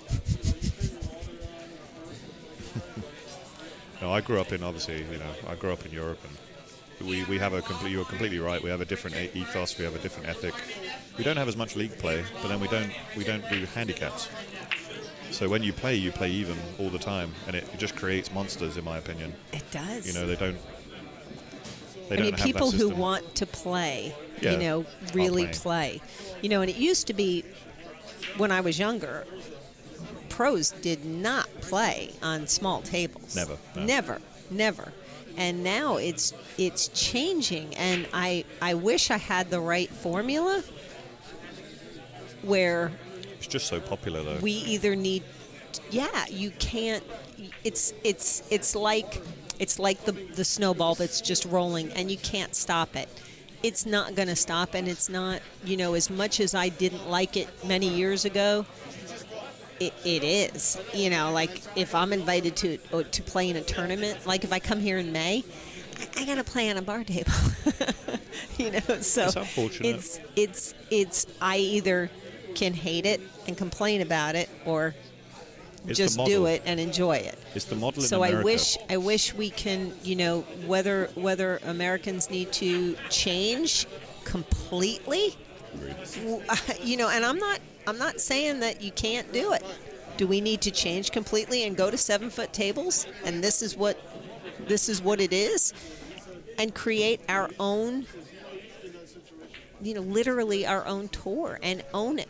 And maybe that is, maybe that is the way.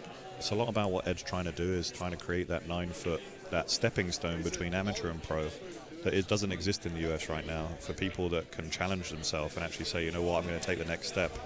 But there's no platform for them to do it, because you rightly say the model for making money in this country, unfortunately, lies with bar box.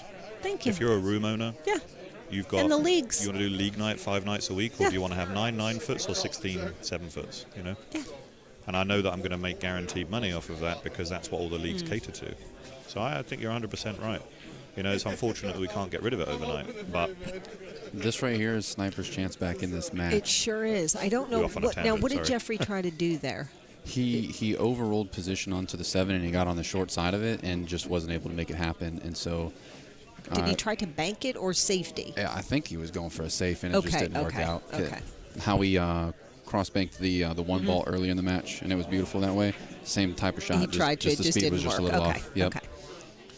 Sniper.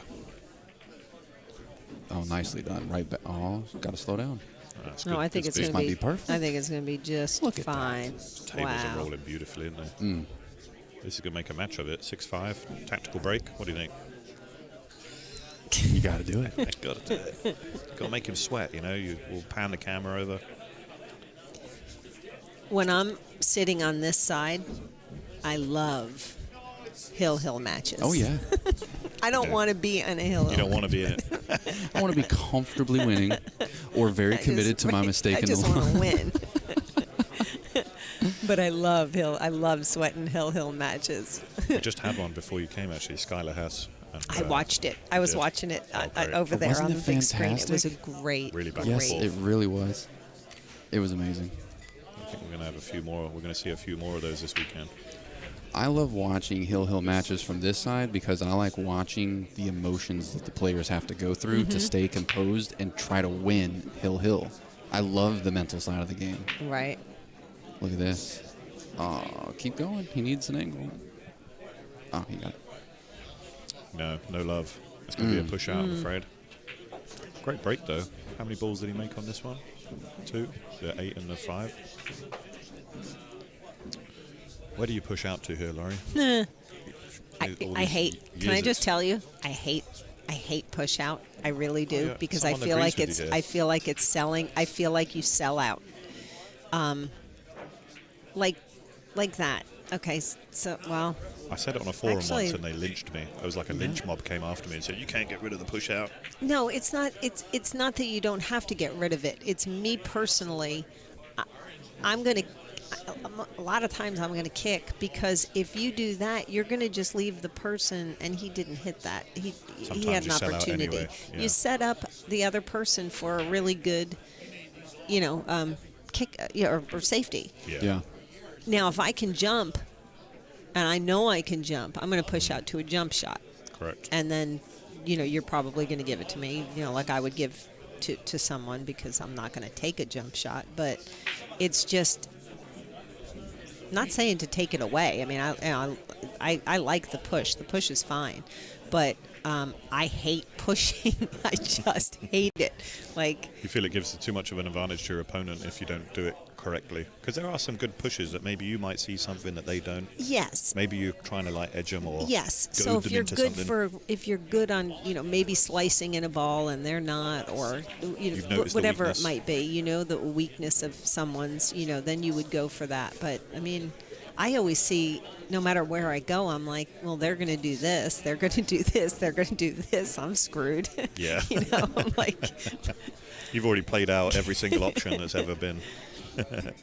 Or to me, Yeah, listen, I'm always learning. I've learned how to play one pocket in the past 2 years, and it has really helped my game. Yeah, 100%. Really I'm a fan. I've only just recently picked it up myself, and I was into straight pull before, which helped again with my rotation. But Very one much. pocket is the next kind of thing for me to learn, I think. It's a fascinating. It's a game that I hated that I now love. Yeah. So. Well, he kicked that ball really well and didn't get reward. I mean, he hit it and kind of got. I mean, he got a little bit of a roll, but I kind of feel he's like gonna have to. He's trying to force it a bit, He's got fortunate again, but he what's- doesn't need to be the one that forces this. No. And what's interesting is he tried that shot, and so I do lots of teaching, and if he shot that shot in front of me, I complimented his stroke before, right? I love Jeffrey's stroke. I complimented it. His stroke was not good on that one. It was it was his smooth stroke came it was like across, rigid. and it was rigid and choppy. Do you think the number one reason for that is just the nerves and the tenseness of the situation? Good possibility. Good possibility. What advice? I'm gonna see this. See, like he just stroked that in simply nice, you know. And I know he had to do something with the 2-ball. I understand that. And sometimes you have, but you still have to stroke, even though you have to maybe punch a ball, whatever it is. You still have to stroke it. That's a really hard shot. That was rough, wasn't it? That was a hard shot. Tough from there. Rolling from a whole I don't care if it's a 7-foot table, whatever table. Rolling from the end rail down is. Yeah, those. Boy, that that's dead tough. Yeah. That's you have to just be really tough. You have to be stroking really well. And a lot of people, they try and punch it, and it's so often, you know, you kind of just stroking through it is completing the stroke and making sure you have the follow through, regardless if you're on the rail or if it's that far, you know. It's a hard skill. It's a very hard skill to perfect. So say some of these juniors are coming back after and they're watching some of this footage and they're hearing some of this feedback. What advice do you have for them on keeping the stroke smooth? Isn't that the $1 million question? It is, and you know that's hard because you're definitely dealing with nerves, and you're dealing with like, oh my God, if I miss this, you know, like just the whole pressure of the situation. All the pressure of this, yeah. So, but if you have a routine and you know that you stroke a certain way, you know. If your hand stops at the side of your chest every time, don't let it go anymore, and don't stop it before it gets there. You know what I mean? Yeah. Change. That's one thing that I look for. Like I'm really stringent on mechanics. Yeah. So they either love me or hate me. You know. Depends on how good their mechanics are. Well, you know, yeah. Oh, okay. Wow. Got away with that one. I was going to say that was a little heart in the mouth. Squeaker. You do that, I'll do this. It's a race, Del. So I just think it's about consistency and knowing your own body and where, you know, maybe choking up on your cue stick a little bit more if you know that you have to, you know, to still stop here. Yeah. You know, you might choke up a little bit so you get that little pop, but you're, good shot. There it is. You made it. Good shot. That was good. That was a good match.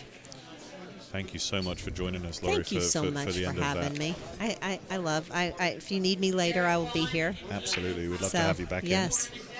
Come in and join and I love say it, especially for girls shooting on the table. Yeah.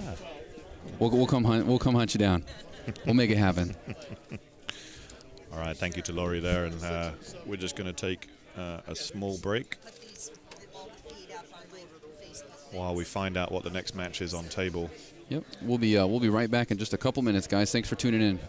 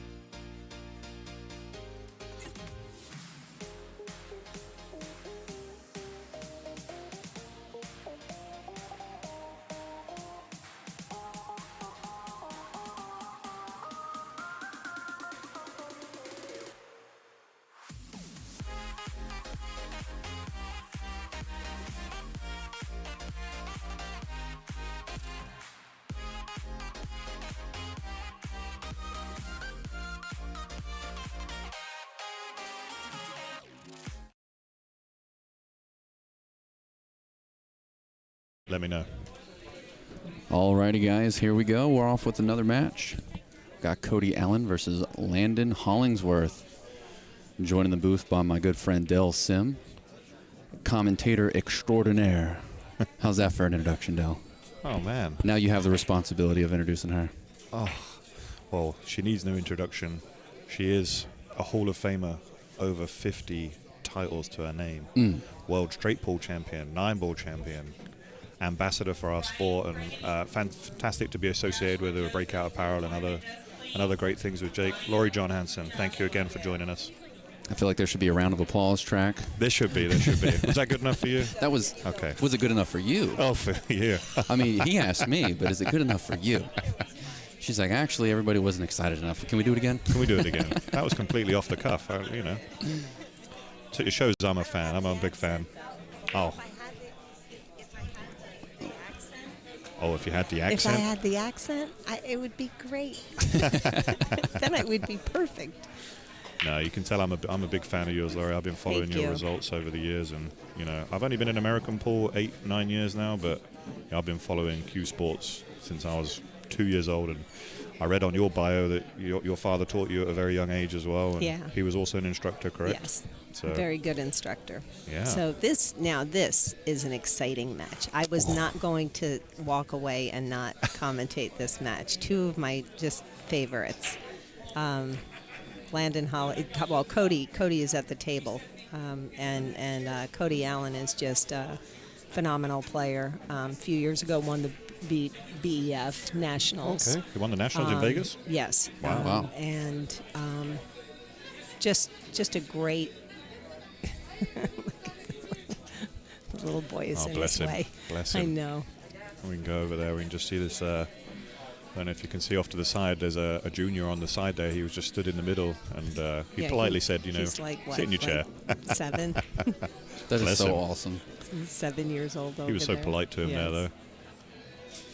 So Cody has a really nice game and a great, more importantly than the game is I love his attitude. He is so a gentleman from top to bottom, and I've seen some tough things that he, you know, I watched him in the BEF that one year, and you know, it was he impressed me. He impressed me so much that like I became like a little fan, you know. I was like, I said, I'm a Cody Allen fan, you know, because of his play, but his attitude, his temperament is just around beautiful. the table. Yes. He has that champion temperament already. Yes. Fantastic. And that's what we're breeding here, you know. That's what we're hoping for. The Wow, what a great save! Beautiful shot really there. good shot. That really was. Yeah, I mean, Landon's here to play. Oh, he is. You know, Landon Hollingsworth. So he's from South Carolina, around where I'm from. I gave him lessons for about a year. Wow. And worked a lot on his mechanics. And he is a little bit of a showboater. Oh, I like a showboater. Well, little after my own heart. But sometimes it's, you know, like he does like so much. His body like tells it all, you know. So I love watching him play. He is a definite character. So he has some flair and some style to his game. Yes. I like a good mix of both sometimes. I was saying this earlier. I like a good mix of robotic mechanics, but also that flair and, you know, that fluency that we've come to love from the Filipino players. Is so far distant from snooker, but they can still do everything they want with the cue ball. Exactly. And I love that. I love that about pool. That's what attracts me to it. So I know that's very exciting. Everyone's different too. You know, everyone has a different style, and you can't take someone's style away from them. You have to learn how to teach through it, unless it's just wrong. Once in a blue moon, it's just wrong. I mean, I wouldn't want to give this kid a Red Bull. He is energized, man. He is very energized. Wow. I like that kind of like extremely focused and that more of a laid back. Yeah. Alrighty. So just a simple out here. What do you think? Just a stop shot and then get down low. I mean, that 8's kind of sitting funny. You want to get low on it, right? Oh, I jinxed him again. That's one each for me and you, Laurie. Commentator's curse. Yeah, keep the streak alive. That was an interesting miss. That looked. I First rack nerves, you think? I don't know. I mean, I either saw something different. It looked like it was going in. Like when it didn't go, I was like, huh? Just playing like that stop shot. Sometimes you can hit that near knuckle and you don't. A lot of people, I was always taught to. Wow, this was a shot and a half. I was always taught to aim for what I call the meat of the pocket, rather than the near knuckle, and that way it's far more accepting. This isn't an easy shot. I don't know if that one's gonna look at that. A different table, different. If that's an older table, that's not dropping. But play the conditions. The best players adapt to the conditions. Absolutely. You can't complain about conditions. You need to just adapt to them, and I agree. That's nice. Beautiful. Yeah, I used to complain a lot about that, but I think it was Appleton I heard once saying, the best players we all play on the same equipment. Yeah. And the ones that adapt fastest are the ones that are going to be here at the end. That's exactly right. Ever since I heard that, I don't complain about conditions anymore. You can't, because if a table is brand new and it's skidding for you and me and everybody out there. So you adjust. But understanding it a bit better, I mean, I must admit, hanging out with Earl and understanding what he was saying about humidity and room temperature and like if the ball's hitting long, if it's going short, understanding that part of the game is so big. It's huge. Yeah. It's huge, and you have to, that's why pool is so beautiful to me. Pool is a beautiful sport and very, very difficult because you can't teach someone. You can do whatever you want to do with diamond systems and all that other stuff, but there is no exact, because you have table. You can learn the diamond system and bank shots all you want, and then this table's going to bank short and this table's going to bank long. And if you can't adjust and know it quickly, you can't play pool. That's the element there. Quickly, you can't play pool. So the best players. It's exactly what Darren said. That best players adapt. Yeah. And you have to adapt quickly. You do. Yeah. Otherwise, you're going to get left behind, right? Yeah. Just going to cut this on the side. Come right up for the 3 ball. He really did hit that. Look at this. Wow, what a bump. I don't think he meant that, but he got away with it. Yeah, I was going to say, I think he really got away with that. And he's caused an issue. You ever tried to punch through a ball and try and control the cue ball? He's going to have to go through the 7. I think he can. I think if he hits... Yeah, like that. That was always the danger of getting hooked on it. I didn't think that they were going to stick like that. But either did I. I didn't see that at all. I saw it separating, and maybe that's... maybe that is the cloth or, newer conditions. This is an interesting way that he's going there. He went the other side and back. Wow. Ooh. Oh, baby. Now, let me just tell you, anybody who I teach at home in South Carolina, adults too, that's how you kick a ball.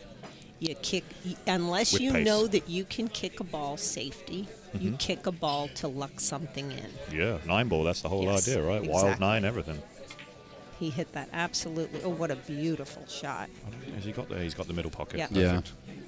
Well, I feel like sometimes it exposes somebody's level of understanding in the game if they're complaining when someone's kicking and getting lucky, because they're like, "Oh, you just got lucky," and it's like, "Well, but that's what it's literally what the agenda was." Yeah, you're right. I come and just float this one rail, a Oh, little he bit of over- outside. Ooh, Perfect. I thought he overcut it. I thought he did too. We were both feeling the anxiety of it. Just as he slots this one in, let's just bring up this replay. This was the key shot of the rack, exactly how Laurie mentioned there, kicking at this with pace. Yeah, this is, obviously you're not looking to do anything but possibly luck something in. I mean, Loving this instant replay. Now I love this shot. I love the shot on the 4 ball, or the... Brought to you by whatever the fall was. Yeah. Brews Cues on the Boulevard, sponsoring the instant replay today. They've done a fantastic job, and staff are really looking after us today. Yeah, I mean, definitely, shout outs to them, being able to accommodate and be flexible with us, having to change venues at the last moment. That was pretty interesting, but we pulled it off, and we're here, and things are going great, so. He's got that wing ball wired, hasn't he? And he's just a little unfortunate there. Oh. A little trickier now that the 1 ball fell, but. He can move the rack. I mean, you're good. You want to do it, or do you want one of us? Do you want to call a referee? Yeah. I'm going to call a ref over real quick. Okay. I'm going to use this moment to take a bite of my chicken tenders. Absolutely, mate. Don't go far, though, because you're the tech man. You're right there. Me and Laurie, you know, both of us in the booth alone. We're alone now. We're going to have to do there's all these buttons to press. Oh. He cuts me off all the time. He does. Whatever. He's just a tech guy. We leave him to do his thing. I love Josh. You know, and I don't know if you know this, and you know, there's, you know, I'm very impressed right now that Cody. I was not expecting him to be here. Okay. I don't know. Gene Allen, his dad, is Jeanette Lee's fiance. Ah, okay. So that was going to be her. That, you know. Stepson. Yes. And so, fantastic. Yeah, but the bad news with, you know, Jeanette and it just breaks my heart, you know. The fundraising is going fantastically for it everyone. is on Sunday on my Razzle. Yes. Everything that I do on Sunday goes to her GoFundMe. That's amazing. She's well over 100,000 right now. Right, great goal. and should be in. You know, it's just I'm just impressed that Cody's here. You know, I really am. Like I just. And he's focused enough to play, and you know, it's yes. Sometimes pool can be it can be somewhere outlet. to break out to. Yeah, exactly. And somewhere just to channel your emotions and think about nothing else. It's exactly. It's been great for me over the years like that. So I'm impressed seeing him, you know, play and concentrate and, you know, do what he needs to do. As I know he loves Jeanette, you know, and that was a great shot. That's a great safety. You know, the juniors really need to take heed when you learn how to do a safety like that and control the cue ball. He's put him in the hole there, and we're just going to have a look at this jump shot because he's going to be very elevated coming over this ball. Let's just have a look. Using short cue, I believe that's a Predator Air that he has. Mm-hmm. Now, do you teach jump shots as well? Well, yes, but I have, like, at the store where I teach, Sammy Jones, who's my ex, but my kid's, you know, dad, is one of the best He's the one who started. Oh, he made a ball too. He lucked one in. How often does that happen? Do you ever get to that? I don't think a lot with the jump shot as much, because you're looking to, you know, possibly just make the ball, you know. So unlike a kick shot, I don't think lucking in a ball happens as much. But again, when you leave the table, whether it's a good safety or not, you left the table. Yeah. And so anything that happens from there is pool. Yeah. You can get mad, you can scream, you can get frustrated. I like the way you put that. But it's pool. It is pool. Yeah. You're right. Yeah. It's pool. It's not it is what it is. It's not, you just got to, it's just, hey. You have to accept it. That's pool. If you can't accept that, you don't accept pool. Yeah. I mean, really, well, it's a bold statement. I like it. You can't, if you leave the table, you're not at the table. I mean, it's out of your hands. You relinquish your control. Yeah. And I think we're at 1-1, Josh. I apologize. I know you stepped out for a second controlling the score there, but we are at 1-1. Well, I mean, I did mute a Hall of Famer, so I can forgive you for not, you know, plugging in the score. I knew I was muted, too. I cranked down the wrong headset when I took mine off. Forgive me. Forgive. This is a touchy little shot. Do you like drawing up the table, or do you like to punch it into the rail and back? I think I would draw this. I'm a good slide drawer. Oh, I like that term. Good slide draw. We'll come up with our own terms. Slide draw. I do it well, you know, and other people shoot different shots, you know. That's the only danger right there. You gotta make sure you hit it off the rail. Yeah, you gotta make sure you hit it hard enough with enough spin. Off the rail. Now the key for this is not to overhit this, right? Just try and get close to the side pocket so that you have an angle. You can make the shot. It's a. Got to hit that good, right? What a shot! Keep going deep. He kept going. Ooh. That's unbelievable. You actually overhit that ball. Wow. You know what I like about it? You can kind of see him off camera, but I like the way he's dressed. You know. Oh, I was thinking about that earlier. He's got those polished shoes on. He's got his sponsor patches on. I love that. I think that's his like dad. That's his like motto right there. He's so proud of. Yeah. He was so proud when Predator picked him up. You know, or sponsored him. That. And I think he wants to be. This is what he wants to do. And. He plays the part. I mean, he just does. He does. He's got the belt and the. He's a fun kid. Should we tell them it's 2 at the back, or it should be 2 at the back? But I don't know. We're not here to flag that, right? I mean, not through the stream. I mean, no. Yeah, we don't ever interfere with the matches. No, we don't. That's right. But going back to that point, some of the best coaching I ever got was to treat pool when you're at the table. It's like an act. So if you dress the part, you're also playing the part, and that's engaging your brain to then go into that role of the pool player. And it's a very good way of focusing yourself, and that's why I always pick up on guys that are dressed well. They got their shirt tucked in, they got the sponsors on display, and I like that element of the game rather than I'm wearing cargo shorts and my flip-flops. There's the push out. I can't play in flip-flops, even in practice. I can't play in flip-flops. I almost broke my foot or my body the one time that I played, because while I was walking around, the flip-flop flipped under and I fell forward, and I was like, I'm never playing in these again.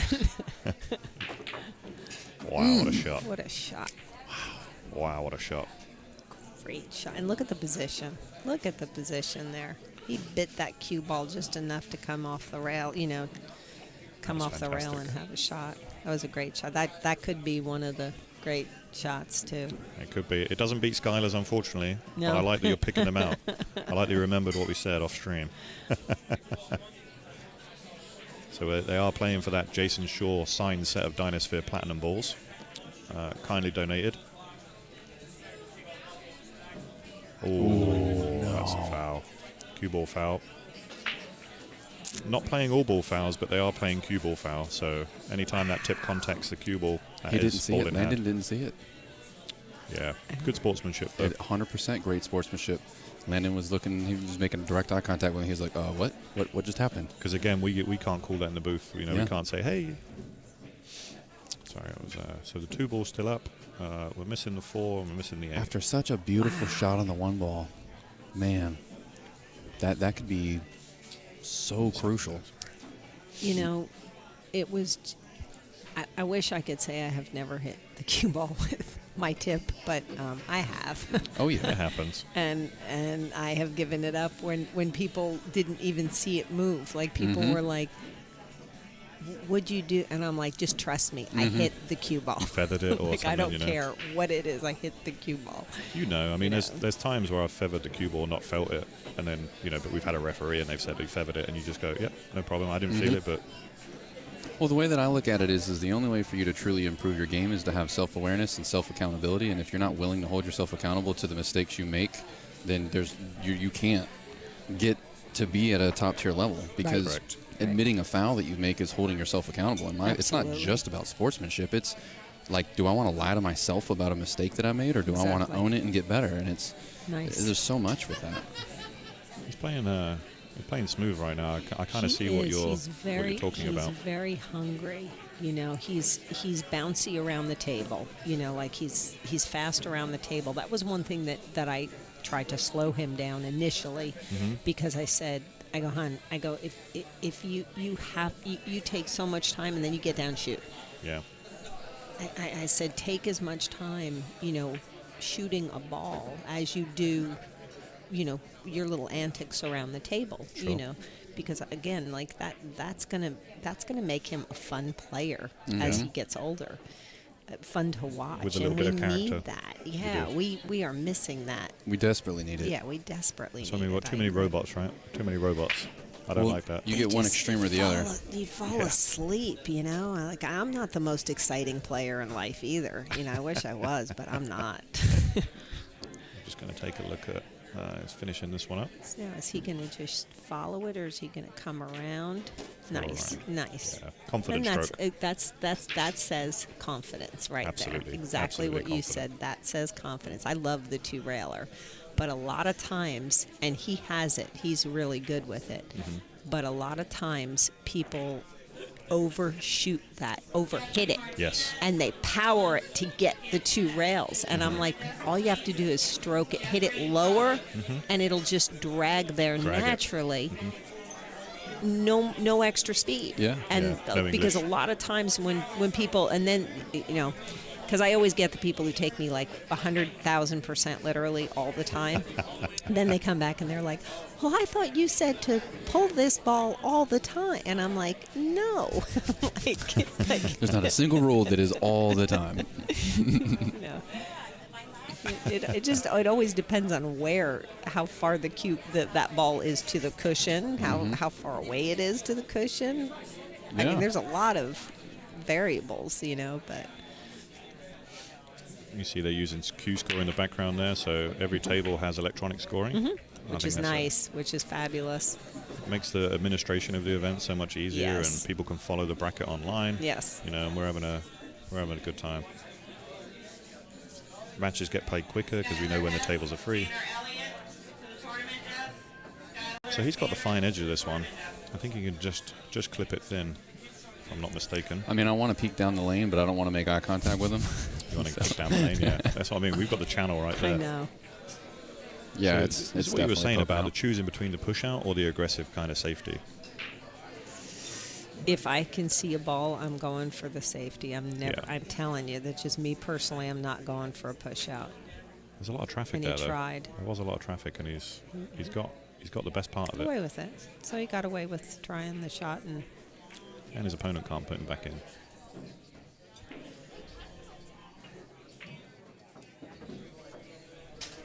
I think both players playing with the AirPods as well, so they're sorting out their own music. Yeah. How do you find that? Do you like to play with the music in your ear, or do you I find it don't know. disrespectful to your opponent? To me, it depends on who I'm playing. Because me personally, I'm not offended if you want to wear, Yeah, sure. headphones and do whatever. I feel like it just lets me focus on me because I don't have to worry about you trying to talk to me or any of that extra stuff. And so I kind of like being able to focus on my game, but I also get the other parts of it. I feel like you lose some of the what intimacy. a great safety. He just married that ball. Do we see this, guys? Let's have another look at that. We managed to capture that shot. What great vision just to tuck this behind. Safety. 3 rails. Look at how pretty the stroke and the speed. Wow. He got the 2 ball so far away. He controlled both balls there. Fantastic. And One thing that I try to teach when I'm teaching is don't play both balls because you will fail on both of them 90% of the time. Make sure that you play the cue ball or the object ball. Yeah. And concentrate. Don't worry about, because I tell them, if you do what you just did there, like if wow. How did that go? That just jumped right off the table. Yeah, he just flew it off the table. If so Landon hits the shot, he hooks them. Doesn't matter where the 2 ball went. Yeah. You worried about the cue ball, you froze, you kissed it, married that 5 ball, I mean, so. I agree with you. Same element, go for 2, miss 2, go for 1, make 1. Yeah. Yes, yeah, I like what you said there before, yes. Yeah, I try and simplify as much as I possibly can about I'm this going because to the game remember is that simple. in my ear while I'm playing. Go for 2, go for 2, like with the accent. Yes. though. Yeah. I'll get you the sound bite from the stream later. A bit cheeky. There you go. A cheeky tickle, that's my next one. This is a cheeky tickle around 2 rails. Because it's very tentative on the 5. There you go. Cheeky. Oh, did he get there? I think so. Look The at 6 is that. waiting. 6 is waiting for it. He said the 6 is waiting. Just this one's another nudge. Just give it a nudge. Not Pause a pop? down. Not No a pops on this pops. one. Just a nudge. No rail to pop. A cheeky nudge. You can use the 9 for position.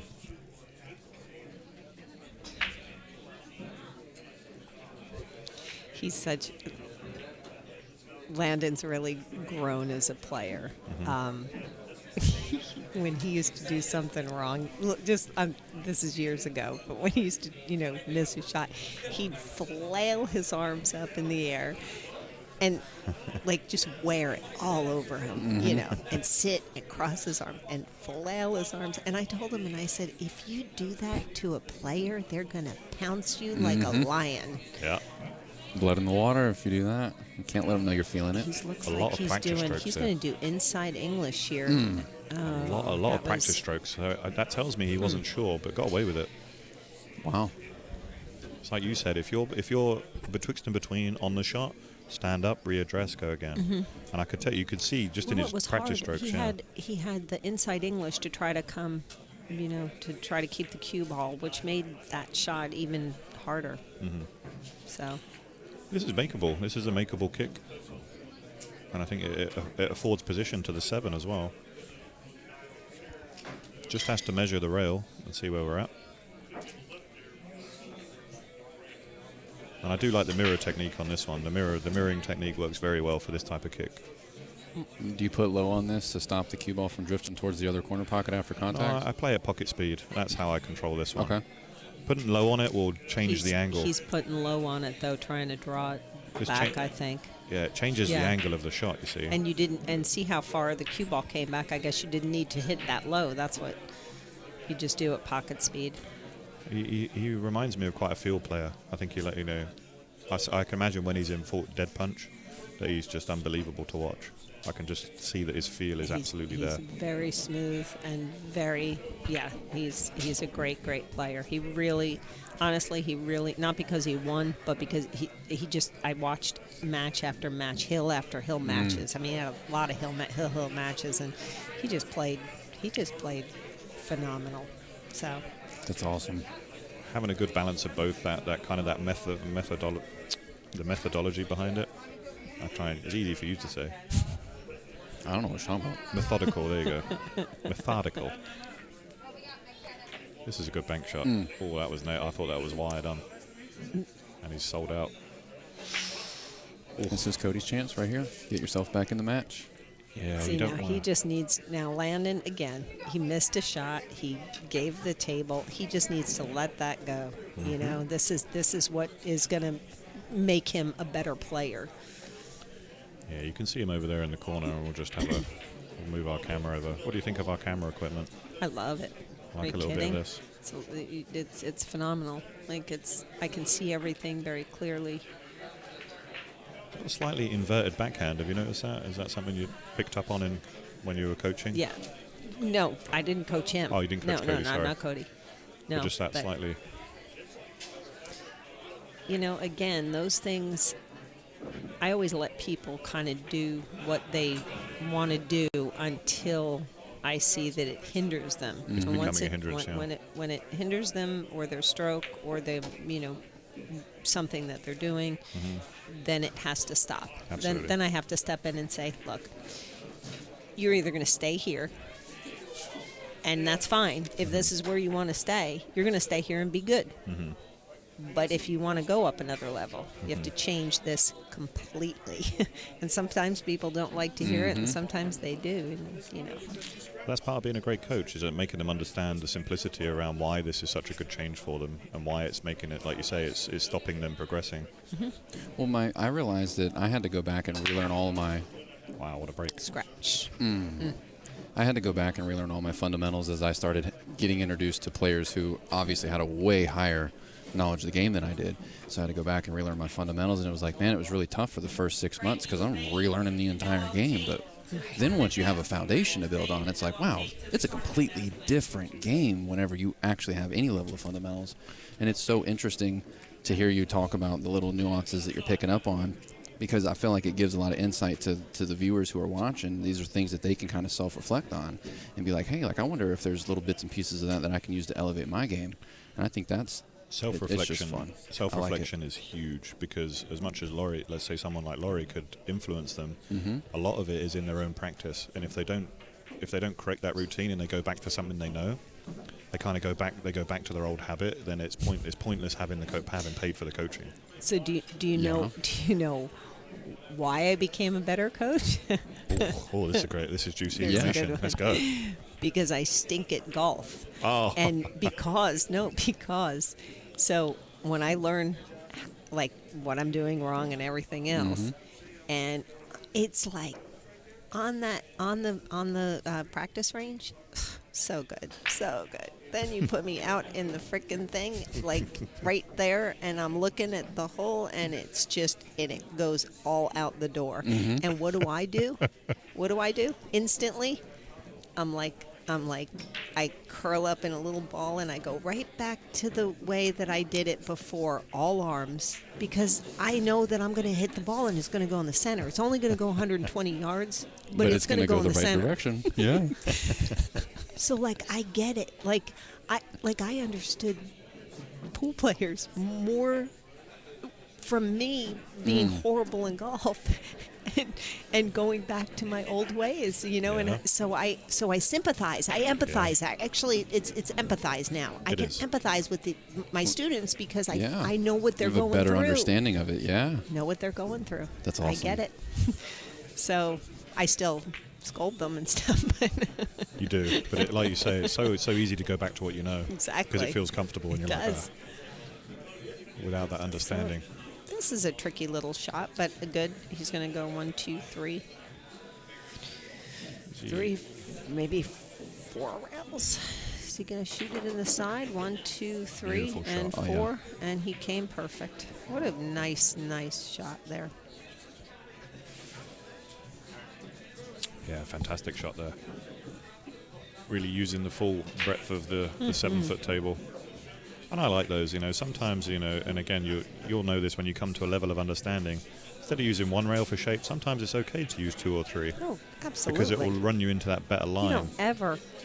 So growing up on straight pool, I was a slider and one railer, right? Yep. And that was it. Especially back then because we had Thicker mud cloth and carpet mud cloth. balls, right? And we had horrible equipment. And so, not horrible, I shouldn't say horrible, just different, just slow. So you really, to go 2 rails, 3 rails was just not an option. And then when we changed to the cloth, the faster cloth and stuff, and my ex, who's still my coach today, Sammy Jones, he would say to me, he's like, man, you gotta learn the rails. He goes, you gotta stop sliding one rail. He goes, it's gonna make your life so much easier, And when I started doing it, I was like, oh, you don't even have to do anything. You just hit it, and it just goes like right. And he's like, yeah, Having the confidence to overplay a shot is so much more important, especially if you're feeling a bit of tension. You want to let your stroke out, Yeah. It can really relieve some, especially, rather than playing a delicate So kind how of would you stun. shoot this shot here?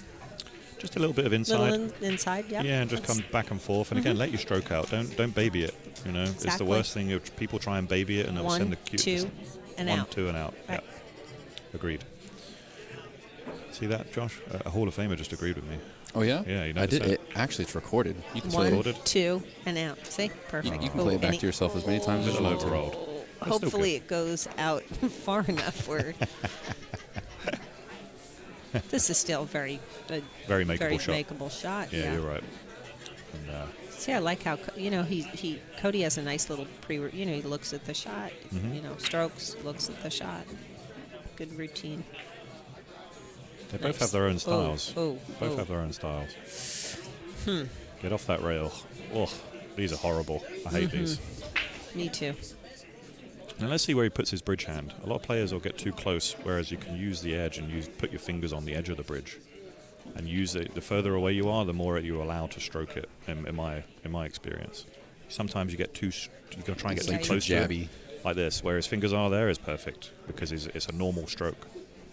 You allow the cue to get through. Noses is an important one. This is to tie it up.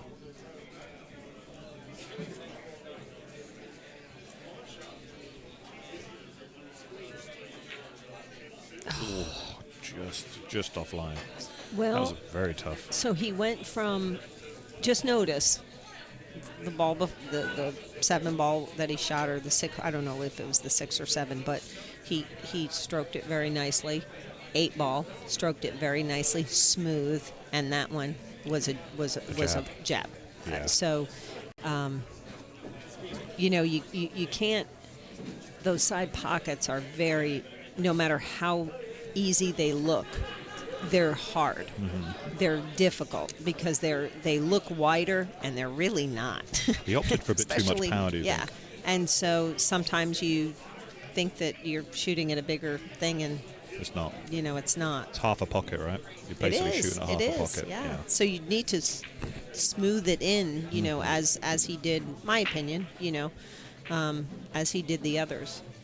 Now, this might be an ignorant question for me, but whenever you're analyzing the stroke and you're noticing the differences between how smooth it is, are you watching the tip of the cue, or are you just watching his backhand? Like, what part stands out to you whenever you're watching it? That he came so far past his stopping point and pushed through extra. That's what I noticed on him just now. That he pushed through. It was just a little too much, and he didn't need to do that. Yeah. Which, here's a great reality about our sport.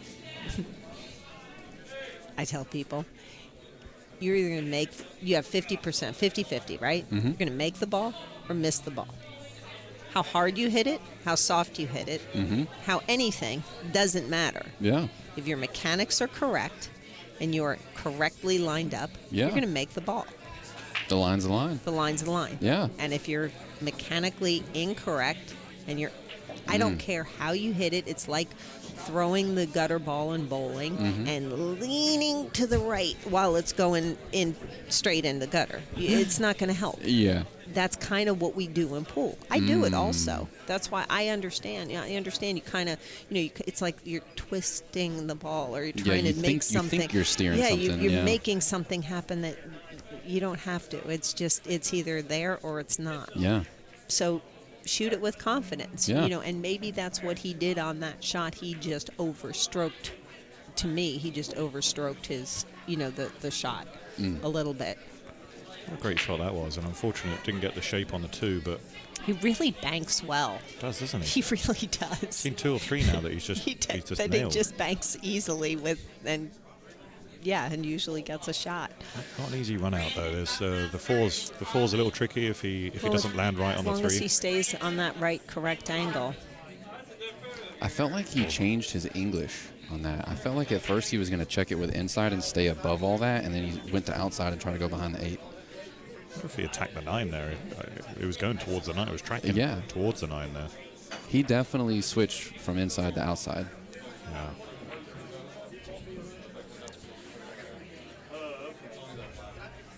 Very nice. What a shot. Speed. Look at the speed. Good speed. The little bump slowed it down perfectly. Yeah, this is tough now. But he's got a bit of insurance with where the 4 is. It might not be the end of it, because I don't think the 4 goes by the 8. You think he's got 1 rail there? Yeah, he's got 1 rail.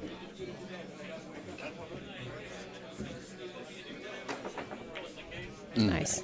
Great kick shot. Yeah. It caused a lot of separation. Wow.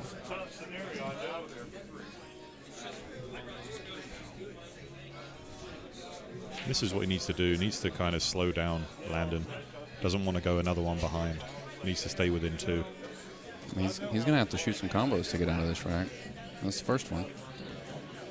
Yeah, he knows. He's going to try and disturb the 4 here, and I'm not sure if he needs to, but I think in his mind, if he bumps this perfectly, he's and he's a straight pool player. Yeah, I was going to say if you bump it and but it's tough. It's a touchy. I'm not going to say it's right or wrong or anything. It was almost beautiful. A little bit more on the inside, and he's perfect. So. Just a little strong in the pace. Even if he had contacted it, I think the 4 might have come on and he off the rail. He just needed to actually just bump it. Yeah, that's what I mean. Just a tiny bump. Gentle nudge. Not a pop. Not a pop. A gentle nudge. You from North England? No. You've developed an accent. A regional dialect. Now it's completely tied up. It doesn't go anywhere. The 4 ball. Mm-hmm. So looking for a safety, I think. Maybe 2 rails behind the 9. send the 3 up to the top rail. It looks like to be what he's mirroring. Great shot if he can pull it off, but I think I'd rather bring the cue ball behind this wall where Yeah. I've got more traffic rather than trying to control it on a single ball. See, here he's showing his methodical side much more than I think Cody would get down and stroke it and kind of trust his feel.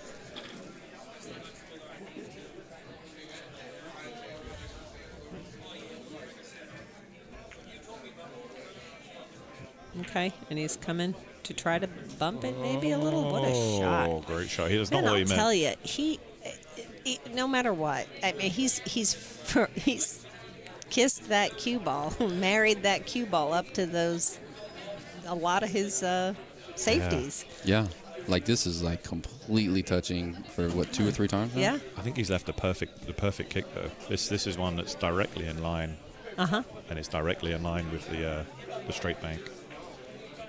He just played it soft. Yep, two. He had some running on it. So the softer you hit those shots, guys, whoever's watching, the wider the angle comes for the cue ball.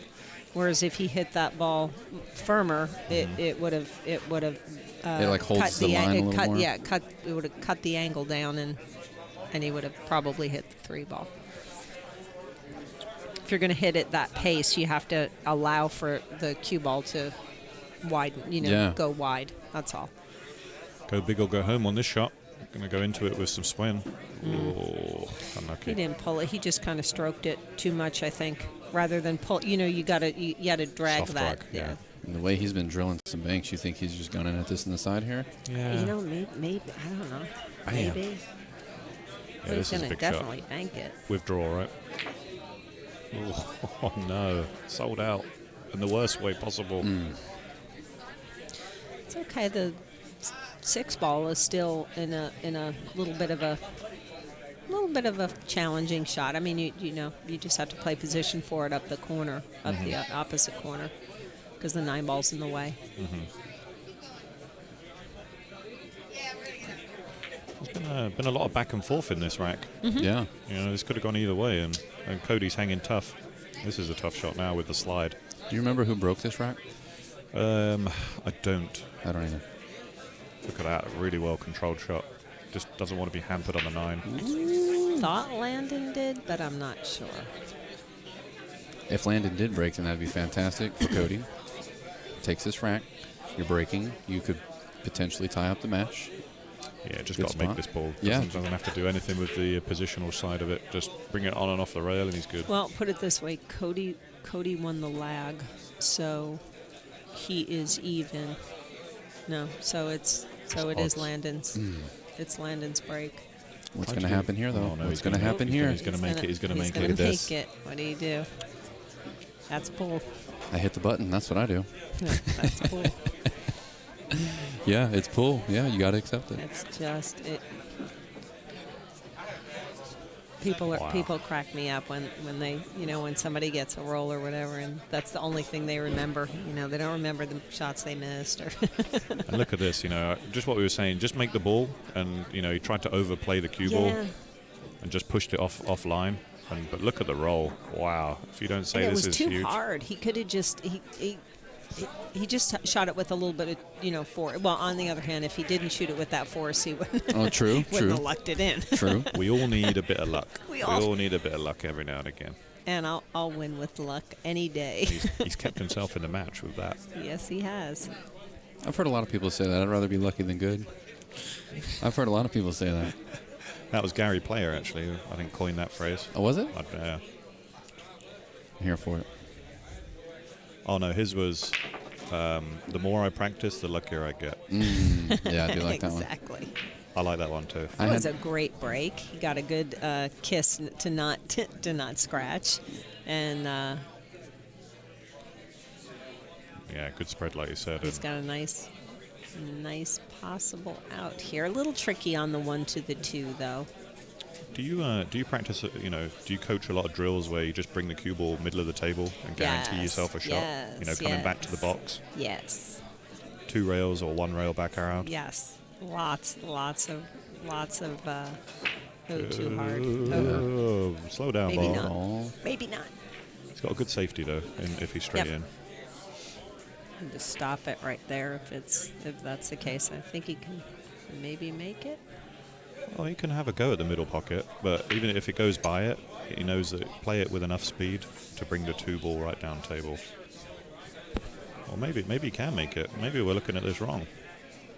I think he's got the gap. I think he can make it. Wow. Come across. Wow, great shot. Great shot. What a great shot. See, didn't overhit it either. Just, because the 3-ball, where the 3-ball is, you don't have to do anything really with the cue. You just need to make the ball. Smooth. Yeah. Just like Josh's voice. Jake's got the sultry voice. Yeah, he's got the. Oh, Jake has the radio. Yeah, he really does. He has that radio voice that the low, sultry. The low rumble. Yeah. I can't wait to play this. Tuning into the Soul Train. I sound like the nanny from New York. I'm almost as bad. I'm like, oh my God. I sit there and I listen to myself sometimes or hear myself talk, and I'm like, oh, turn it off. I can't stand it. He's on the in-betweener here. He's going to draw this, but this can go wrong. Yeah, very nicely played. What a smooth stroke. Ooh. He hit that good. Same shot. Very nice. Yeah, take that thing off. Yeah. Yeah, some players play it, some players don't. We've noticed it hasn't interfered a lot, but it's in your head really. It is. You don't want to shoot over it. I don't want to shoot. I don't want to shoot over anything. I don't care what it is. Yeah. So when I'm throwing balls up at the house, I shoot over it all the time. But if I'm in a tournament, I definitely see to take it down. See, I really like, take heed, any students of mine that are watching right now, how smoothly he hits that 2 rail. He doesn't hit it hard. He just allows the cue ball to go 2 rails. It's very simple, but sometimes people overhit that so much, too many times. I just had a thought, and I do believe that I think Landon is now winning the shot of the day for me. With that, remember that 3-rail safety he played? And he controlled both balls so fantastically well. It was beautiful. I'm going to call that one out, and if you agree with me. Oh, I agree with you on that one. I think that is he kissed it. And he's just right up against the 9 and hooked him perfectly. Yep. Got the advantage from that. And good news is I got all of the instant replays. Yep. So it'll be we can filter through them. One. Yeah, we can filter them down. Was that a strategic timeout? I think he did. I think just a needed timeout. You're too sometimes, sometimes you just have to get your thoughts together and stuff, and look in the mirror and say, "What are you doing?" Splash of water, wash your hands. I say wash the bad juju off. Yeah. Wash the bad juju off. Wash the bad shots off. I like that. There you go. Just a mental cleansing. That's it. I'm going to forget about them. See, he's from England. He does things very nicely. I go in there and I scream at myself in the mirror. What are you doing? Get it together. Stop jumping up. I confuse everyone with the accent. Because I'm actually originally from Scotland. So Scotland? But I grew up in England. That's even, see, a little Scottish English accent. Little Jason Shaw, He put Scotland on the map. You guys need anything while she's here? No, I'm good. Good. Thank you. Water? Yeah. Water. Actually, just water with lemon would be great. That's what you say, water. Water with lemon. Pronounce our A's. Darling. So, and I'm so glad about this tournament here. Thank you. Let's thank Brews Cues for having it at the last second. Absolutely. MBQs for sponsoring, and DynaSphere Cup, and the DynaSphere balls, and we talked about them in the last match, and I love them. I really do. You're the same as me. If I'm not gonna the sponsors that I have, I approach them because I love the product. Yeah. And it's nice when it's that way around. You don't feel forced. I was going to say, Mike Serra tricked me, kind of. He tricked you. He tricked me. So I was in Chicago, and we went to play pool, and lo and behold, these balls were there.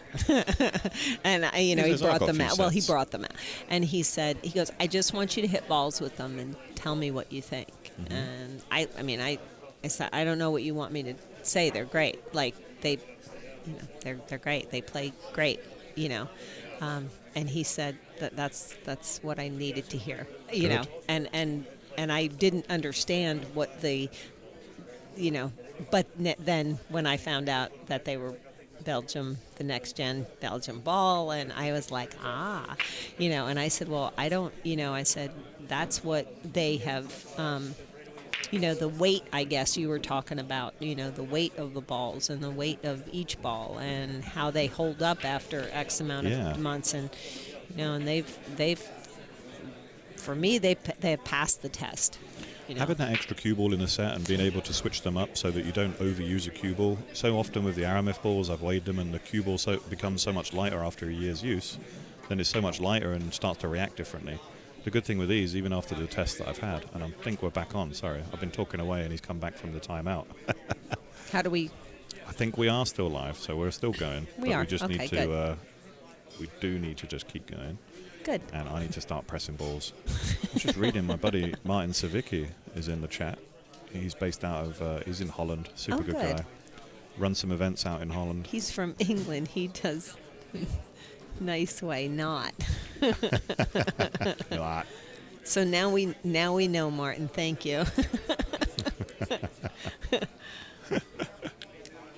Yeah, he's a real good guy. Does a lot for the sport in pool. Avid player, good friends with Alec lately. He just actually jumped up a little bit on that shot. That's got a little ahead of himself, right? Yeah. He just thought, oh, I'm out. Well, it's also, getting on the 5-ball was a little touchy. So I think he just maybe concentrated a lot. And again, not to give anyone excuses or what, he's going through a lot right now. So of course, I'm proud that he's here, and and I know his capabilities, and he's you better beat him. That's all I can tell you. Because he's a national champ already. How old are these two players? I don't think we confirmed. Below 18. Below 18, Below we know 18, that. yeah. And above 15. Yeah. We've narrowed it down just a little bit. Yeah, nice shot. I want to say Landon is 15 then. He's really? young. Yeah, he always looked like he was. Wow. He's at least 25. Yeah, he always looked like that. He just always looked older for his age. Because people were like, he's not under 14, and I'm like, yeah, he is. Yeah. Like, Well, it's not just like the look; it's the demeanor, the appearance, all of it. It is. I think growing the package up. Is there. Let me just tell you, I think growing up around pool, what a great. Oh, Stop. Gosh. Stop. Just keeps going on this. Wow. That's unbelievable. I think he can maybe English it in, maybe. We can't really see, but it's. Yeah. He's just putting a little bit of right-hand side. Can English it in, yeah. And the He side hit threw too it out. hard. Look at where it landed, though. Look at where it landed. Oh, no. It's on the outside of that point. See the English that he threw on that to turn it? Reversed it out. Reversed it out. Yeah. Wow. Popped it out there. And he didn't need to hit it that hard, I guess. Or maybe Maybe- he did, though, because you had to get around. Get the twist. You had to get that twist. That's a tough shot. Wow. What about this for a one-pocket shot? Do you think this banks in the opposite? Do you think this cross banks with a bit of English? Put lots of right-hand side and just hit it thin, graze it. I know Dennis or Colo could probably do it. Maybe not. Maybe not me. I can call it. I can't do it. Banking it where? In the corner? No, cross bank. In the cross bank. Yeah, so thinning it with right-hand side. Put some opposite God spin. bless you, Dell, if you can do it. I can't do it. That's what I'm saying. Can you? I'm asking the professional. I don't like never it. Never said banks were my forte. Looks like So he's is he banking banking it the other. it maybe in the corner or It's a good cutting two. it? Oh wow. He went for the cut. He went for Look the at cut. that. Wow. And he's going to be jacked up over this ball. Wow, this is a tough leave. Let's have a look. We're going to have the perfect angle here. We're just going to be able to see him elevated slightly. Let's have a look at his bridge hand. And then we get a good love look. the cameras. Oh no, he's managed to get a flat cue Just on to the this. side of it, yeah. That's good. Lovely transition from his loose grip there. See that? I'm telling you that the best thing this kid does right now is that 2-rail thingy. Yeah. He just hits it so. That's his shot, yeah. Oh, he hits it so sweet. And again, he's going to do it again and just pop it round. Very nice. All right. On the hill. On the hill takes up 6-3. Got to be feeling good about where he's at, but staying focused. We've seen a lot of people be on the hill and they start to relax. Yeah. You take that extra shot you wouldn't take, or you take that risk that you weren't taking to get you where you're at. So I had my nickname that I got from Steve Tipton, our older tournament director. He gave me the nickname Queen of the Hill. Oh. And the reason being is because he did statistics on my matches in the 80s and 90s, and he said, "You never won from the winner's side." He said, and not only did you win from the loser side, he goes, but you came back every time you were down like 8-1, 8-0, 8-2. You'd come all the way back on the hill, and your record was tremendous in winning. If you let me come back, you were going to lose. Once the momentum was going, like it was yours. It was mine. That is awesome. And so he named me Queen of the Hill. That's a very good nickname. Yeah. I love that. You never won you always win from the one-loss side. I That's always incredible. went. It scared me sometimes when I was on the winner's side because I was like, oh God, am I going to win or am I going to come in second now? Yeah, you can tell he's feeling it right now. He's picked up the pace a little. His stroke is nice. Picked I up don't the mind. pace. I don't mind if you pick up the pace. Just don't when you're shooting like that right there. He just make sure your ankles are correct and Push it on and off the rail. Very nice. Does it go? We're looking at the 6. The 7 goes by the 8 as well. Yeah, it goes both ways, so that's good. You can come 2 rails or 1. Right there.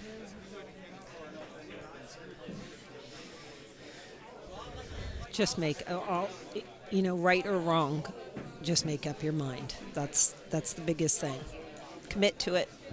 If it comes out short, long, whatever, just commit to it. Let's just see that 2 rails. Just avoid the scratch, right?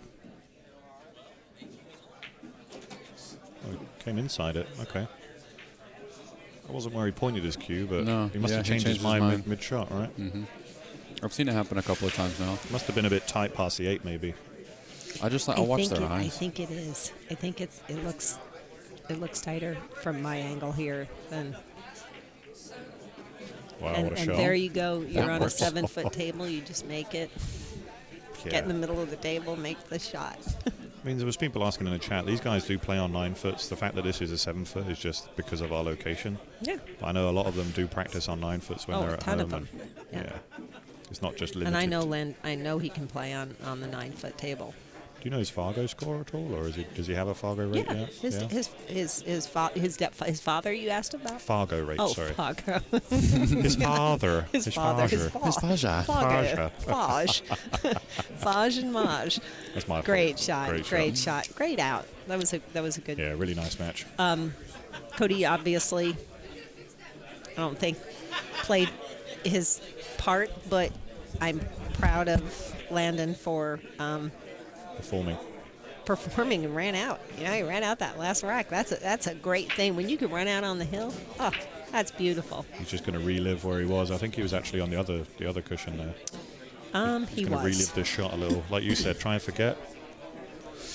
I don't know if it's it's okay afterwards maybe if you try something, but that's, you know, again, you can't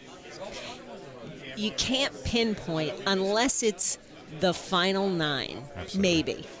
You can't pinpoint that to being why you lost. There's so many factors. There were games that they went back and forth. So, you know, this was a big game though. It was. I will say it was great to be in the booth and with it you was again. on the other side. His hand was over here on the other side. Yeah, so he was kind of stroking across it. It's yeah. And now do you see how he hit that? Smooth. Didn't overplay it, right? Yeah. He hit that one smooth, whereas the other one, it was more, you know, popped. Popped in. Well, I'm going to give Jake an opportunity to come back in. Okay, I want to give perfect. Jake a tug, and if you want to stick around, they'd love to have you again, I'm Okay, sure. well, thank you. Yeah. It's a pleasure for me to sit next to a Hall of Famer and another tick in the box for my CV. Yeah. Resume. There you go. I knew what you meant. Oh, yeah, there we go. Yeah, Give look him how a wave. famous we are. We're famous. Hey, everybody. Wave to everybody. It's myself, Josh Setterfield. Del Sim. DynaSphere Del, sorry. there we go. DynaSphere. I like DynaDel. I just like how punchy. Oh, punchy. I mean, look, he put his patch right there, and I'm like, you're definitely DynaDel now. DynaDel, I Right? love it. Now we get it. We'll wear a patch there. Thank you. I'll gonna just be take this Dyna off. LJ. Dyna LJ. Dyna LJ. LJ Dyna. Yeah. LJ Dyna. DynaSpheres. I'm down. I think there's a great nickname out there for everybody. We'll figure them out. We'll figure them out as we go. Guys, we're gonna get the next match set up. We've already got the players. We're gonna figure out who's gonna be jumping in and commentating with us. Thank you guys so much for tuning in. We will be back in just a moment, guys. Hang tight. He just gave him the knuckle and said, "Great match." He is good. He is my partner.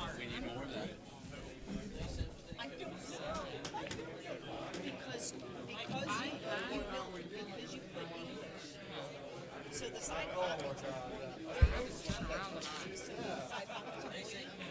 because you put Nelson, we were all like, but because you had to get in because you had to go around. But the English that you twisted that ball so when it did, instead of possibly going this way, Instead of rolling into the bag, it rolled out. Yeah. Well, I was gonna shoot the ball in the corner.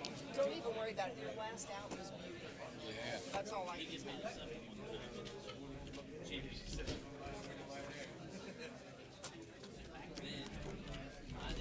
Yeah, your last out was stunning. So.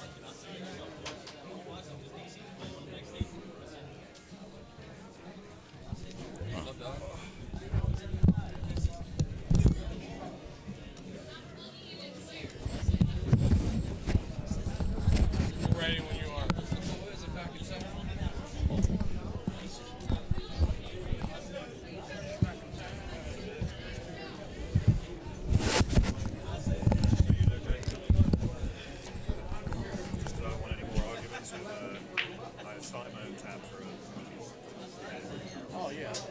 Outlaws. I get it, yeah. I got it. I got it. Because the same happened to me as happened to him last night. I went out to him, I said, you know, just ignore me. Right back. Like I wasn't there for it. Wow.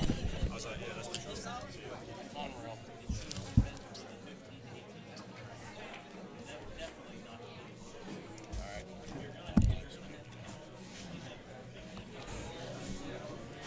All right, guys, we're back. Getting down here to the winner's side, we have Joey Tate versus Cameron Lawthorne. So excellent match coming up. This is Jake Lawson in the booth, along with my partner Josh Setterfield. How's it going, Jake? Man, it's been crazy. Like I've been getting pulled in all kind of different directions. Yeah, man, it's really exciting because a lot of our viewers probably know us from a lot of our live streams in the past, and I'm sure most of you guys have heard already. But just in case you haven't, we decided to host some amazing events, guys. Kicking it off with the juniors events here. We've been able to partner up with a couple of amazing companies, and the DynaSpeheres Cup was born. Just in case you didn't know, here we are. It was actually kind of cool because thankfully we had Dell down here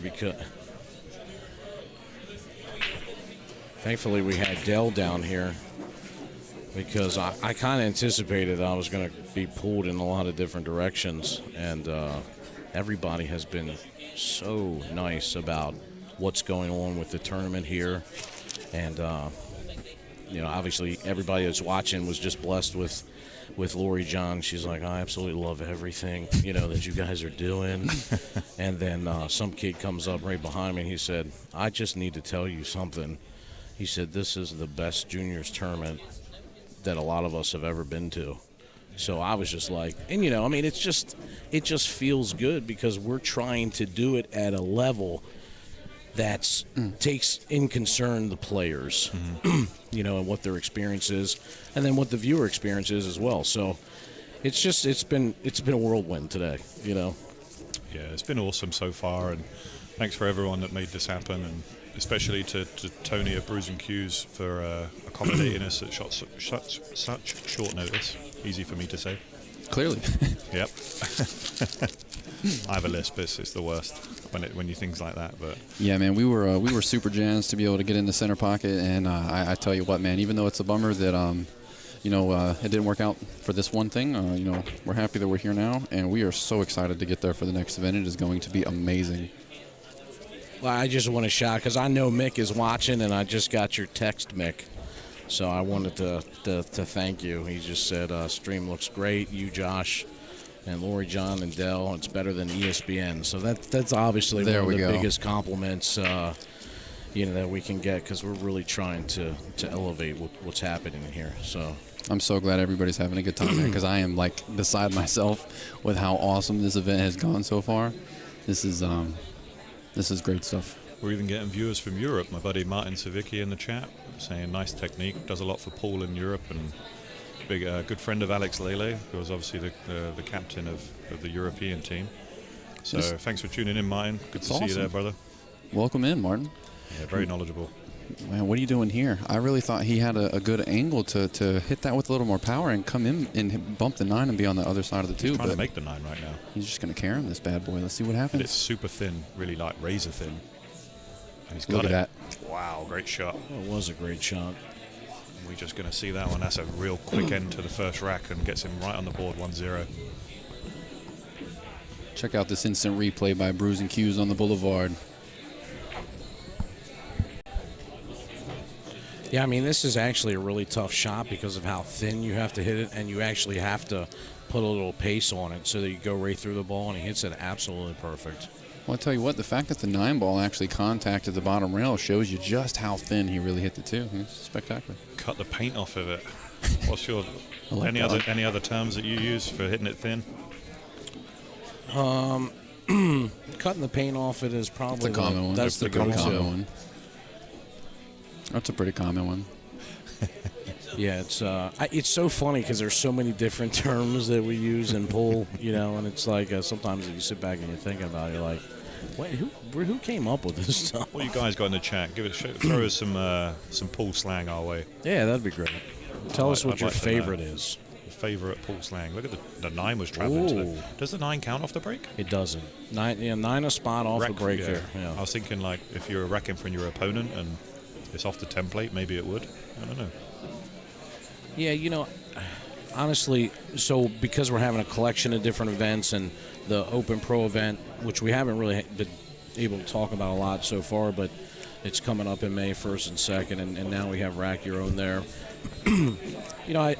I don't know what the real reason, excuse me, behind why we wanted to do, rack for your opponent. But I just think that it's kind of important because these are our junior players, to kind of instill this type of thing in their mind. It's okay to rack. Like, if the player's going to rack for you, he's going to rack well, just like he's racking for himself. And, because basically it's the sportsmanship aspect of it that we wanted to instill. So that's really the real reason why we did it for this event. Nice shot. He cut the paint off of that. There it is. And now he's got that thin little carom again here. Yeah. On the 9 ball. Man, that would be 2 back-to-back. I mean, I don't know much about this kid, but I'm seeing it there. And I'm looking at it and I'm thinking, man, what a beautiful stick he's got. Have you noticed that? He's got that Pachauer. Oh, yeah. Wow. And I've noticed he's wearing a Pachauer shirt as well. So I wonder if he's sponsored by Joe Pachauer and the guys over there. Wow, went right in. I mean, beautiful. His technique is beautiful. I think Martin picked up on it when he was warming up in the chat room there and just said, yeah, this kid can play. Oh, yeah, he Joey did say Tate that. definitely can play. Yeah. A little bit of the Jason Shores about him. Got that lefty stroke. Yep. Yeah, it does look familiar, doesn't it? It does look familiar, right? He's hitting everything into the heart of the pocket right now, and he's got a difficult transition here. This is a tough shot to play position on. 4 to the 6 being the key shot, and he's going to try and get below it and shoot it down table. Sorry, above it as we're looking. Keep it relevant for you guys. So this one, he's going to try and just draw it back 1 rail. May even go into it. May even actually go into the line. But what he's got to worry about is getting from the 6 to the 7. That's really going to be where he finishes this one off.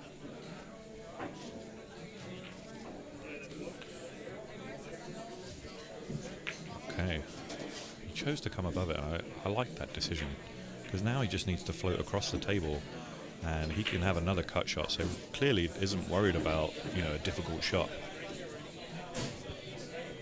Yeah, I mean, this is he understands that he's got to take the best possible placement here on the cue ball to even have a shot at making the 6 here. So he can come across twice, So you power this, play it maybe 1, 2, 3 rails and back. But he looks like he's going to play low outside. This is a brave shot. Yeah, he's got to be careful here. This is a real tough, touch shot. I probably wouldn't play unless I'd played 7 matches. Oh my gosh! How'd he hit it, bro? Good did he hit that? Oh my God! Great shot, and he's put himself right in the match here.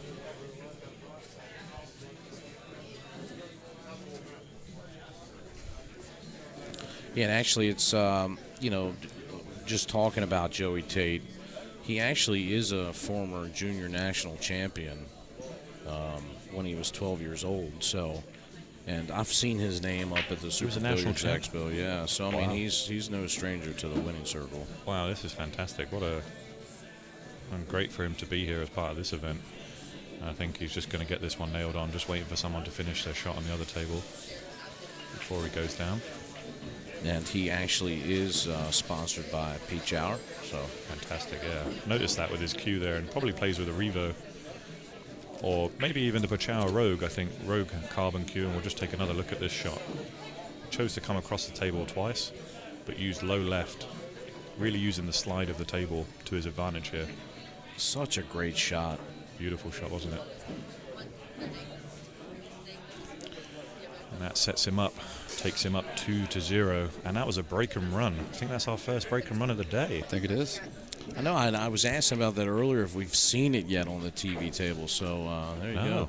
Have you zoned in on your shot yet of the day? Have. Oh, man. Me and it Laurie just picked changed a last beautiful- match. Okay. Last match, it changed. All right. Yeah. And it was a safety play, Jake. No kidding. And it was a fantastic 3-rail safe, controlled both balls, and went on to win the match. Was that when I was watching? Was that when he locked him on the 4-ball? Yeah. Yeah, that was a really good shot. It was amazing. Shot. Really nice break there. And of course, Cameron, who's playing Joey Tate, he won the Friday night tournament here at Brews Cues last night. Cameron did? Yeah. Yeah. Cameron looks. He looks like a bruiser. You sure he wasn't checking IDs on the front door? Yeah, he's. Wow, he's a big guy. Yeah. You can just see there. Look, that he dwarfs the 7-foot table. Look at this. That is a. I mean, I'm tall, but.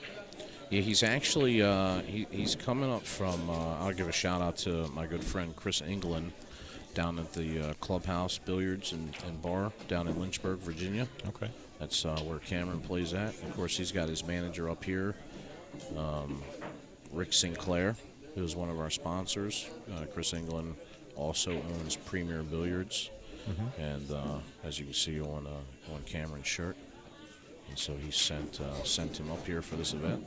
Fantastic. And we're happy. I mean, what a treat to see him play. He's been playing very well. This is still the winner's side. Yeah. And if he wins this match, he'll be playing for the hot seat tomorrow. And I think we have Nathan Childress is playing at the table next to him. And if he wins, it'll be Nathan and Cameron or whoever wins this particular match. So getting down. Nathan was on the TV table early on. You know, we witnessed his game. Fantastic player too. Very good kind of mindset. And you can tell the type of professional he is as well by the way he's dressed. Shiny shoes, belt buckle, you know. This was a nice speed control shot. Needs a little help. Is he going to get there? I don't think so. Oh my gosh. It just keeps rolling. It almost did. Good safety option though.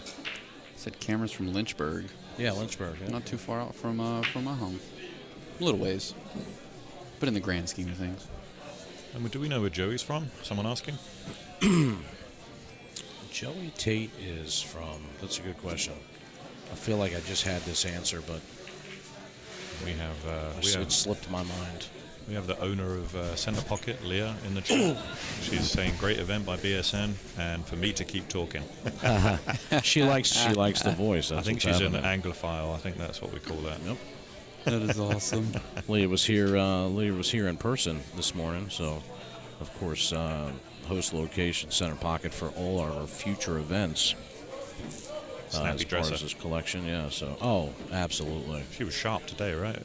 Full suit. I love it because I used to wear a bow tie like when I dressed up, and so as soon as I saw her and I saw the bow tie, I was like, oh, this is gonna be a match made in heaven.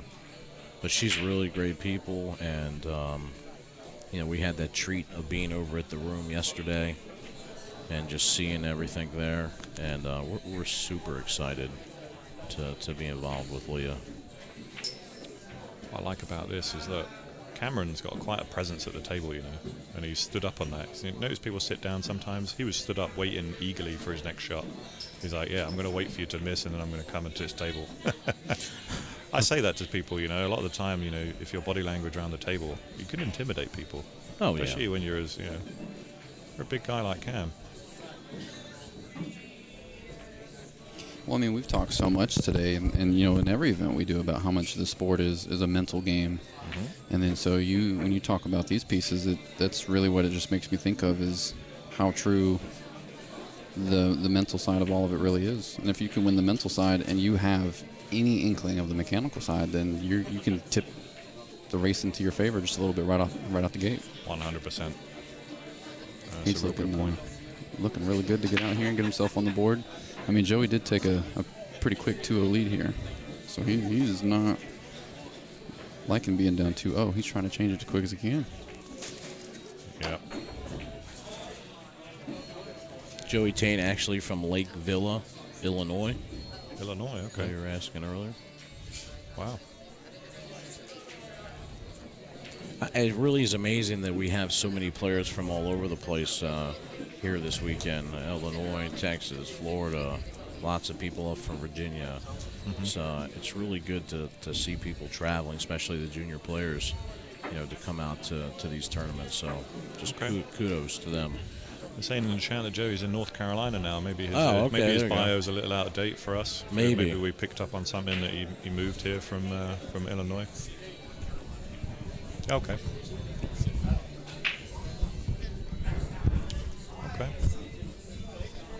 Yeah, we've got a very knowledgeable crowd, both in the chat and in person. I love that people listen in, even though they're here on the sidelines. They listen in. And I know it's funny because I was talking to a couple of people that have their ear pod in and they're listening to the commentary while they're watching. That's awesome. So I love that is great. I do that at tournaments as well. It's good to cover the TV table and see what's going on. Yeah, sorry. So my apologies for that. Right. So he's using an open bridge. It's the first one I've seen use an open bridge to break with. So he's clearly confident that he doesn't want to loop bridge or bridge off the rail. I don't mind the open bridge so much, especially on the 7-foot tables.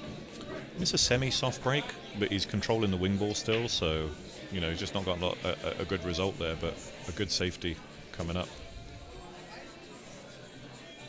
Oh yeah, he can just absolutely put him right on the 2-ball here.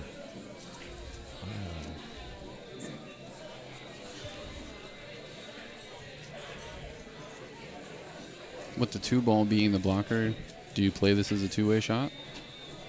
I do play it as a two-way, absolutely. The thing is like I can't control the cue ball and make the bank, so I just need to focus on one. Yeah, just make sure you lock this cue ball up, and wherever the 1 ball falls, it falls. But he focused and made it. Yeah, he focused on so you saw there was no making the safety bank. there, right? No safety play, banged it in. I absolutely love the aggressive play there. I think the music helped him there. This song really jacks me up when I'm playing pool. It's the perfect timing too. It's like where the song's getting it.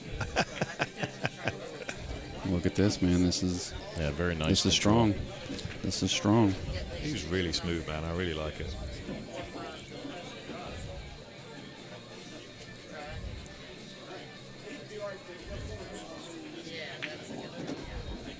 Needs to speed up a bit. Oh, good control. Yeah, he got there. Nice shot. I mean, you can tell that he is very poised, like even in his backstroke there with that shot. Very slow, methodical, wasn't very punchy. And, yeah, he's feeling good out there right now.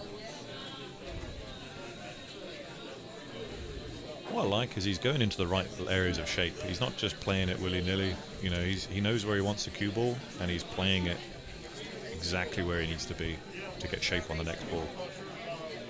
Yeah, this kid, he's impressive. He's left himself a perfect angle here for the 7-ball next.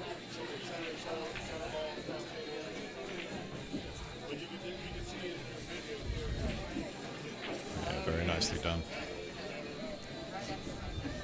Yeah, just get a look at that beautiful cue. I love the work that Pachow does. Very similar to Predator. I feel like it's an extra take on the Predator cues. Do you like checking this ball here, or you like on and off the rail, swinging around? Just draw it on and off the rail. Yeah. Leave yourself straight. There it is. Nice. And again, you can just float up the same side of the table as the 8. And again, that way you're not cutting across the line of shape. Maybe use 2 rails if you prefer. It all depends on his preference. Some people have a preference where they like to draw the ball. I just like to float this with high right and come down towards the middle pocket. Again, he's looking like he's going to draw it. It's all about preference. That's why I say there's no right or wrong way. Oh, no way. But I wouldn't have drew it like that. Yeah. There's no right way. There's no wrong way. But I wouldn't do it that way. Hey, it worked out, For love, but I won't do that. I like that. I do like almost going 2 rails at that shot, But I mean, there was no need to go so close to the, If you're going to draw it, then draw it 2 rails. Don't go 1 rail. especially when it's so straight in.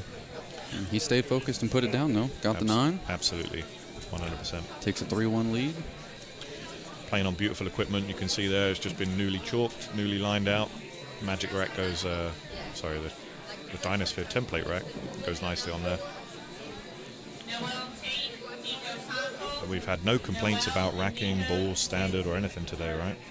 No. Yeah, it's been it's been going pretty smoothly here. So and everybody's has been just playing great and great sportsmanship with everybody. So it's very exciting to see this. Yeah, it's been awesome. So there we go, 3-1, and 2 break and runs now from Joey. If we didn't realize that was a break and run.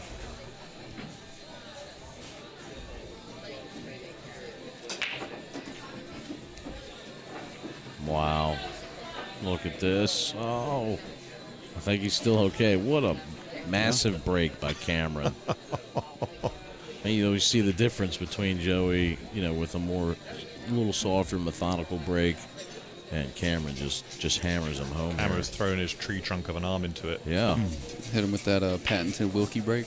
The Wilkie, that's right, combo. Just crashing him. I think hit it pure. Yeah. Literally he perfect. might beat you in an arm wrestle, Jake. Yeah, for sure. I don't want to do it. When do we start the players' auction for that one? Yeah, the arm wrestle auction.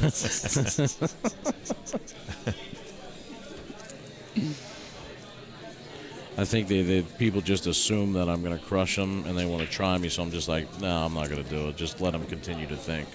Yeah, just let their imagination run wild. For sure, yeah. I don't need to get involved in all that. Nobody puts baby in the corner. Right. Wow, what a draw. Oh, my look at this. goodness. Look at this. Oh, we got so lucky. It worked That's out. great. It worked out. Wow. Sometimes you risk it for the biscuit. Left himself a nice angle, though. He can drift around behind this 9-ball and just bring it to the left side of the table. Anywhere on the left-hand side, he leaves himself a shot on the 5. Yeah, absolutely. Just missed the 9 and he's fine. Don't try and get too close to the 5 is more my point. I mean, if he's feeling really good, he could load this up with some inside and go 1-2 rails back down. Yeah, good, perfect. Yeah, that was a play. You don't want to be on the rail, but you know what? You're making this 10 out of 10. It's a 10 out of 10 shot.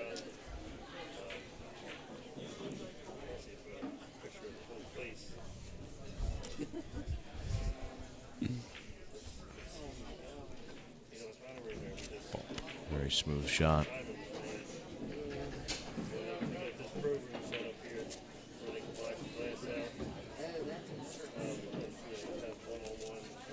So what do you like doing here? You like drawing into position here?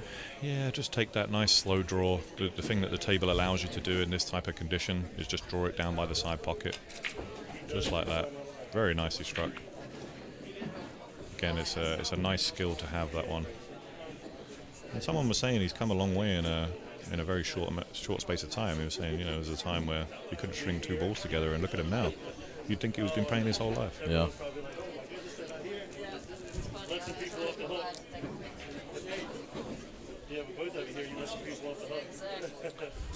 Okay. Good reset. Important rack.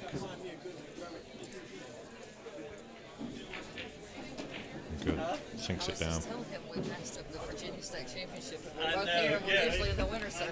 Cameron climbs back within 1.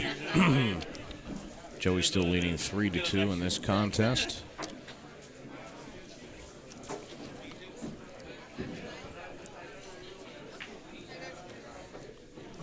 Digging that premium billiard shirt too. I love it.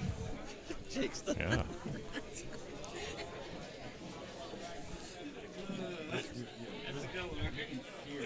We got old Wilkie outside the booth cracking it up. We have to get him in still. Yeah. I like him in the booth. Maybe we eat our food that's been sat there waiting.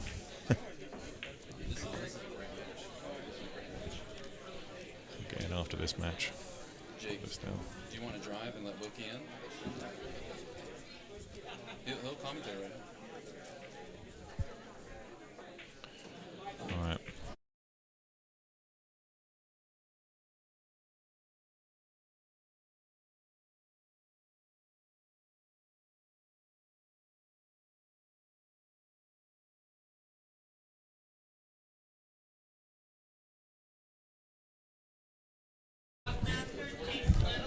Got a good little surprise for you guys we're putting in motion. Give us just a second, guys. Move a couple headsets around. We'll be right back.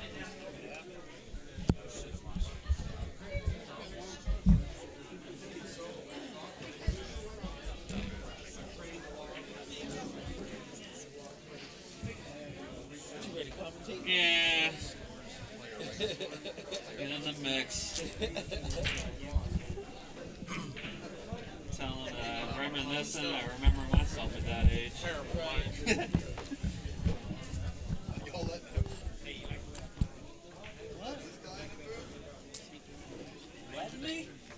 All right. It's been a long time, hasn't it? I know it's a small miracle what's about to happen right now.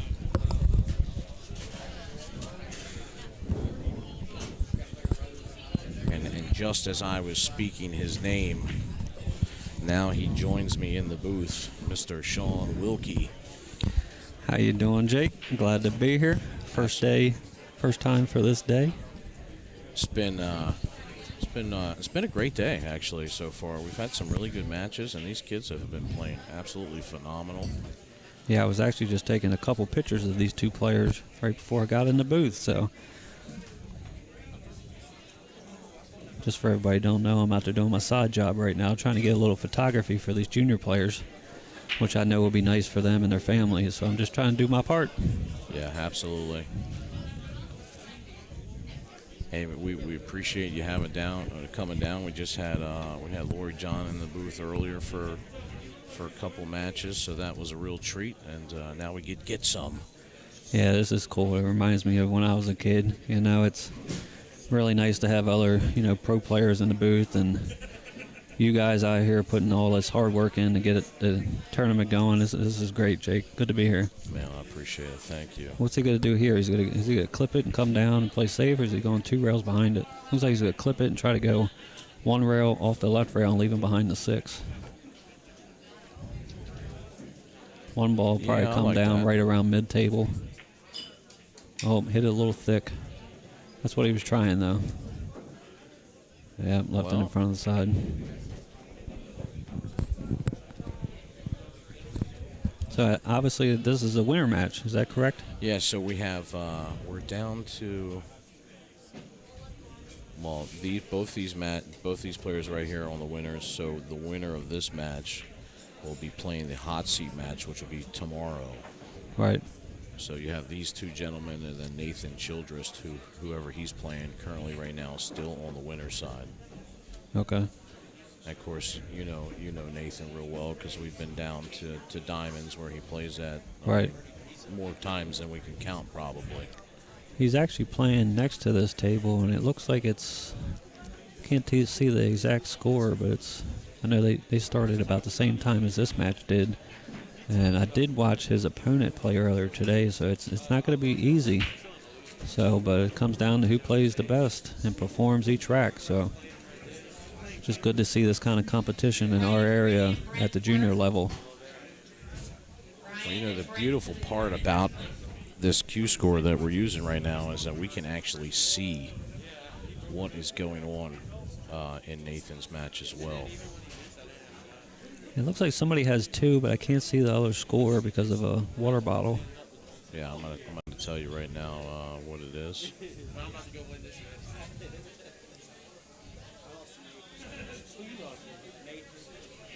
As they're speaking, Cameron's got the 6 ball. He can try to hold it with spin, low right, or he's going to have to go all the way around 2 rails. 1, 2, 3, underneath the 9. He's got 2 choices here. And he tried to hold it with the low right and overcut the 6. So Nathan is currently playing Landon Hollinsworth, and they are knotted up 3-3 right now. Oh, okay. So tough miss right there because he's sold out here now and giving Joey Tate an opportunity to extend his lead here. Yeah, it was one of those angles when you got to kill it because of where the 8 ball was. He couldn't naturally go 2 rails. If he bumps the 8, he might have hooked himself. So he was trying to just kill it, make sure he had a shot on the 7. Undercut it some, but This match is obviously far from over, but looks like Joey should be able to go up 4-2 from here. Yeah, I mean, nothing really difficult here to get out, you know. Yeah, he should just go back right towards middle table. A little bit short from where the cue ball is now. Don't get jacked up. He's okay. Well, he is left-handed too, so he's got to be careful with the 9 ball for his bridge hand. But a lot of times here, I like to remind players, make sure you bridge behind the 9 and have a longer bridge, because if you try to go in front of the 9 and you have a short bridge, your accuracy is going to be off. So like he's doing, stay behind the 9. Shot. Perfect.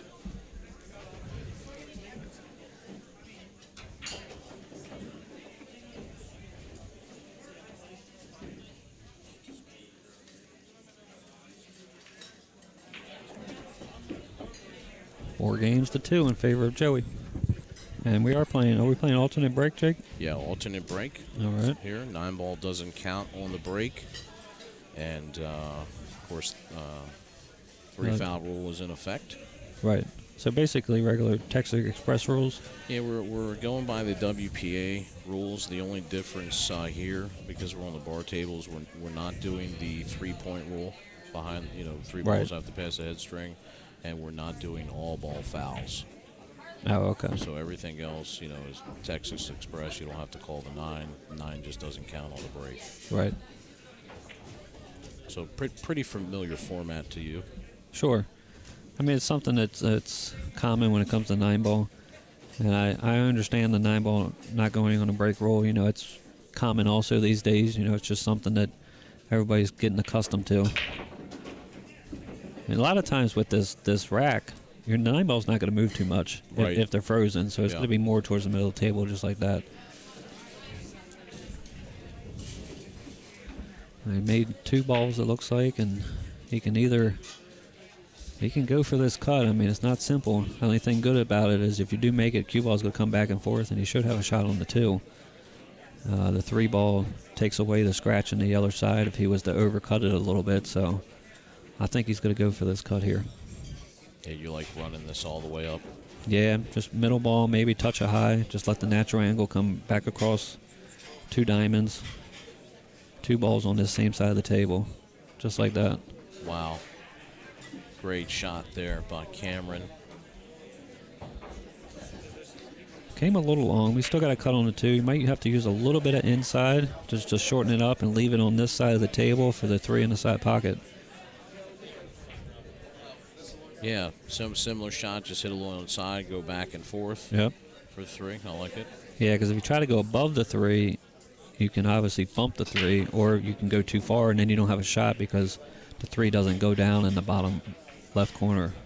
Yeah, see how I used a little bit inside to help check it up. I can't tell how straight in he is here. Can he force up table to get to the 4? Yeah, it looks like it, because the 3's so close to the side, you can cheat it a lot better that way if it's close to the side. Right. The only thing is, does the 4? I don't think the 4 goes past the 8, so he's gonna have to. It might. It's close. Or you try to come in between, aim the cue ball towards the 7, just like that. Just hope you don't get stuck on behind the 7. He got there. Unbelievable. Oof.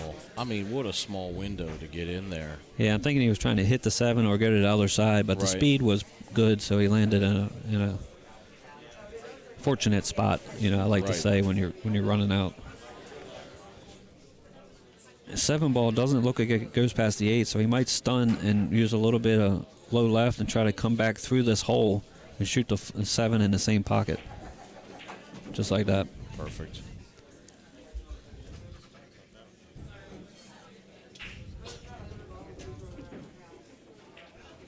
Yeah, I mean, absolutely. These guys know for sure what they're doing out there. Mm-hmm.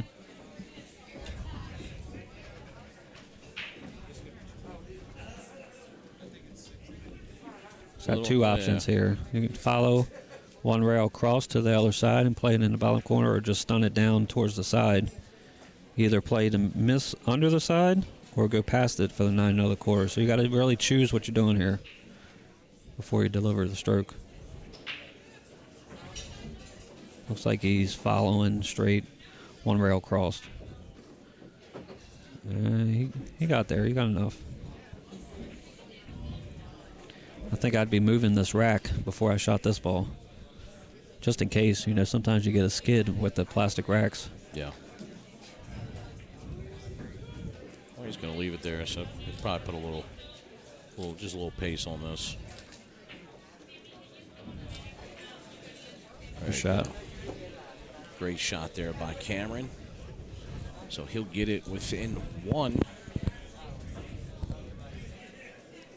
Man, this is so exciting to watch these guys. And we were talking a little bit earlier, and you were saying about it reminds you kind of when you were coming up, you know, as a junior. And it's, you know, even though we've seen a lot of, you know, junior players, it's right when they're out there playing at this level. I mean, you can just tell that the mental aspect there is. I mean, it's like we're watching. Sure. We're watching our future pros of the sport. Right. You know. Well, what's good for this generation of juniors is they have a lot of YouTube videos they can go on and see a lot of their favorite players and idolize them. And back when I was a kid, I have to buy VHS tapes and do it the same way. You know, it's just a different manner. But obviously the streaming and the quality is so much better these days.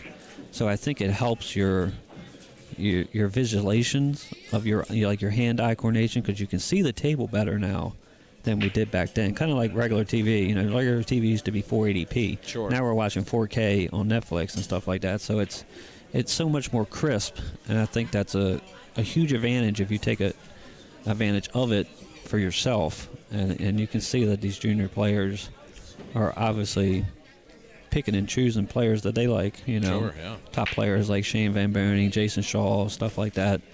And they're just putting it into their game here at the tournament. Right. Oh, he went for the bank there. Yeah, do you like attacking there, only being up 4-3, you know? It kind of depends. It didn't look like he had. It was pretty straightforward bank. It comes down to if you're comfortable with the table speed, or you're more of a banker than a safety play candidate. It's hard to say. I mean, I get aggressive sometimes, and then I get passive sometimes. So it's really up to the player's mindset in the moment. All I know is it really hurts when you do play a great safety, and then the guy comes back, makes a killer kick safe, or makes the ball, and then in the back of your mind you're thinking, like, should I win for that bank? Right. So it varies out. You just hope that it don't cost you the whole match. You know, limit your mistakes, get back in it next time you're at the table. Looks like he's got the 2 ball, and he's got an angle. He's going to have to stun to the rail right above the 8. You can play to hit the 8 off the rail, or just don't get jacked up on the 8 for the 4. That's your key here. There you go, just like that.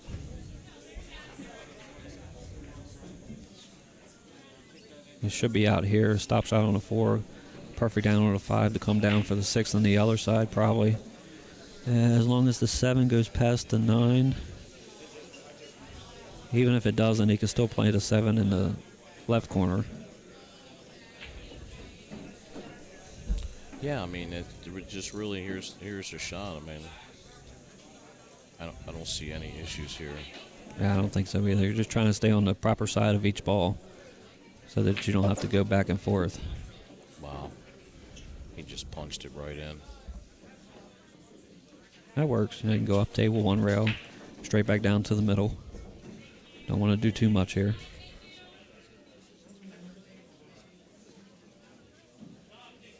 Yeah, you see him just lay the cue there.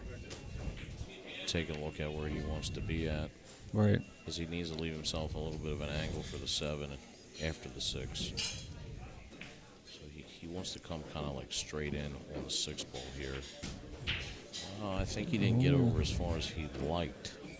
Right. Looks like he's so straight that he might have to follow down and play the 7 past the 9. If it goes past the 9, though. Not sure if it does.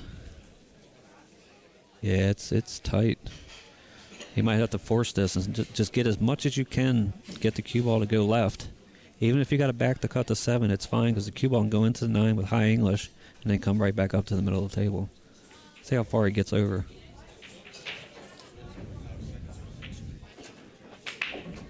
Yeah, Oh, that's wow. fine. Yeah, he just pumped it in. Very nice shot by Cameron Lawthorne. Lawhorn. I put a TH in there. My bad. It seems like it should have a T in there. I know.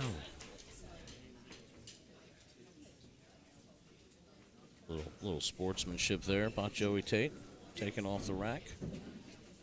I like it. Lawhorn sounds like he should be sponsored by a rodeo or something. Yeah, we were talking earlier before you came in. He plays down there in Lynchburg, Virginia, out at Chris England's place, the clubhouse. Oh yeah, I've been there a couple times. Yeah. Nice place. It's been years since I've been there, but I played a few action pool tours there. Mainly got bar tables. Look but, at this. Oh, 9 ball goes in. Yeah, look at that. It counts. Yep. As Jake was saying, we're playing old Texas Express rolls, so you don't have to call the 9.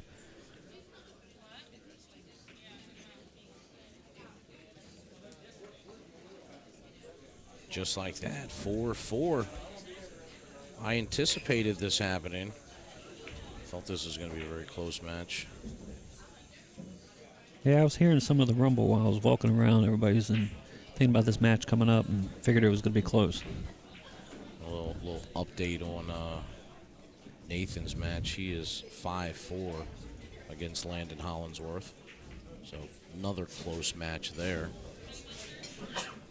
Can you let people know where they can go to see those scores? Yeah, actually, if you just go to qscore.com and you can type in BSN to look for all the tournaments, you'll see both brackets there for the 14 and under and 15 to 18, or you can go to our Facebook page and at Billiard Sports Network, and I have the links for both brackets in there. Oh, nice. Okay. You can just click on it, and it updates in real time. Yeah, I've loved that scoring system. I remember the first time me and you were up in New York, and they were running it for one of Darren Appleton's World Pool Series events, and we first saw it. We were like, man, check out how this works, because it's constant live in-action scorekeeping, kind of like if you're watching NBA on the ESPN app. Right. Every time they make a bucket, you're going to see the score. So this is really nice to have this on your guys' end now. Congrats on that. Yeah, absolutely. It's funny because, that this company is really based out of Europe. Mm-hmm. And that's where I first saw it when I was up there with you. Nice shot. Uh-oh, watch out, 8. Or get past it. There. Oh, no. Oof. Yeah, it's the first time I saw it up there. And then after that, because, this has been a few years since we were up at WPS. Mm-hmm. And I never saw it here. I never really saw it here. And, I just assumed because Darren's from overseas, and, that's how he got in contact with them. And I really like the system. And I love it because how many times are you at a tournament where you're maybe playing not on the TV table or a center table? Yep. Nobody can see the score. Yep. And I've always said it's some places you have tournaments where people use coins as markers. Right. And sometimes you can't even see on this side of the table, so it's really nice to have this kind of format in order for, family members to see it. If they're in the back eating, they can pull it up on their phone and watch their kid from a distance. Because, I remember being a junior, and when you're a junior, sometimes you don't want your family up real close because you get nerves. Sure. Which is a given because we're all trying to get better in that moment. But also, no matter if it's your friends or family, the pressure builds. And especially when the match gets closer and closer like this one is right now, it's 4-4. Every single game, that pressure is going to build. And as a junior player, it's hard to deal with because you have to learn through the experience. And I know that Joey Tate and Cameron have obviously been here multiple times, but not every kid can do that. So I really like the idea of the scoring system. Thanks, man. Appreciate it. Thanks. All the thanks go to Darren. Yeah. He definitely bring over a different style for us, and I like to say bring pool back on the map when it comes to class. Right. That's what we're looking for, even with juniors. All the way up to the pro level. That's what we want. We want the gentleman's game. We want it to be classy. Well, he got on the rail, but he's okay because of where the 7 ball is. He don't have to do a lot of work. Just stop it there, come back just a hair. Leave yourself a good angle to come one rail across, back down for the 8. I was noticing earlier watching, watching Joey play. He kind of reminds me the way that he's carries himself and the way his setup is before he strokes. It reminds me of Jason Shaw a little bit. Similar. His cue actually looks like one of Jason Shaw's cues he used to play with. Yeah. Now that you say that, I wonder if he plays with the same brand of cue. Well, Joey is actually sponsored by Peach Hour. Oh, okay, Peach Hour. Yep. So he's playing with a Peach Hour cue. Now that you say that, it looks just like an old style Peach Hour. See how he's got his arm there? That reminds me just like Jason. Well, and he's left-handed too, so it makes it very similar.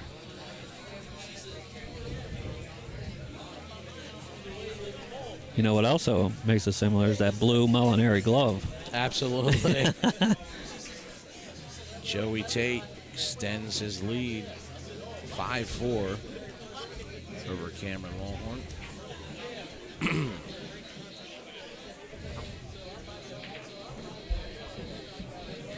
I know I'm really excited for your events coming up that I get to play in because these DynaSphere balls are immaculate. I just really am excited to play with them on every table.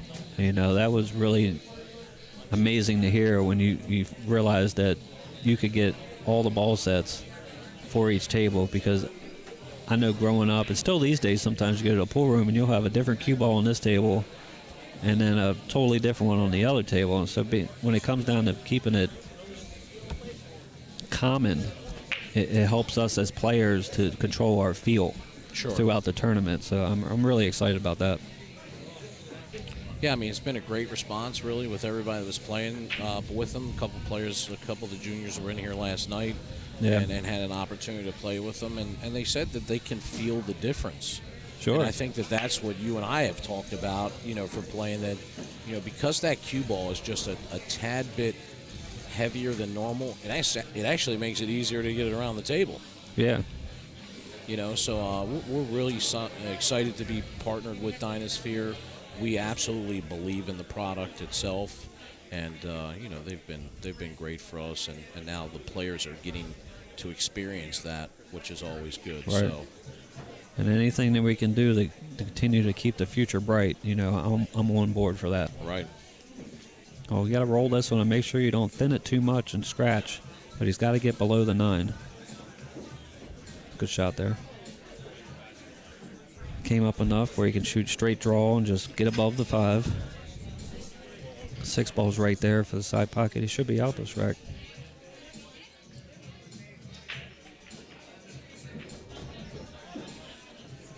Very nice. Come back right around where the cue ball is at now would be ideal.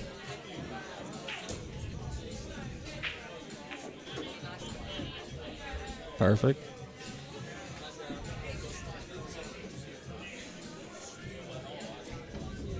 He's got does he have the angle? Oh yeah, he's perfect here. Yeah, he can either hold it or try to come to the other side of the 7.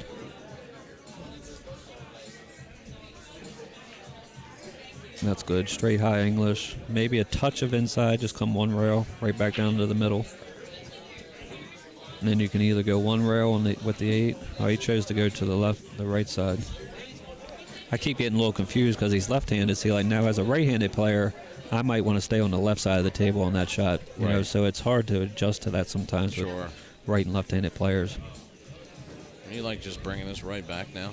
If he's dead straight, yeah. But if he's got a slight angle, you want to follow it to the other side or follow it with a touch of inside and just make sure you get right back down towards the side pocket. Yeah, he was dead straight in. I'm really enjoying the way that Joey is playing, his style of play. Yeah. It's smooth. Very smooth. Yeah, right? you can tell his stroke speeds are controlled too. He's not getting down on his stroke, and he's not doing real short jab strokes too fast. He's nice and controlled. Got a nice steady, slower backswing, which I like to remind players. Don't come back too quick, because then you could come forward at a wrong angle. If you come back slow, now you're going to stay on that plane of your pendulum, and then you just follow through. Yeah, I mean, this somebody had made a comment in the chat that this could easily be the finals match, and I agree. Like, both of these players are playing extremely well, and who knows? I mean, it could get there. Yeah, I mean, the kids that are left in this are just playing absolutely phenomenal. Of course, we're in this particular bracket that we're watching is the 15 to 18. Right. And do you know if both of these players are 18 or not? Do you? I don't know that. I think Cameron is 18, and I'm not sure about Joey. Joey might be 17 or 18. I'm not sure either.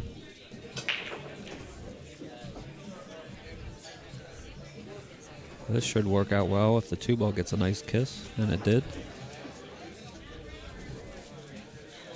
There we got the 2-ball. Next ball in line will be the 4. So the only thing I see is just be careful not to come up one rail and clip the 9. So come up past it, get up high on the 4. Enough to get back to the 5. See, now here I like to go 2 rails because you have a steep angle. Right. You come 1, 2, come in between the 5, 8, and obviously you got to judge your speed where you don't scratch. So you really aim towards the 8, so you don't want to. I mean, he can spin it with a little bit of left and just hold 1 rail. Because if it's off the rail, let's see what he does. And that's what he did. He chose to hold it. Good shot there. Now he's probably going to have to go up and down for the 5 unless he feels comfortable rolling this. Some players do.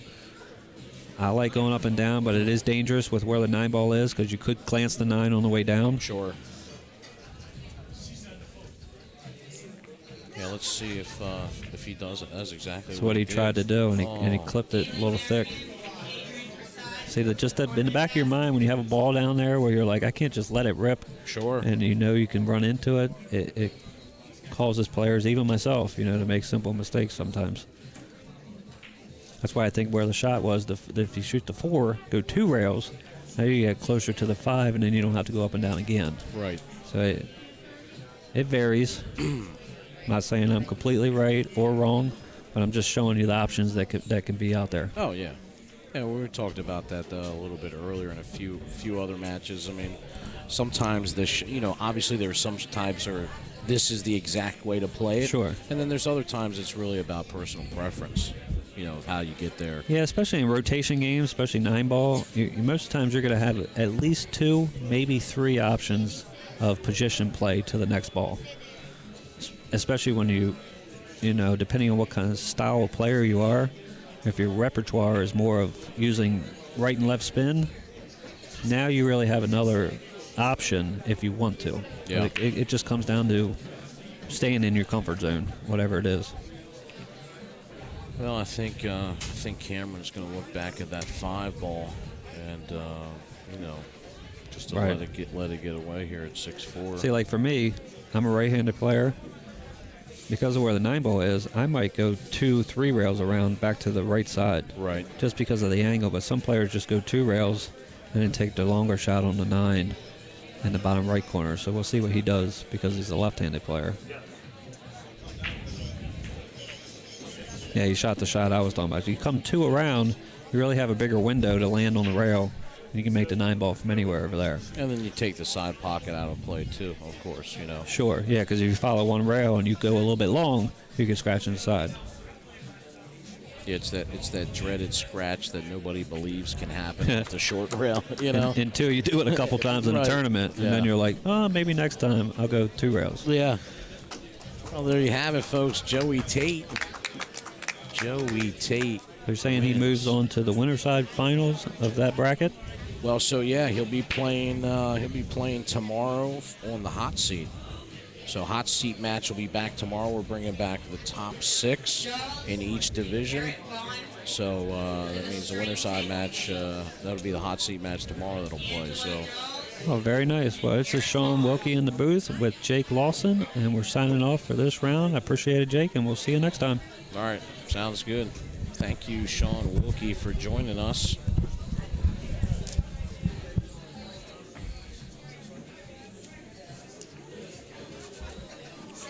Stay tuned for some more action tonight. It's only 6:30 Eastern Standard Time.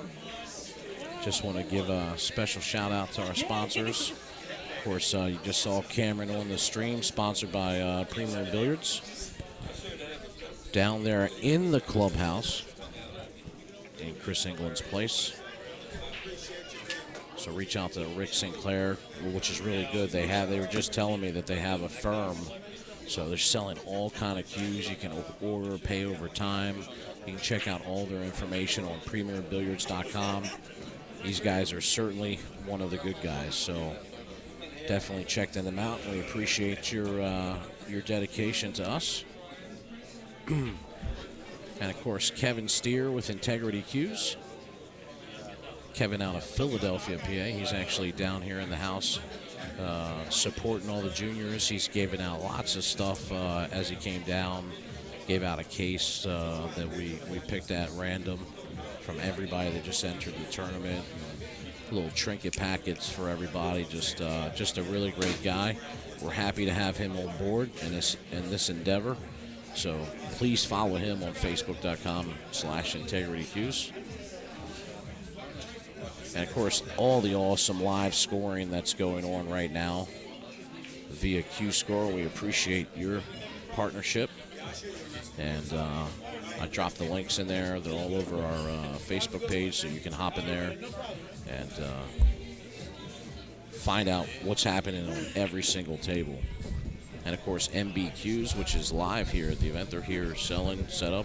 One of the largest distributors for Joss Cues. Everybody knows Mike Burton. He's all over the place. And so check him out at mbqs.com. Support him. And, of course, poolbilliards.co with my main man, Brandon Schuff.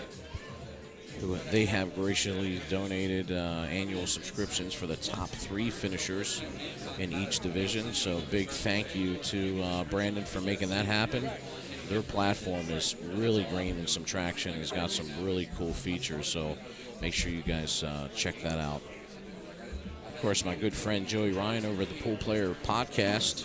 Man, he's just been killing it with all the interviews with the industry leaders and all the top players, and he's just really doing a great job. So make sure that you like, follow, and subscribe to his YouTube page, Facebook page, and I even think he's got Apple Podcasts too. So check him out, and along with Nate Mineham with Cue It Up, also doing great things, Billiard Podcast, and a little bit different between what both players do, but they're actually helping to further the sport and get all the information out there for everybody. So big thank you to you guys.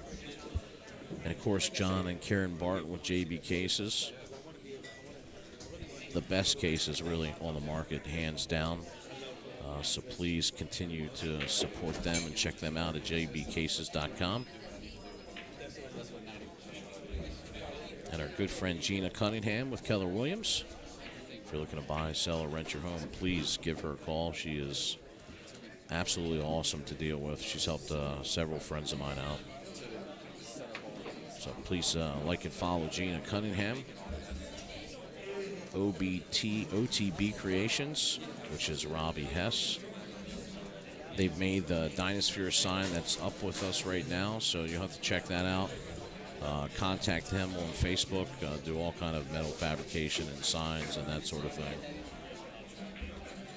And, of course, we're partnered with the Courtyard by Marriott down here in Bowie, Maryland. And we'll be partnered with them throughout the whole entire collection of events. So very happy to have them. I know Dell loves his room. He texted me the other day and said, "Hey man, this place is really nice." Yeah, it's dope. So let's get this changed up for you folks. All right. I forgot to check in with the booth. We did. We look after our sponsors, and we only got one pair of hands, unfortunately.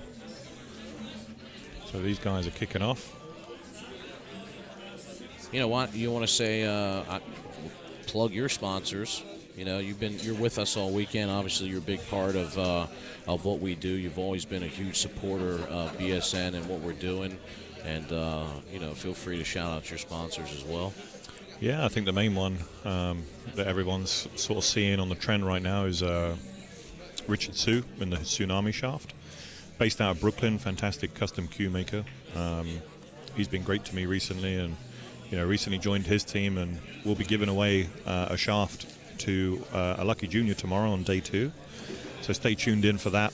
I'll be picking one of the juniors that makes it through to day 2 to have a Tsunami shaft made to their custom spec and be able to rock the name. That'd be awesome for us. Great alternative to carbon if you like the feel of wood and things like that. Super good guy on social media as well, much like yourself, Jake. Supports a great network of cue makers. So he's been really fantastic to me.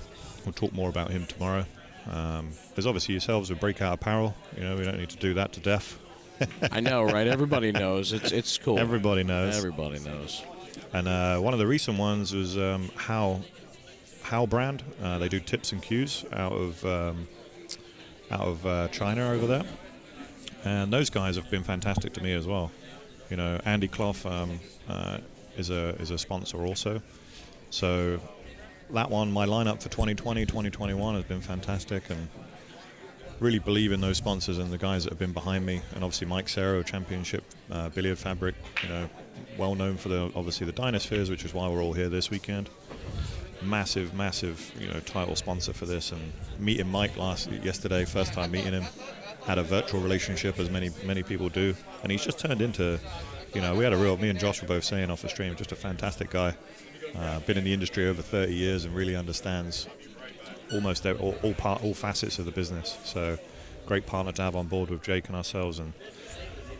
And it's funny because you talk about, like, we both met him the other day for the very first time, but we've had so many kind of interactions with him, like it just felt like that we've already met him. Yeah. And so those are always the best kind of relationships I find. And definitely just a great guy, down to earth, and I appreciate the opportunity. Enough nice things about him. As people know, this is my hobby. I do this on the side of working, and the most valuable thing you can give up is your time, and I couldn't place my time anywhere better on a weekend than coming down and supporting the juniors. I was very very happy to get the invite. And a new shirt, Jake. I know, right? Hey, new swag. Yeah, these shirts turned out fantastic, man. Jake did an awesome job with these. Can we get the booth camera up here? For sure we can. Have a look at this swag. Look at this, guys. Come on. Oh, there. Oh, yeah. Oh, it's right on. I'll hit him with it. Come on, now. Yeah, there you go. Look, hit him with the back of the shirt. Look at that. Center field right across there. Beautiful. I like that hat too, Jake. That hat's coming back to New York. Look at that. He said it's coming back to New York. Oh, my God. I'll have to make sure I sweat in it then. Oh, no. So that way you won't take it from me. Yeah, great setup here. So how old is Jaws? Is he like 10? 10, yeah. Is he 10? Double figures now? Yeah, sorry, guys. We missed the first part of that, and I appreciate the opportunity just to speak about my own sponsors and stuff. But Jaws is a fantastic player, real fan favorite here. Gets a lot of support in Maryland. This is the first time I've been able to watch him play, and I'm so excited to be able to see him play for myself. Yep. Even just the first few balls he's hit, and I'm like, yeah, this is about to be a lot of fun to watch. Yeah, let's not take nothing away from Garrett. Garrett came here to play. Is this a B-side match or an A? Do we know? Yeah, actually, we can find out. I don't know off the top of my head, but the best thing about having Q-Score is we can dial in and see what's happening. So, qscore.com/BSN will take you right to us. Oh, there you go.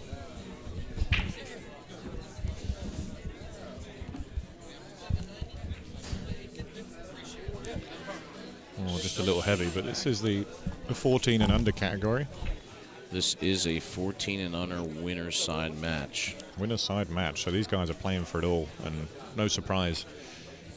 Both these guys represent their sponsors very well. Jake knows Jaws and his father very well. Yeah, I mean, I'm super impressed with Jaws always, and the reason why he plays so well is because of his father. With the coaching techniques, and we talked a little bit earlier about it, but it's just the constant drills. It's not shooting people. Mm-hmm. That's not what these kids do. I mean, they're all the time doing drills. Yep. And Sniper is his brother? And Sniper is his older brother. Older brother, so yeah, with the Jaws Spain and Sniper Spain. So Jaws is going to strike first here.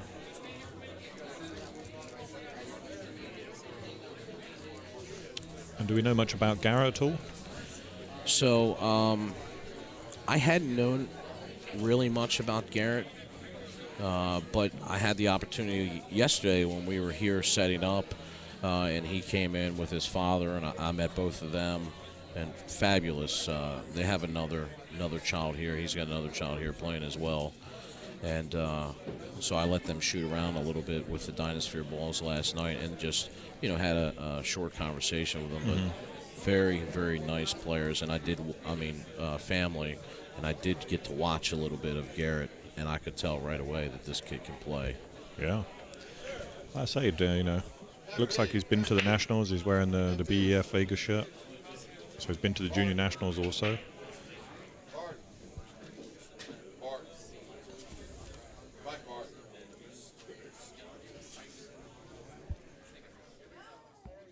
Totally I missed what happened to let Jaws get back at the table. And yeah, it goes up 1-0. And I think it goes by both sides, but it looks like he might be playing safe here. An interesting play. Wow, what a shot, Jake. Oh, and he made it. He didn't mean to make it. Wow. I tell you what, if he didn't make that ball, what a safety that would have been. With the 2 and the 3 and the 9 there locked up, this is a tough rack. Yeah, he did not want that to go. That's for sure. Yeah.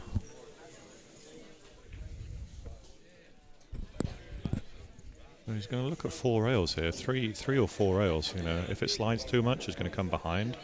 What a shot, man! What a shot! Right in the face of the ball, like dead center. I just cannot even. When you see it, you just don't believe it sometimes. I'm sorry. Hold the press.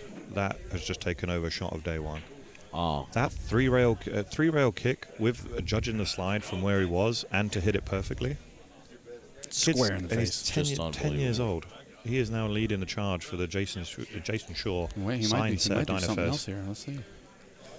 And that was an incredible shot. So glad we got it on. We captured that on the replay because wow, absolutely unbelievable. We get some more time. We'll look at that again. Just nailed it. Oh man, the lack of fear in this kid is unreal. Yeah, we're just going to take a look at it now because he he might do something exciting. To judge this to perfection the way he did, he hit it full in the face. It wasn't a glancing blow. It was like, I meant to do this. I mean, I am just at this level. Look at him. Do you know how hard that is to do and get the ball safe? Very hard. Very hard shot to do. Unbelievable. Beautiful shot. And kudos. I like seeing aggressive play. I like seeing safety play. I like seeing kick shots like that. And wow. Yeah. A good attribute when a lot of what we see nowadays is jump shots, but it's great to see a kid of his age with such knowledge to take on that 3 rail kick. Absolutely. Yeah. That's testament for me. And wow, what a fantastic shot. All right, I've got to get back to this. I'm speechless a little there. And allow Garrett just to have a look. And looks like a very composed gentleman, very tall and slender. And you kind of see there, he's very compact, has a very good stroke.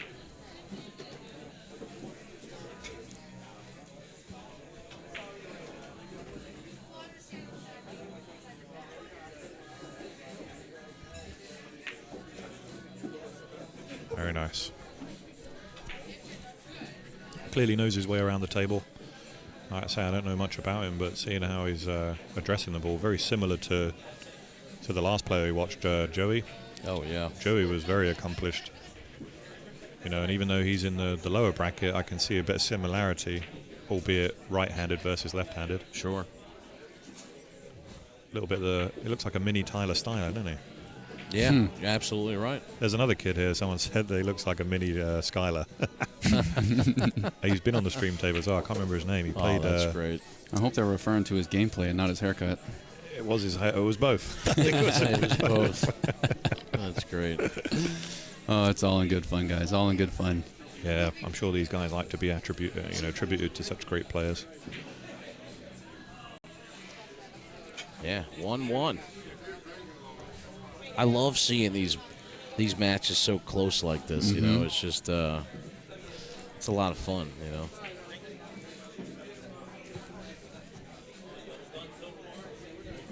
Hey Troy, what's up, buddy? I knew you'd be around, sniffing around close to a live stream. That man is he'll find a live stream anywhere. And I don't think these guys have realised it is 2 at the back. Again, we're not going to get involved. So these guys, if one of the other players doesn't pull him back at the players' meeting, we did say 1 and 2, 1 at the front, 2 at the back, rest random. Great break. Wow. And that's so unfortunate to get hooked on the 9 like that. Yeah. Wow. What do you make, 2 there, Jake? Yeah, looks 5 in the 8. Yep. Sorry, not the 5. That's the 3. My bad. So I don't know if this is an upset or not, but I mean, based off of how this morning went, but Landon Hollingsworth just beat Nathan Childress. Wow. So Landon is the first player, well, the second player that'll be in the hot seat. So the hot seat match tomorrow will be Landon versus Joey Tate. So very exciting match. Landon put out Cody as well, right? Yes. Yeah, so he's queuing well right now. Very, very accomplished. That one almost found the pocket, man. It almost found it. Yeah, he just hung it up there, and I can't believe this is still only 1-1. That last match you had, Jake, with you and Sean in the booth, there was, 5 run-outs in that? Oh, yeah. What a high standard that was. Very high standard. Yeah, and I think that Joey looks like a killer, and Cameron wasn't exactly slow. He wasn't playing slow, was he? Absolutely not. There, when Choi's calling us out by name, he watches so many streams. Says, hi, Jake, Dell, and the BSN team. Hello, hello. Hey, look, he's been a big supporter. He watches all of our stuff, and I love Shares Troy. it, everything, Yeah, Troy's been in the chat on every event we've ever done, I'm pretty sure. Good luck in your move to Florida, bud. I see you picked out one by the water. Be out fishing he's every going day. to Florida? Yeah, he's doing the snowbird. He's gonna have to change his name. No longer can be New Jersey pool player. He's gonna have to say retired Florida pool player. Florida retire. I don't know how you'd say that. Retiree. Yeah, Florida, retiree. the Florida fisherman. I mean, you're not breaking any stigmas here. You're going to Florida, Troy. You're getting up there in age. I mean, come on. He won't welcome that. All right. Great. He's making light work of this as well, and just needs to play a very similar shot to the last one there and float up and down. Chose to take an extra rail, and that wasn't, just to slow the cue ball down.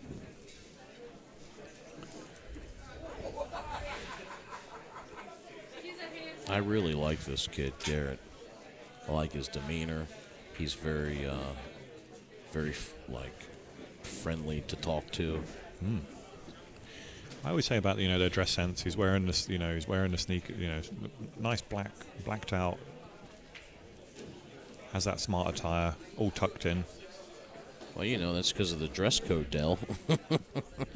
Yeah, there's others though that haven't quite, we haven't been super strict, but there's been others that haven't really adhered to it as much as the others. Yeah.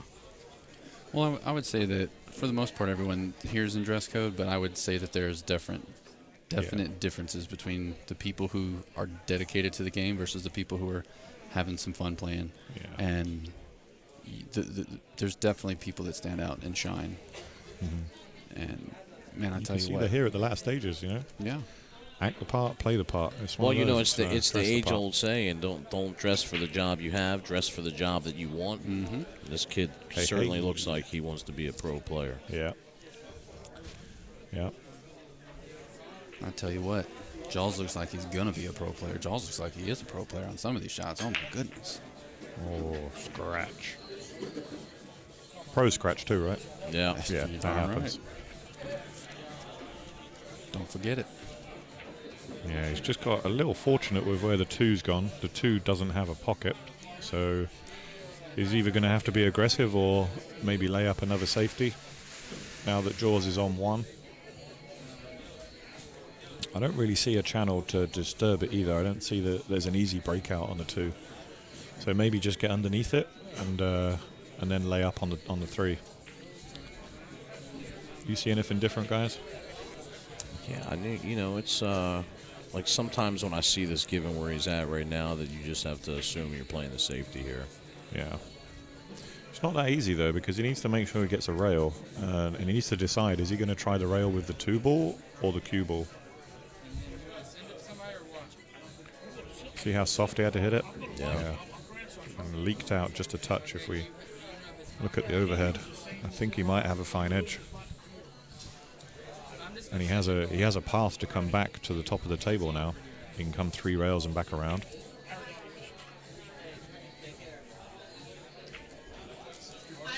This view gives you a really good insight as to the size of Jaws. Yeah. Yeah, he could have hit that a little harder and come all the way back to the bottom of the table. But as it stands, that's as good as it gets. Married to the rail, left him tough.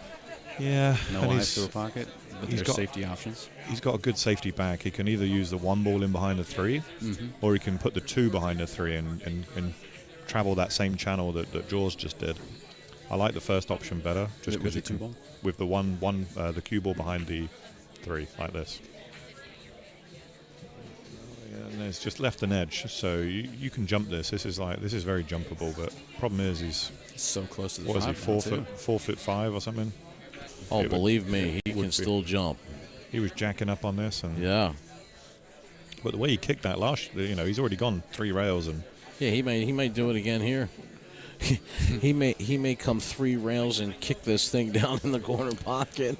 I'm telling you, here's the thing with the slide. He's got 2 rails, but if he misses it, he can come behind it and hit 3. Oh my goodness! Look at this. Here we go. Is he going to do it? Oh, he makes a 8 great ball, hit. 8 ball, Oh, and he's 8 going to ball. make it. Oh, damn, man! This kid's knowledge of the rails is sick. Yeah, it's impressive. Wow. Can't just rely on one shot anymore. You need to learn them all. You need to learn the kicks, the safety, the aggressive shot, the jump shot. I mean, we're bringing back. You got to have like the whole arsenal put together. You do, yeah. To compete in this modern game. Oh, no problem, man. Steve, just ask Steve at the tournament desk. Yeah, good attempt there, and has left a shot. And Jaws will want to capitalize. Not an easy out from here. The 5 to the 6 is tough.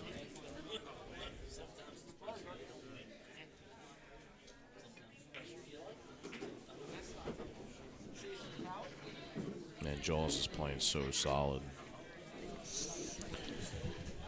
Yeah, if he can leave a straight in on the 4 and just play a stop shot on the 5, the 6, it makes the 6 so much easier. And hung it. Oh, gets the love. He said it wasn't going to hang in the Jaws. That's my name. He might play the combo here, just because it's easier to come up and down. Yeah, I like that. Oh no. Yeah, very aggressive shot, but I liked him making it. Can he kiss off the 5 into the side here?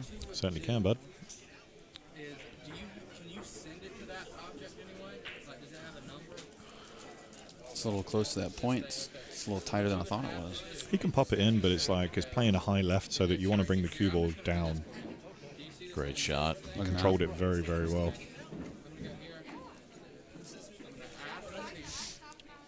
Problem I have from here is, anywhere in the middle of the table, he's going to have to just where he's pointing his cue now. There's a very short window there to make this tough. So what do? Do you just let the cue ball come to the left of the screen, go 2 rails, and come back out? What he's trying to do here is he's going to draw it on and off the rail. So he's going to come 1 rail with bottom left, and then try and check it back up.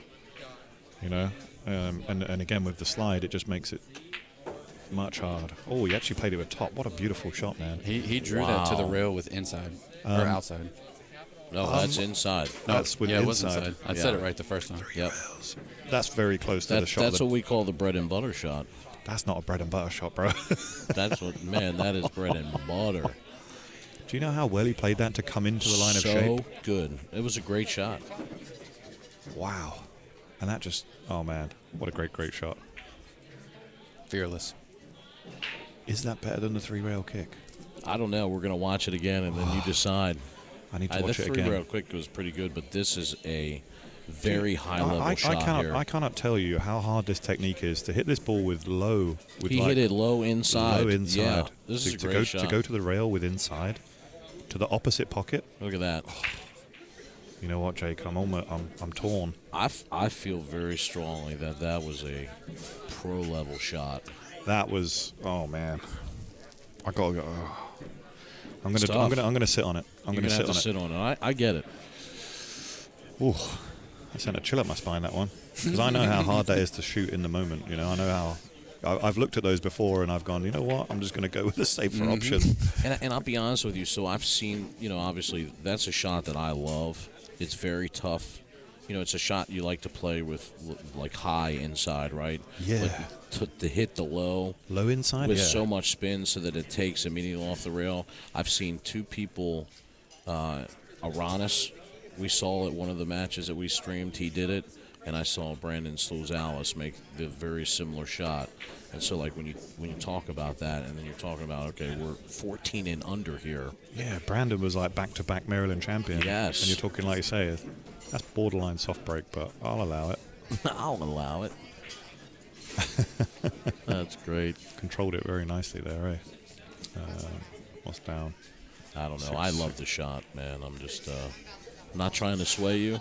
I think you are, Jake. Well, is it working? He said, is it working? Do you know what it is? The fact, you know what it was? It's not just the difficulty degree of the shot. It's the fact that he got such perfect shape on a narrow window.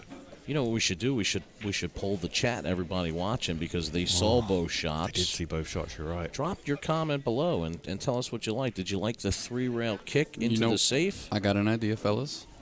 We have all the replays. What if we go through all the replays, we upload them, we let everybody vote tonight, and then when we go live tomorrow, we announce the winner? It's a terrible idea.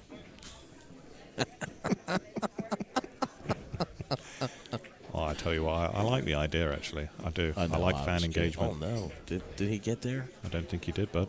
Oh, no. I think we're right behind it as well. Let's have a look. Yeah. You'll see there, he doesn't have the full ball. No, he does There's not. a tiniest little swerve, and he's tall enough maybe he could get around this. I mean, it's difficult for a right-handed player.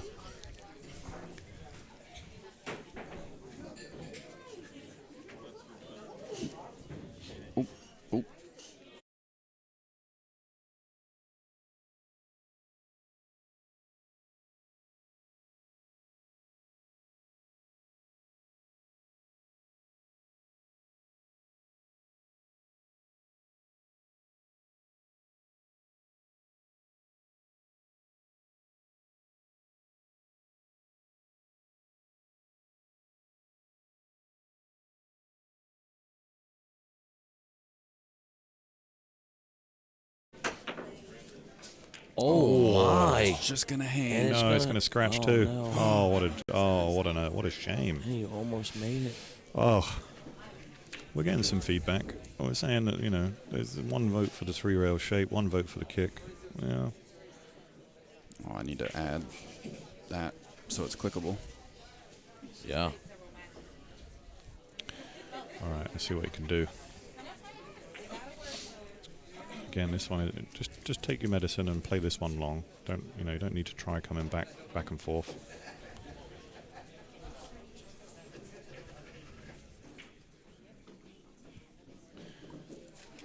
Same shot. Try not to leave yourself straight in. A little bit of angle to go to the rail would be nice. Yeah, just like that. Perfect.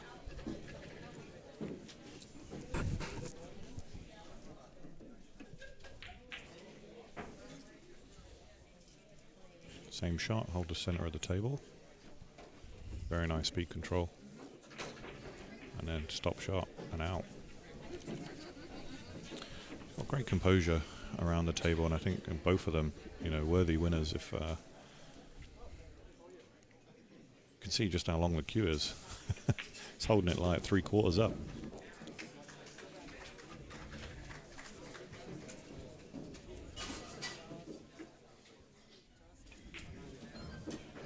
There we go.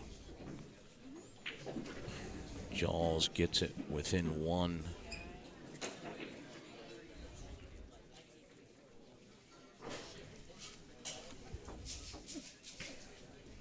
Yeah, I do like that. I actually do like that idea. Put a highlight reel together. We could do like a replay compilation. There's a couple been so far. Skylar Hess had the first one. Yes. And then Landon had a great shot there too. And then it came on to Jaws. You know, I've had 2 or 3 throughout the day, and the standard has just got higher and higher.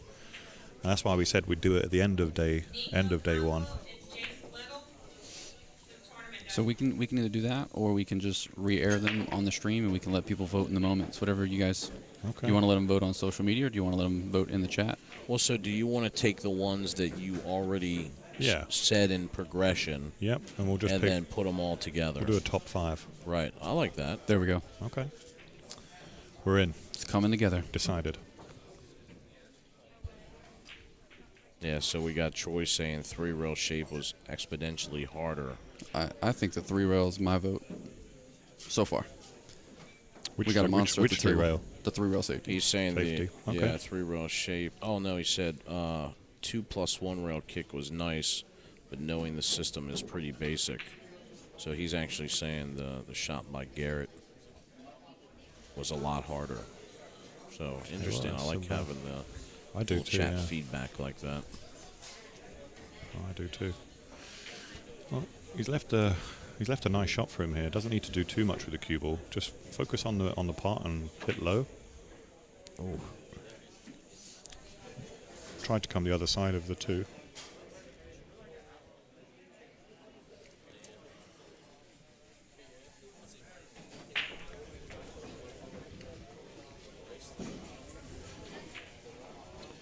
Not sure if that one goes. I don't think it does go. So we're going to see a safety. He's leaked out, and I think he left it. But I think we're going to see another safety, to be honest. Has he got enough to thin it and just let the cue ball go? Where do you try to put the cue ball though? Oh, he's got enough to hit it full and get it out of there. Okay. Yeah, you can put it behind the the 2. and he makes it. Wow. Wow. Now he's going to do it again. Watch the 9 ball.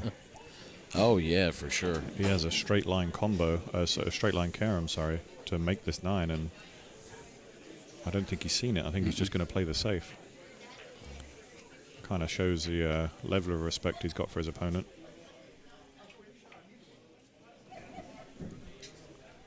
Yeah, I mean, it's if you go for that carom, it's and miss it, right? Yeah, I mean, sell out. Yeah, sell out for sure.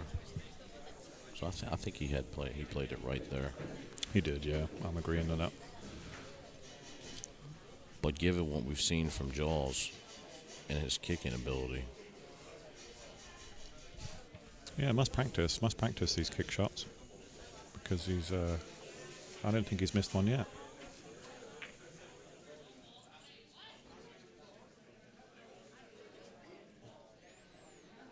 well, didn't turn out. Didn't turn out that time, but certainly a good hit by Jaws.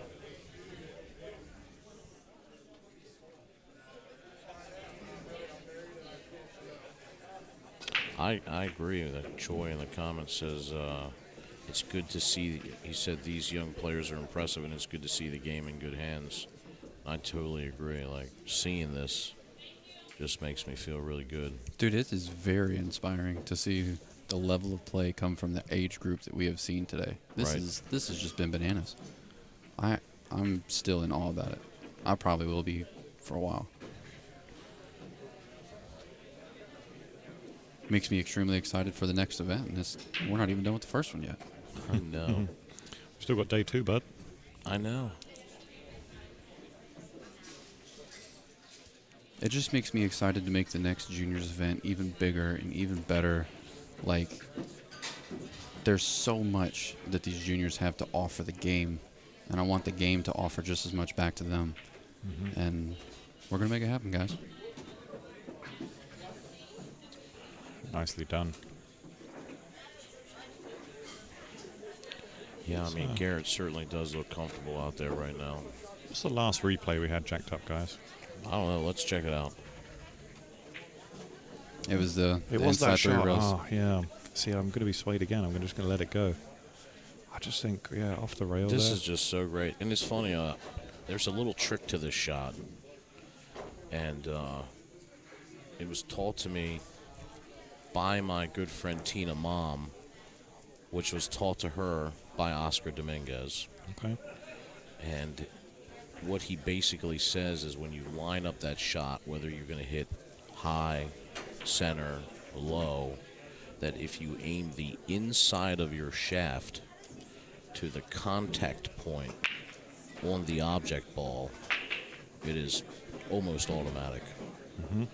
Speed comes into play there, right? But aside from that, it's pretty good. So just an interesting little pro tip. tidbit. Yeah, pro tip. Pro tip. Hashtag pro tip. What a break that was. 3 balls off the break there.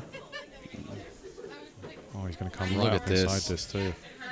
Oh, yeah, he's pumped. He has a good angle to get beneath the 4 to shoot it in the side pocket here. Can get beneath it if he wants to be Does aggressive. it go in the corner? Yeah, if he wants to be aggressive, he can go forward with high left and come around it. He did try that, but didn't get he there. missed the pocket by he was trying to cheat the pocket, and he hit the fat side of it. I think he should refocus now and just take the rack off, or call the referee, take the rack off, and really just have because he has a really good chance to kick this in off the 9. You know what I mean? It doesn't have to be perfect. Can you see the edge of it? I think you can. I mean, you can see the very edge. Oh, that was fraught with danger, but what a shot. Wow. Man. Are you kidding me? Are you serious? Mm. Oh. Wow. Man, if he got that up behind the 8. 3's down.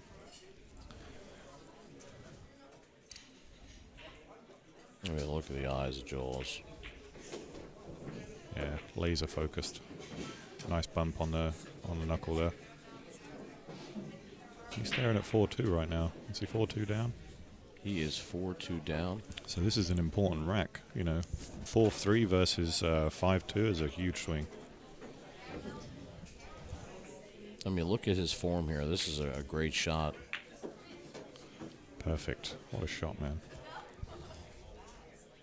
I know it's basic. It's a basic shot, but I like to see when it's well executed. I mean, his backstroke is just a perfect pendulum. It's a pendulum, all right. Yeah. The cue's as long as L's in his hands. I Look, know. Here's a great view. Here's a great view right here. What Snooker said in the chat room there. I mean, just watch him follow through here. Just so clean. Yeah.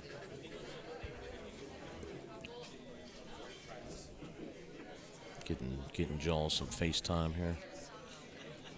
I mean, look at that. Look at that stance. There you go. There you go, Jaws. That was a hair off of I know. scratching. I Look at know. that. Do you see that? Wow. Yep.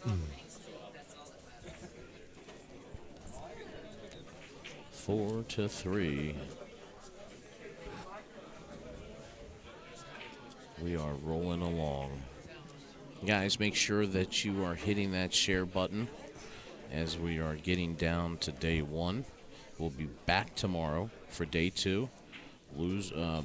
B-side match will begin at 10 p.m.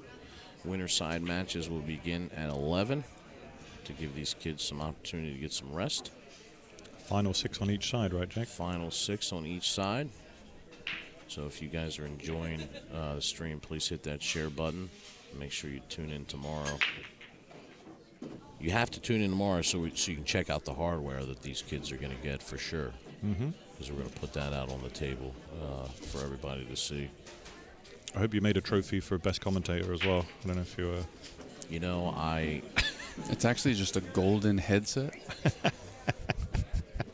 Like the YouTube one? Yeah, yeah. I feel like you should have texted me about this beforehand. Yeah, we would have given it to Laurie John. She's amazing. Oh, my she God. is absolutely one of my favorites, of course. Fountain of knowledge. She was Yeah. great to sit alongside. Yeah, and it's courtesy. I mean, obviously she's with us with the Breakout family, but also she's with DynaSpeheres as well. So it was just a perfect match to have her up here.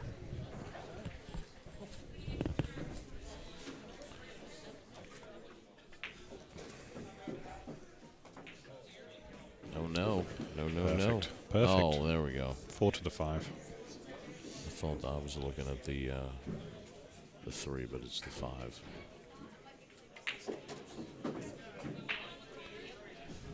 Not sure what the plan is here, but yeah, it doesn't go. Maybe by. if we look at the overhead, we could see if this banks. Does it bank by the? Does it bank past the 6 that's on the spot there? It's close. I think it is close, you know. But probably just going to play safe. He tried that, and hasn't left it easy. And well, this one banks. This one does bank, but I think the bank offers him better shape than what the cut would. Yeah. The cut, he's going to have to use a heavy inside. Sure. But yeah.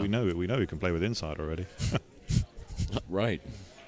But the 8 ball's huge here. Getting around the 8, you know, it wouldn't be so bad if you could just use heavy inside. But so I fancy him just to come straight across. Tried the bank. Oh, he didn't want it to leak out, but it's not terrible. Could be worse. See, I like the bank here again. I do too. I kind of like playing the long bank. You know, as we're just going to look behind it now. Try to use the 9 as a blocker as a 2-way. But he's cutting it. He might get both balls here, one or the other. Oh no, it's too thin. That's a great shot. That's a great shot. If he played for the carom on the 8 there, I'm just going to take the headset off now and leave. He just strutted around the table there like that was meant. Oh, I love it. Oh no. Yeah, it leaked out just a touch. See where we're at. Did he leave himself well? I mean, certainly ain't easy, but he's been aggressive. So play this slow enough. If you play this pocket speed. Oh well, yeah, I think that was a. I mean, that's not hateful. I don't like his next shot. If he hits this thin, he can just leave the 7 on where the 8 is and bring the cue ball 2 rails behind the 9. Down by the rack would be perfect. Doesn't want to hit the nip. Oh! Wow. Oh, how close was that to a scratch? It's so tough when it catches the point because you never know where the cue ball is really going to go. Yeah, and it could have caught that point and shot out cross table behind the 9, but it didn't. Just has to miss the 9 ball here. Has to miss the 9 ball. Oh, he got it. Big jump, perfect.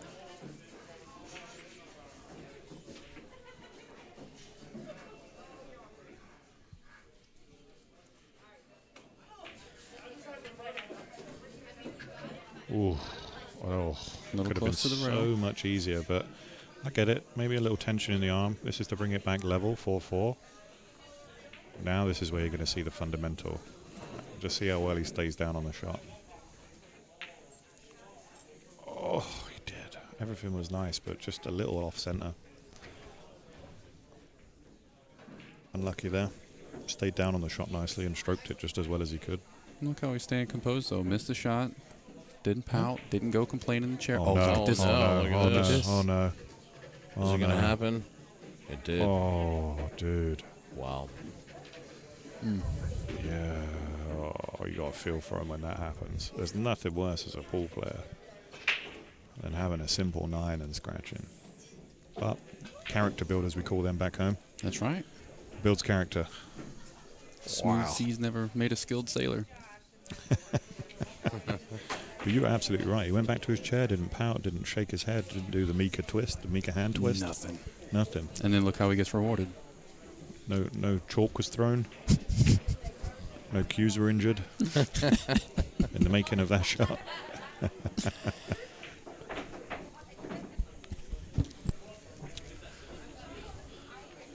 What's the best thing you've seen someone do when they've missed a shot? Javelin throw. A javelin throw? Are you serious? just wind up and chuck the cue. at the window. How Yeah. far did it go, Oh, Jake? yeah. They measure it 50 meters. Yeah, exactly. As soon as it happened, somebody came out with a tape measure. Yeah, just said that. That's a new record. I was like, wow. That is awesome. And I think Garrett did a great thing there and just took a little time out just to refocus because, that was a Tactical horrible thing to happen. I'll tell you what now, we're just going to take a little look at Jaws in the corner there. Look at this guy. It's Cool, like calm and collected. nothing ever phases him.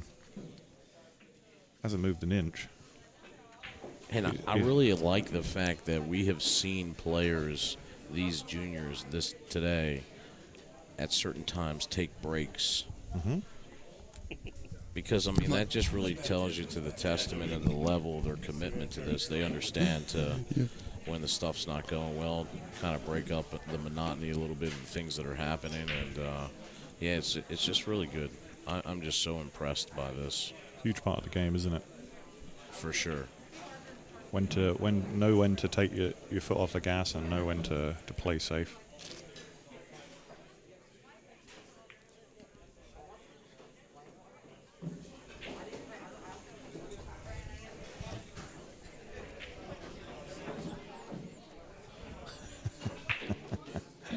Troy's done the Highlander special. There's a nice little image of Jaws. Great spirits, man. Yeah.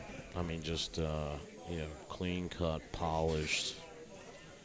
He's just quiet, but he's fierce, man, on the table. Tell you what, man, I just got that Jacoby blackout he's using. Oh, man, what a cue that is. Yeah?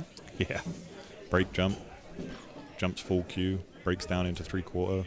Oh, man. Of course, he is sponsored by Jacoby. Yep. And, of course, they have the whole family has their own apparel company as well, Risky Shots. So, yeah. That's a great shot with Jaws next to the DynaSphere banner, too. Heck yeah. He's back in the room. Make no mistake, he is a stone-cold killer. I'm really enjoying watching him play. I mean, I feel weird saying that a 10-year-old is a stone-cold killer, but he really is. He's a killer. I think you're right. Stone cold.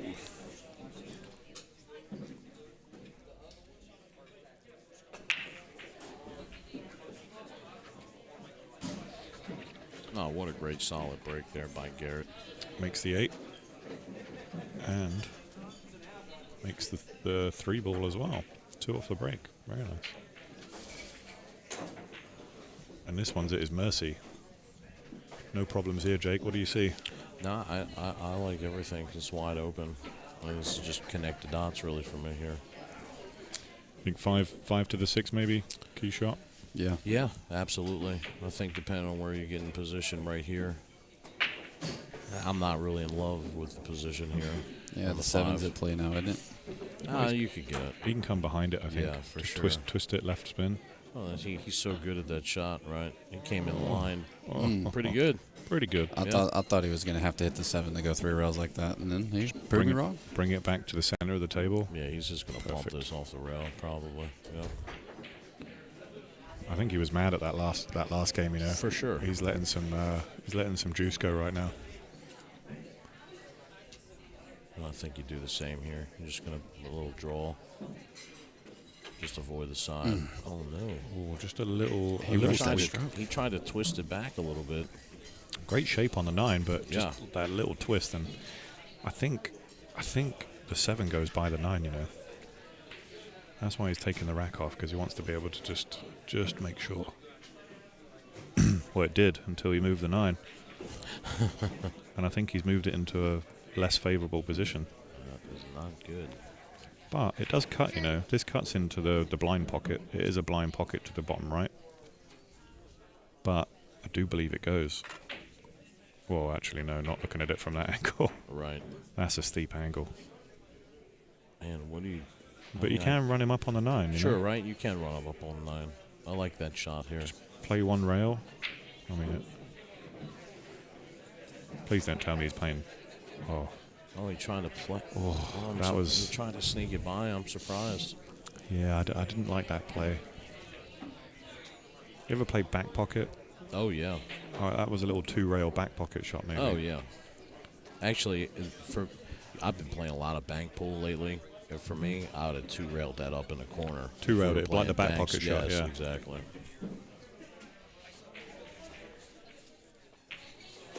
Nicely done. I have become so in love with bank pool, and this is no lie, and I do, and people that have been playing me recently now will tell you that if I'm in a match, I will 100% take a 4-rail bank over a 1-rail, and I've done it. You know, and it's just, that's just my mentality now. As soon as I see it, I'm like, I'm taking it, I don't care. But, you know, that's the shot right there, you know. Because he actually could have played that shot and ran it forward and gotten safe if he didn't want to run up on the 9. So it's interesting because a lot of the multi-rail banks, there's built-in safeties a little bit. There is. You know. Yeah, and I thought, you know, both positionally and safety, it might have been the better option, but let's see what they can do.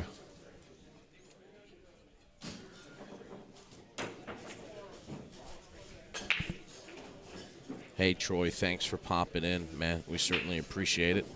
Wow. Yeah, look, I got somebody in that they'll admit to it. Jake Everhart in the chat, he says, my man Jake goes for 5 rails and masters, so I appreciate you watching, Jake. I love it. Thanks for co-signing it.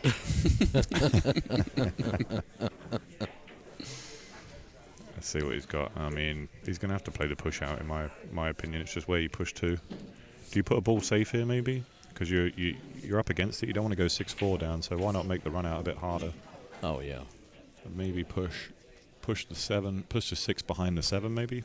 Well, so push this one into that little gap just between the pocket and the 7. I think I'm looking for... Yeah, he's not looking to jam a ball up. He's looking just to say, hey, you know what? How good you stroke? Make it tough, right? Show me how good your stroke is. I'm definitely not letting him see this ball like that. Either if I'm trying to leave him a tough shot, I am trying to leave him tough and tie up a ball. Or if I'm, you know, I don't really want to leave myself a jump shot at this place where the score's at. But he didn't take the bait, Jake. I know, he gave it back. He's like, you know what? Show me that risky shot. Hey. Hey. I mean, I'd love to take this shot on. I mean, Jaws has got to be super happy that he's back at the table at this. Here's the thing. He doesn't have to hit it hard. No. You don't have to try and power draw it. See what I mean? Oh, and he makes it, but no, that's we're not about good. to see the jump shot, Jake. Show me the blackout, baby. You see that one I posted? That was the blackout I was using. Oh, was it? Yeah, the back-to-back jump. No kidding. Withdraw. Full cue. I'm back with a full cue moochie. That's my playing cue. That's my playing cue. I'll shoot your liver out. Great. He's got some of the greatest one-liners ever. Yep, here we go. We're going to see Jaws with the jump. He's using the 3/4. He took the end off the cue that he's breaking with. And I can personally vouch for this thing. Hashtag not sponsored, but what a cue.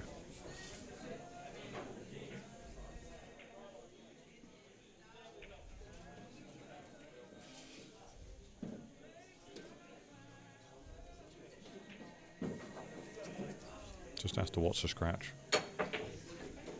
Oh my! Wow. Did we save, please? Did we have a problem picking the last shot? For sure. Because I'm pretty sure it just got beat. I don't want to get taken away by the jazz of a jump. All right. I know, but it's jazz hands. I get it though. That was really a great shot. He avoided the scratch. Nailed it. Oh. I told you it was a good cue. Oh wow. Now he just needs to get out.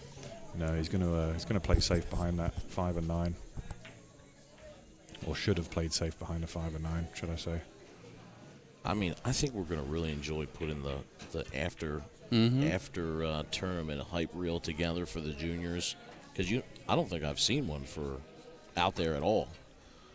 Oh So my I God, think dude, he's look going to at be this. excited. First Look at time that! Look for at this everything. shot! Look at Jacked him up. get jacked up on the rail. This is a perfect scenario for him, but he makes an incredible shot here. Wow. And avoid. I And mean, avoided the just stretch. unbelievable shot by Jaws. Kudos Damn. to you, sir. What a shot.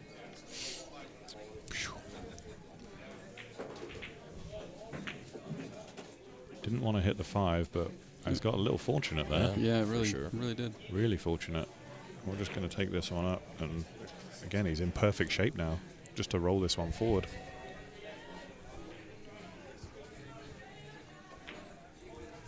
Doesn't want to go short side. Doesn't want to go short side. Love bump. Oh, Wow. what a love bump.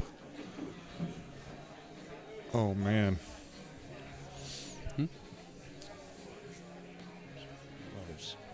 Now I like this. I do like this shot. I mean, I know it's a blind pocket, but just focus all your energy on making the ball. Don't look at the travel of the cue ball, and just play a little bit low English, just to check it up once it hits that bottom rail. Look at this. Oh, beautiful. Oh, that was a great that shot. was Just really like- well just like he controlled. called it. Beautiful ball. Beautiful ball. And I know we've called shot of the day, but that's just like, that's how to close out like a champion, you know. He got a little bit fortunate with the love bump, but still was able to compose himself and get out the rack.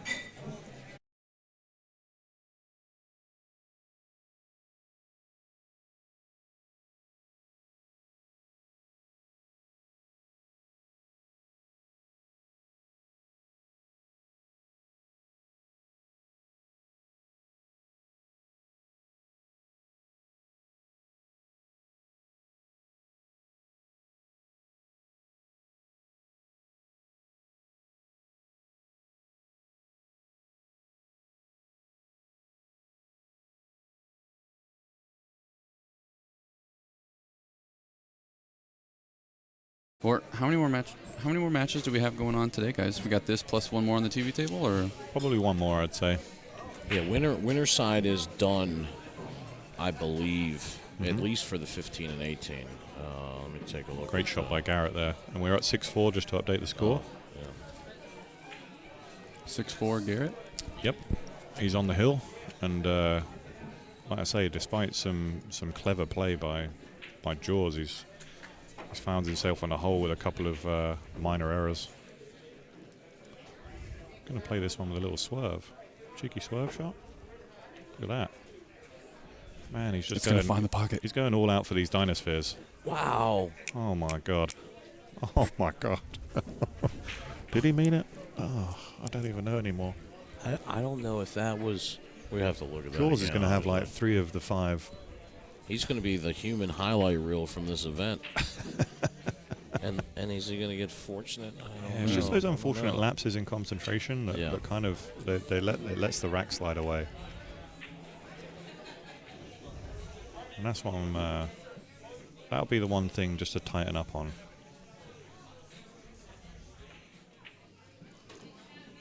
Yeah, so this will be the last of the winner's side here, this match. It looks like his brother, so Garrett's brother, is actually just played as well. His name's Grayson, and he just lost to Payne McBride. Okay. So obviously, both kids Well, they haven't certainly play well. I haven't brought the next match up. Maybe we could just grab Tracy there and see what the next matchup is on the TV table. Matter of fact, I will step away and let Josh get back into the driver's seat, and I will find out for sure. Jump shot. Wow. Still thinking about it. Yeah, Tracy just came in and was talking to me about it just a second ago. Now, if he can't get a line on this, he can just finish straight on it and try and get the safety. Yeah, I like playing for. Well, see, like it's drifted away there, and I don't think he's got the safe anymore. So maybe forced into the bank here. Do you go for the 3 rails into the side and still try to sit behind the 8? Well, with this one, it's just not touching the rail, so you can play this with a high right and kind of shorten the angle, shorten choke the it angle, back into the pocket a little. try and choke it a bit, but also just bump into the 8. I like that because the 8 will hold you in position for the 7, so I really do like that. Yeah, I mean, and again, I'd have rather been aggressive than sell out, you know, and I think that's a brutal sellout too. It's a brutal one, yeah, because he's on the hill. I'd rather go down swinging than. I guess he just misjudged the angle, because if he would have put the 5 on the backside of the 9, the cue ball was perfect. But he was trying to play for both balls there, and it's incredibly difficult. Maybe I'm being overcritical because I've seen some wonder pull in this first day. I mean, hey, they are they're living up to very high expectations. So that was a nice shot. I forget kid's 10 years old.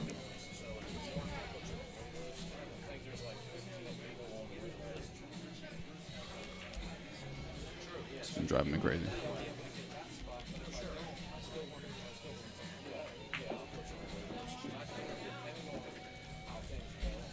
Very nice. Take your time. Take the rack off.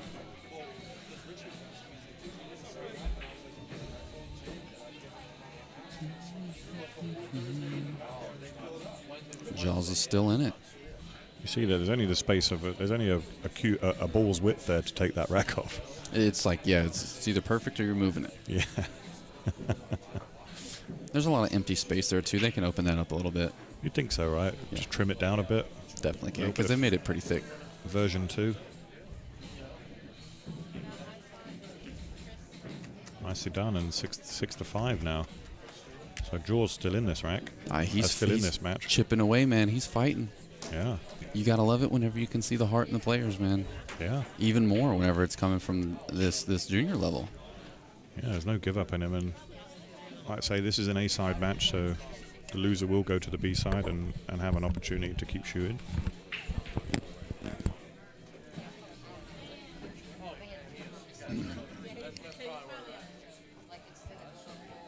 Yeah.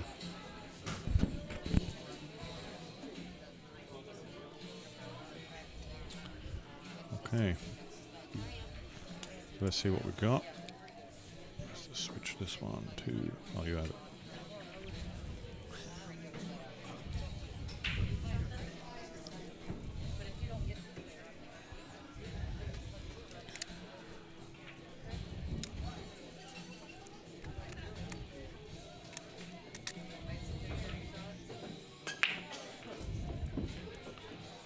Yeah, 6 ball was wired. Good control, trying to control that 1 ball.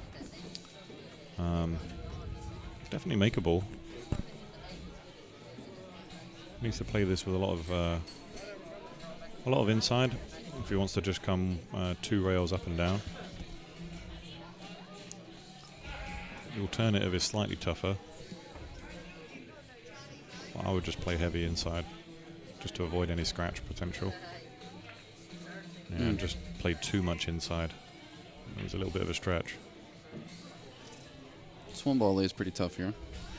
Yeah, it does. Yeah, I noticed that. And that's why he opted for the safe instead, and that's the good play at 6-5 up. No need to take a risk on his side. So are you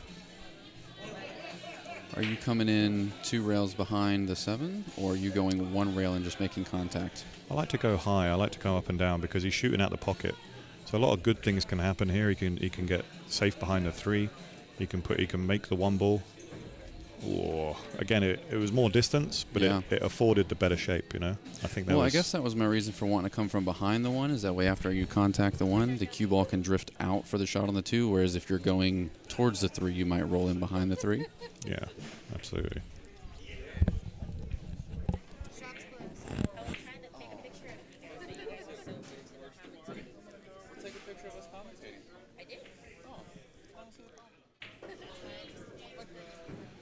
Just make this simple as possible. No need to overcomplicate it.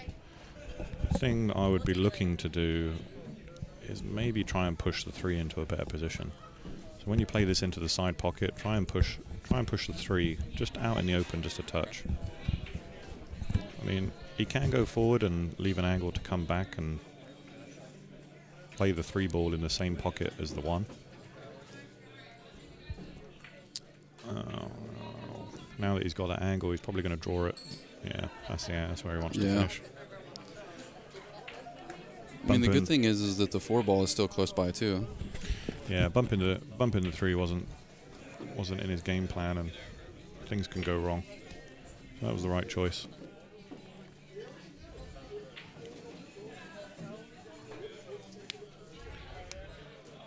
And like we say, he's on the hill, so he's looking to close this one out. So really, Good really shot. keep it smooth, yeah. I feel like those side pocket shots, when they're touchy and it's late in the match like this, are super important, because it's going to show you how controlled they are over their emotions, the jitters, the attempt to close the rack. You can just see it. Yeah. He is like cool, calm, and collected, like the match just started. Yeah, I don't think I've seen him flinch once. Except for when he scratched on the 9-ball. That's the only time. Just the 9, yeah. But he did the right thing. Took the tactical timeout. Exactly. And now he's back in the ascendancy. That's it. No. Ooh, a little steep on it. A little steeper than he wanted to be. I'd use a nice inside. I'd come to the side rail here, just because. It'll slow the cue ball down. Yeah, very nice. Ooh, slow down. Slow. Oh, he had to keep it exciting for the end. Yeah, take the rack off. Just set yourself. This is your 9-ball for the match. That's right. No reason to rush this one at all. Doesn't matter if you move it back a hair. Make it easier for yourself. Look at that. Steady as a rock. So there we go. Doesn't need to do anything with the cue ball. Plain ball.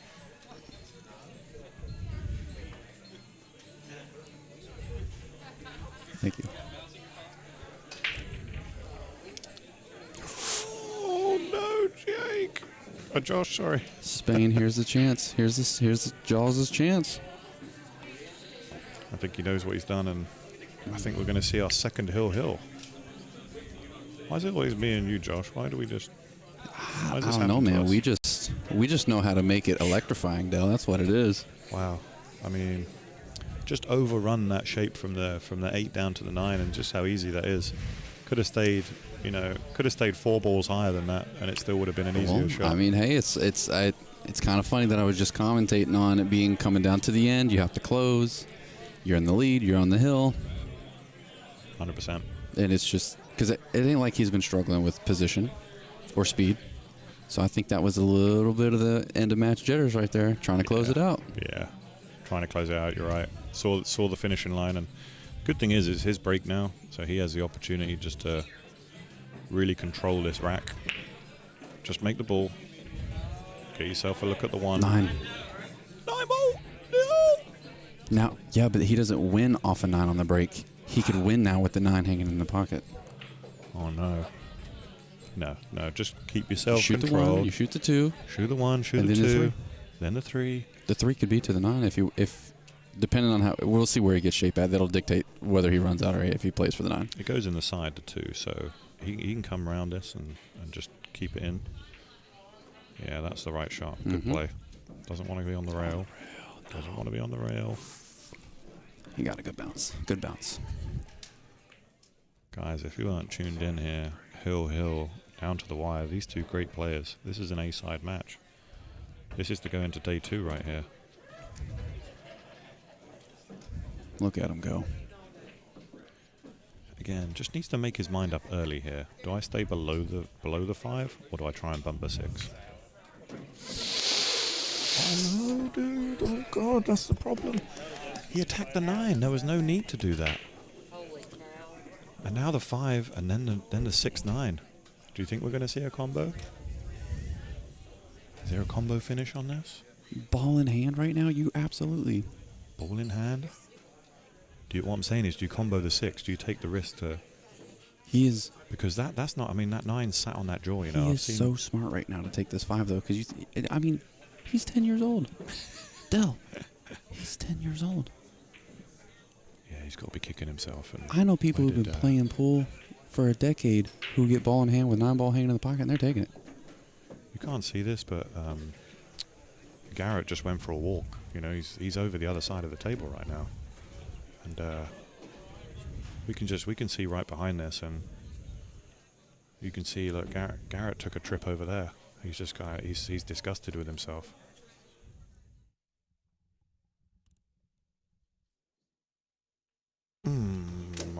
Great play. What a match. What a match. Fantastic from both players there, and Garrett will be kicking himself. Wow. That one really drew a crowd. Way to go, Jaws. There's no way that he could have, he thinks there's no way he could put the cue ball in there. Look at that. And the 9 didn't drop either. Yeah, no. If it would have hit the point of the pocket and then bounced into the 9, I think the 9 falls. But it hit the 9 and then bounced into the point. I mean, he was 6'3" down. Was he 6'3" down? Yes. Won at 7'6"? Yes. Wow. That, ladies and gentlemen, was absolutely fantastic. Can't wait to bring you the highlight reel. There was 4 highlight reel shots just in that one match alone. I'm telling you, that was absolutely an outstanding day 1 play right here. Hey, fantastic play there. Wow. Talking to Adrian Prasad on the side there. He was thinking, I thought you were down and out, bud. Jake, what do you think of that match, man? Crazy. That was absolutely outstanding. Talk about showing some heart, man. Jaws was down, what, 6'3", comes back, alternating break, and takes it, Look, man, it's been an awesome day 1. We're going to have great live coverage tomorrow. B-side matches start at 10. Winner side matches start at 11. And if you guys are enjoying the stream, please, we do free stream for everything that we do. So if you love what's going on, feel free to send us a donation. You want to hit them with the donation PayPal, Josh? Yeah, it's actually a pinned comment right on YouTube. So if you look in the YouTube comments, it should be right there. But I am also going to go ahead and hit you with a fresh one. Yeah, you can send it. If you like to just send it over through PayPal, you can send it to sales@BSN Media Group. You can just send it that way. And every little bit helps to help us continue to keep our streams free for everybody to watch. Tracy getting his time in the spotlight. Absolutely, Tracy has been great. Beautiful shot of this DynaSpeheres, the beautiful DynaSpeheres jerseys that we had put together. Yeah, it's been an absolutely amazing day 1. We thank everybody for tuning in with us, and yeah, we're going to be back here tomorrow to bring you the end of the DynaSphere Cup. Yeah, it's been an awesome day 1. Thanks everyone for tuning in. We're going to put together a little highlight reel and try and get that out on Facebook. Yeah, stay tuned to social media. And see if we can get that resolved today. And we'll announce a winner and hopefully get those delivered to the winner. Absolutely. We'll have and we'll show you all the hardware tomorrow morning when we come in. We'll have it nicely set up here on the TV table so you can see all the prizes and nice trophies that these kids are playing for. So, hey, look, it's been a great time. We've had a lot of fun, and we'll see everybody tomorrow. Thank you for tuning in to BSN, the Billiard Sports Network. I'm Jake Lawson. For my partner Josh Setterfield and Dell the Highlander Sim, thank everyone for watching.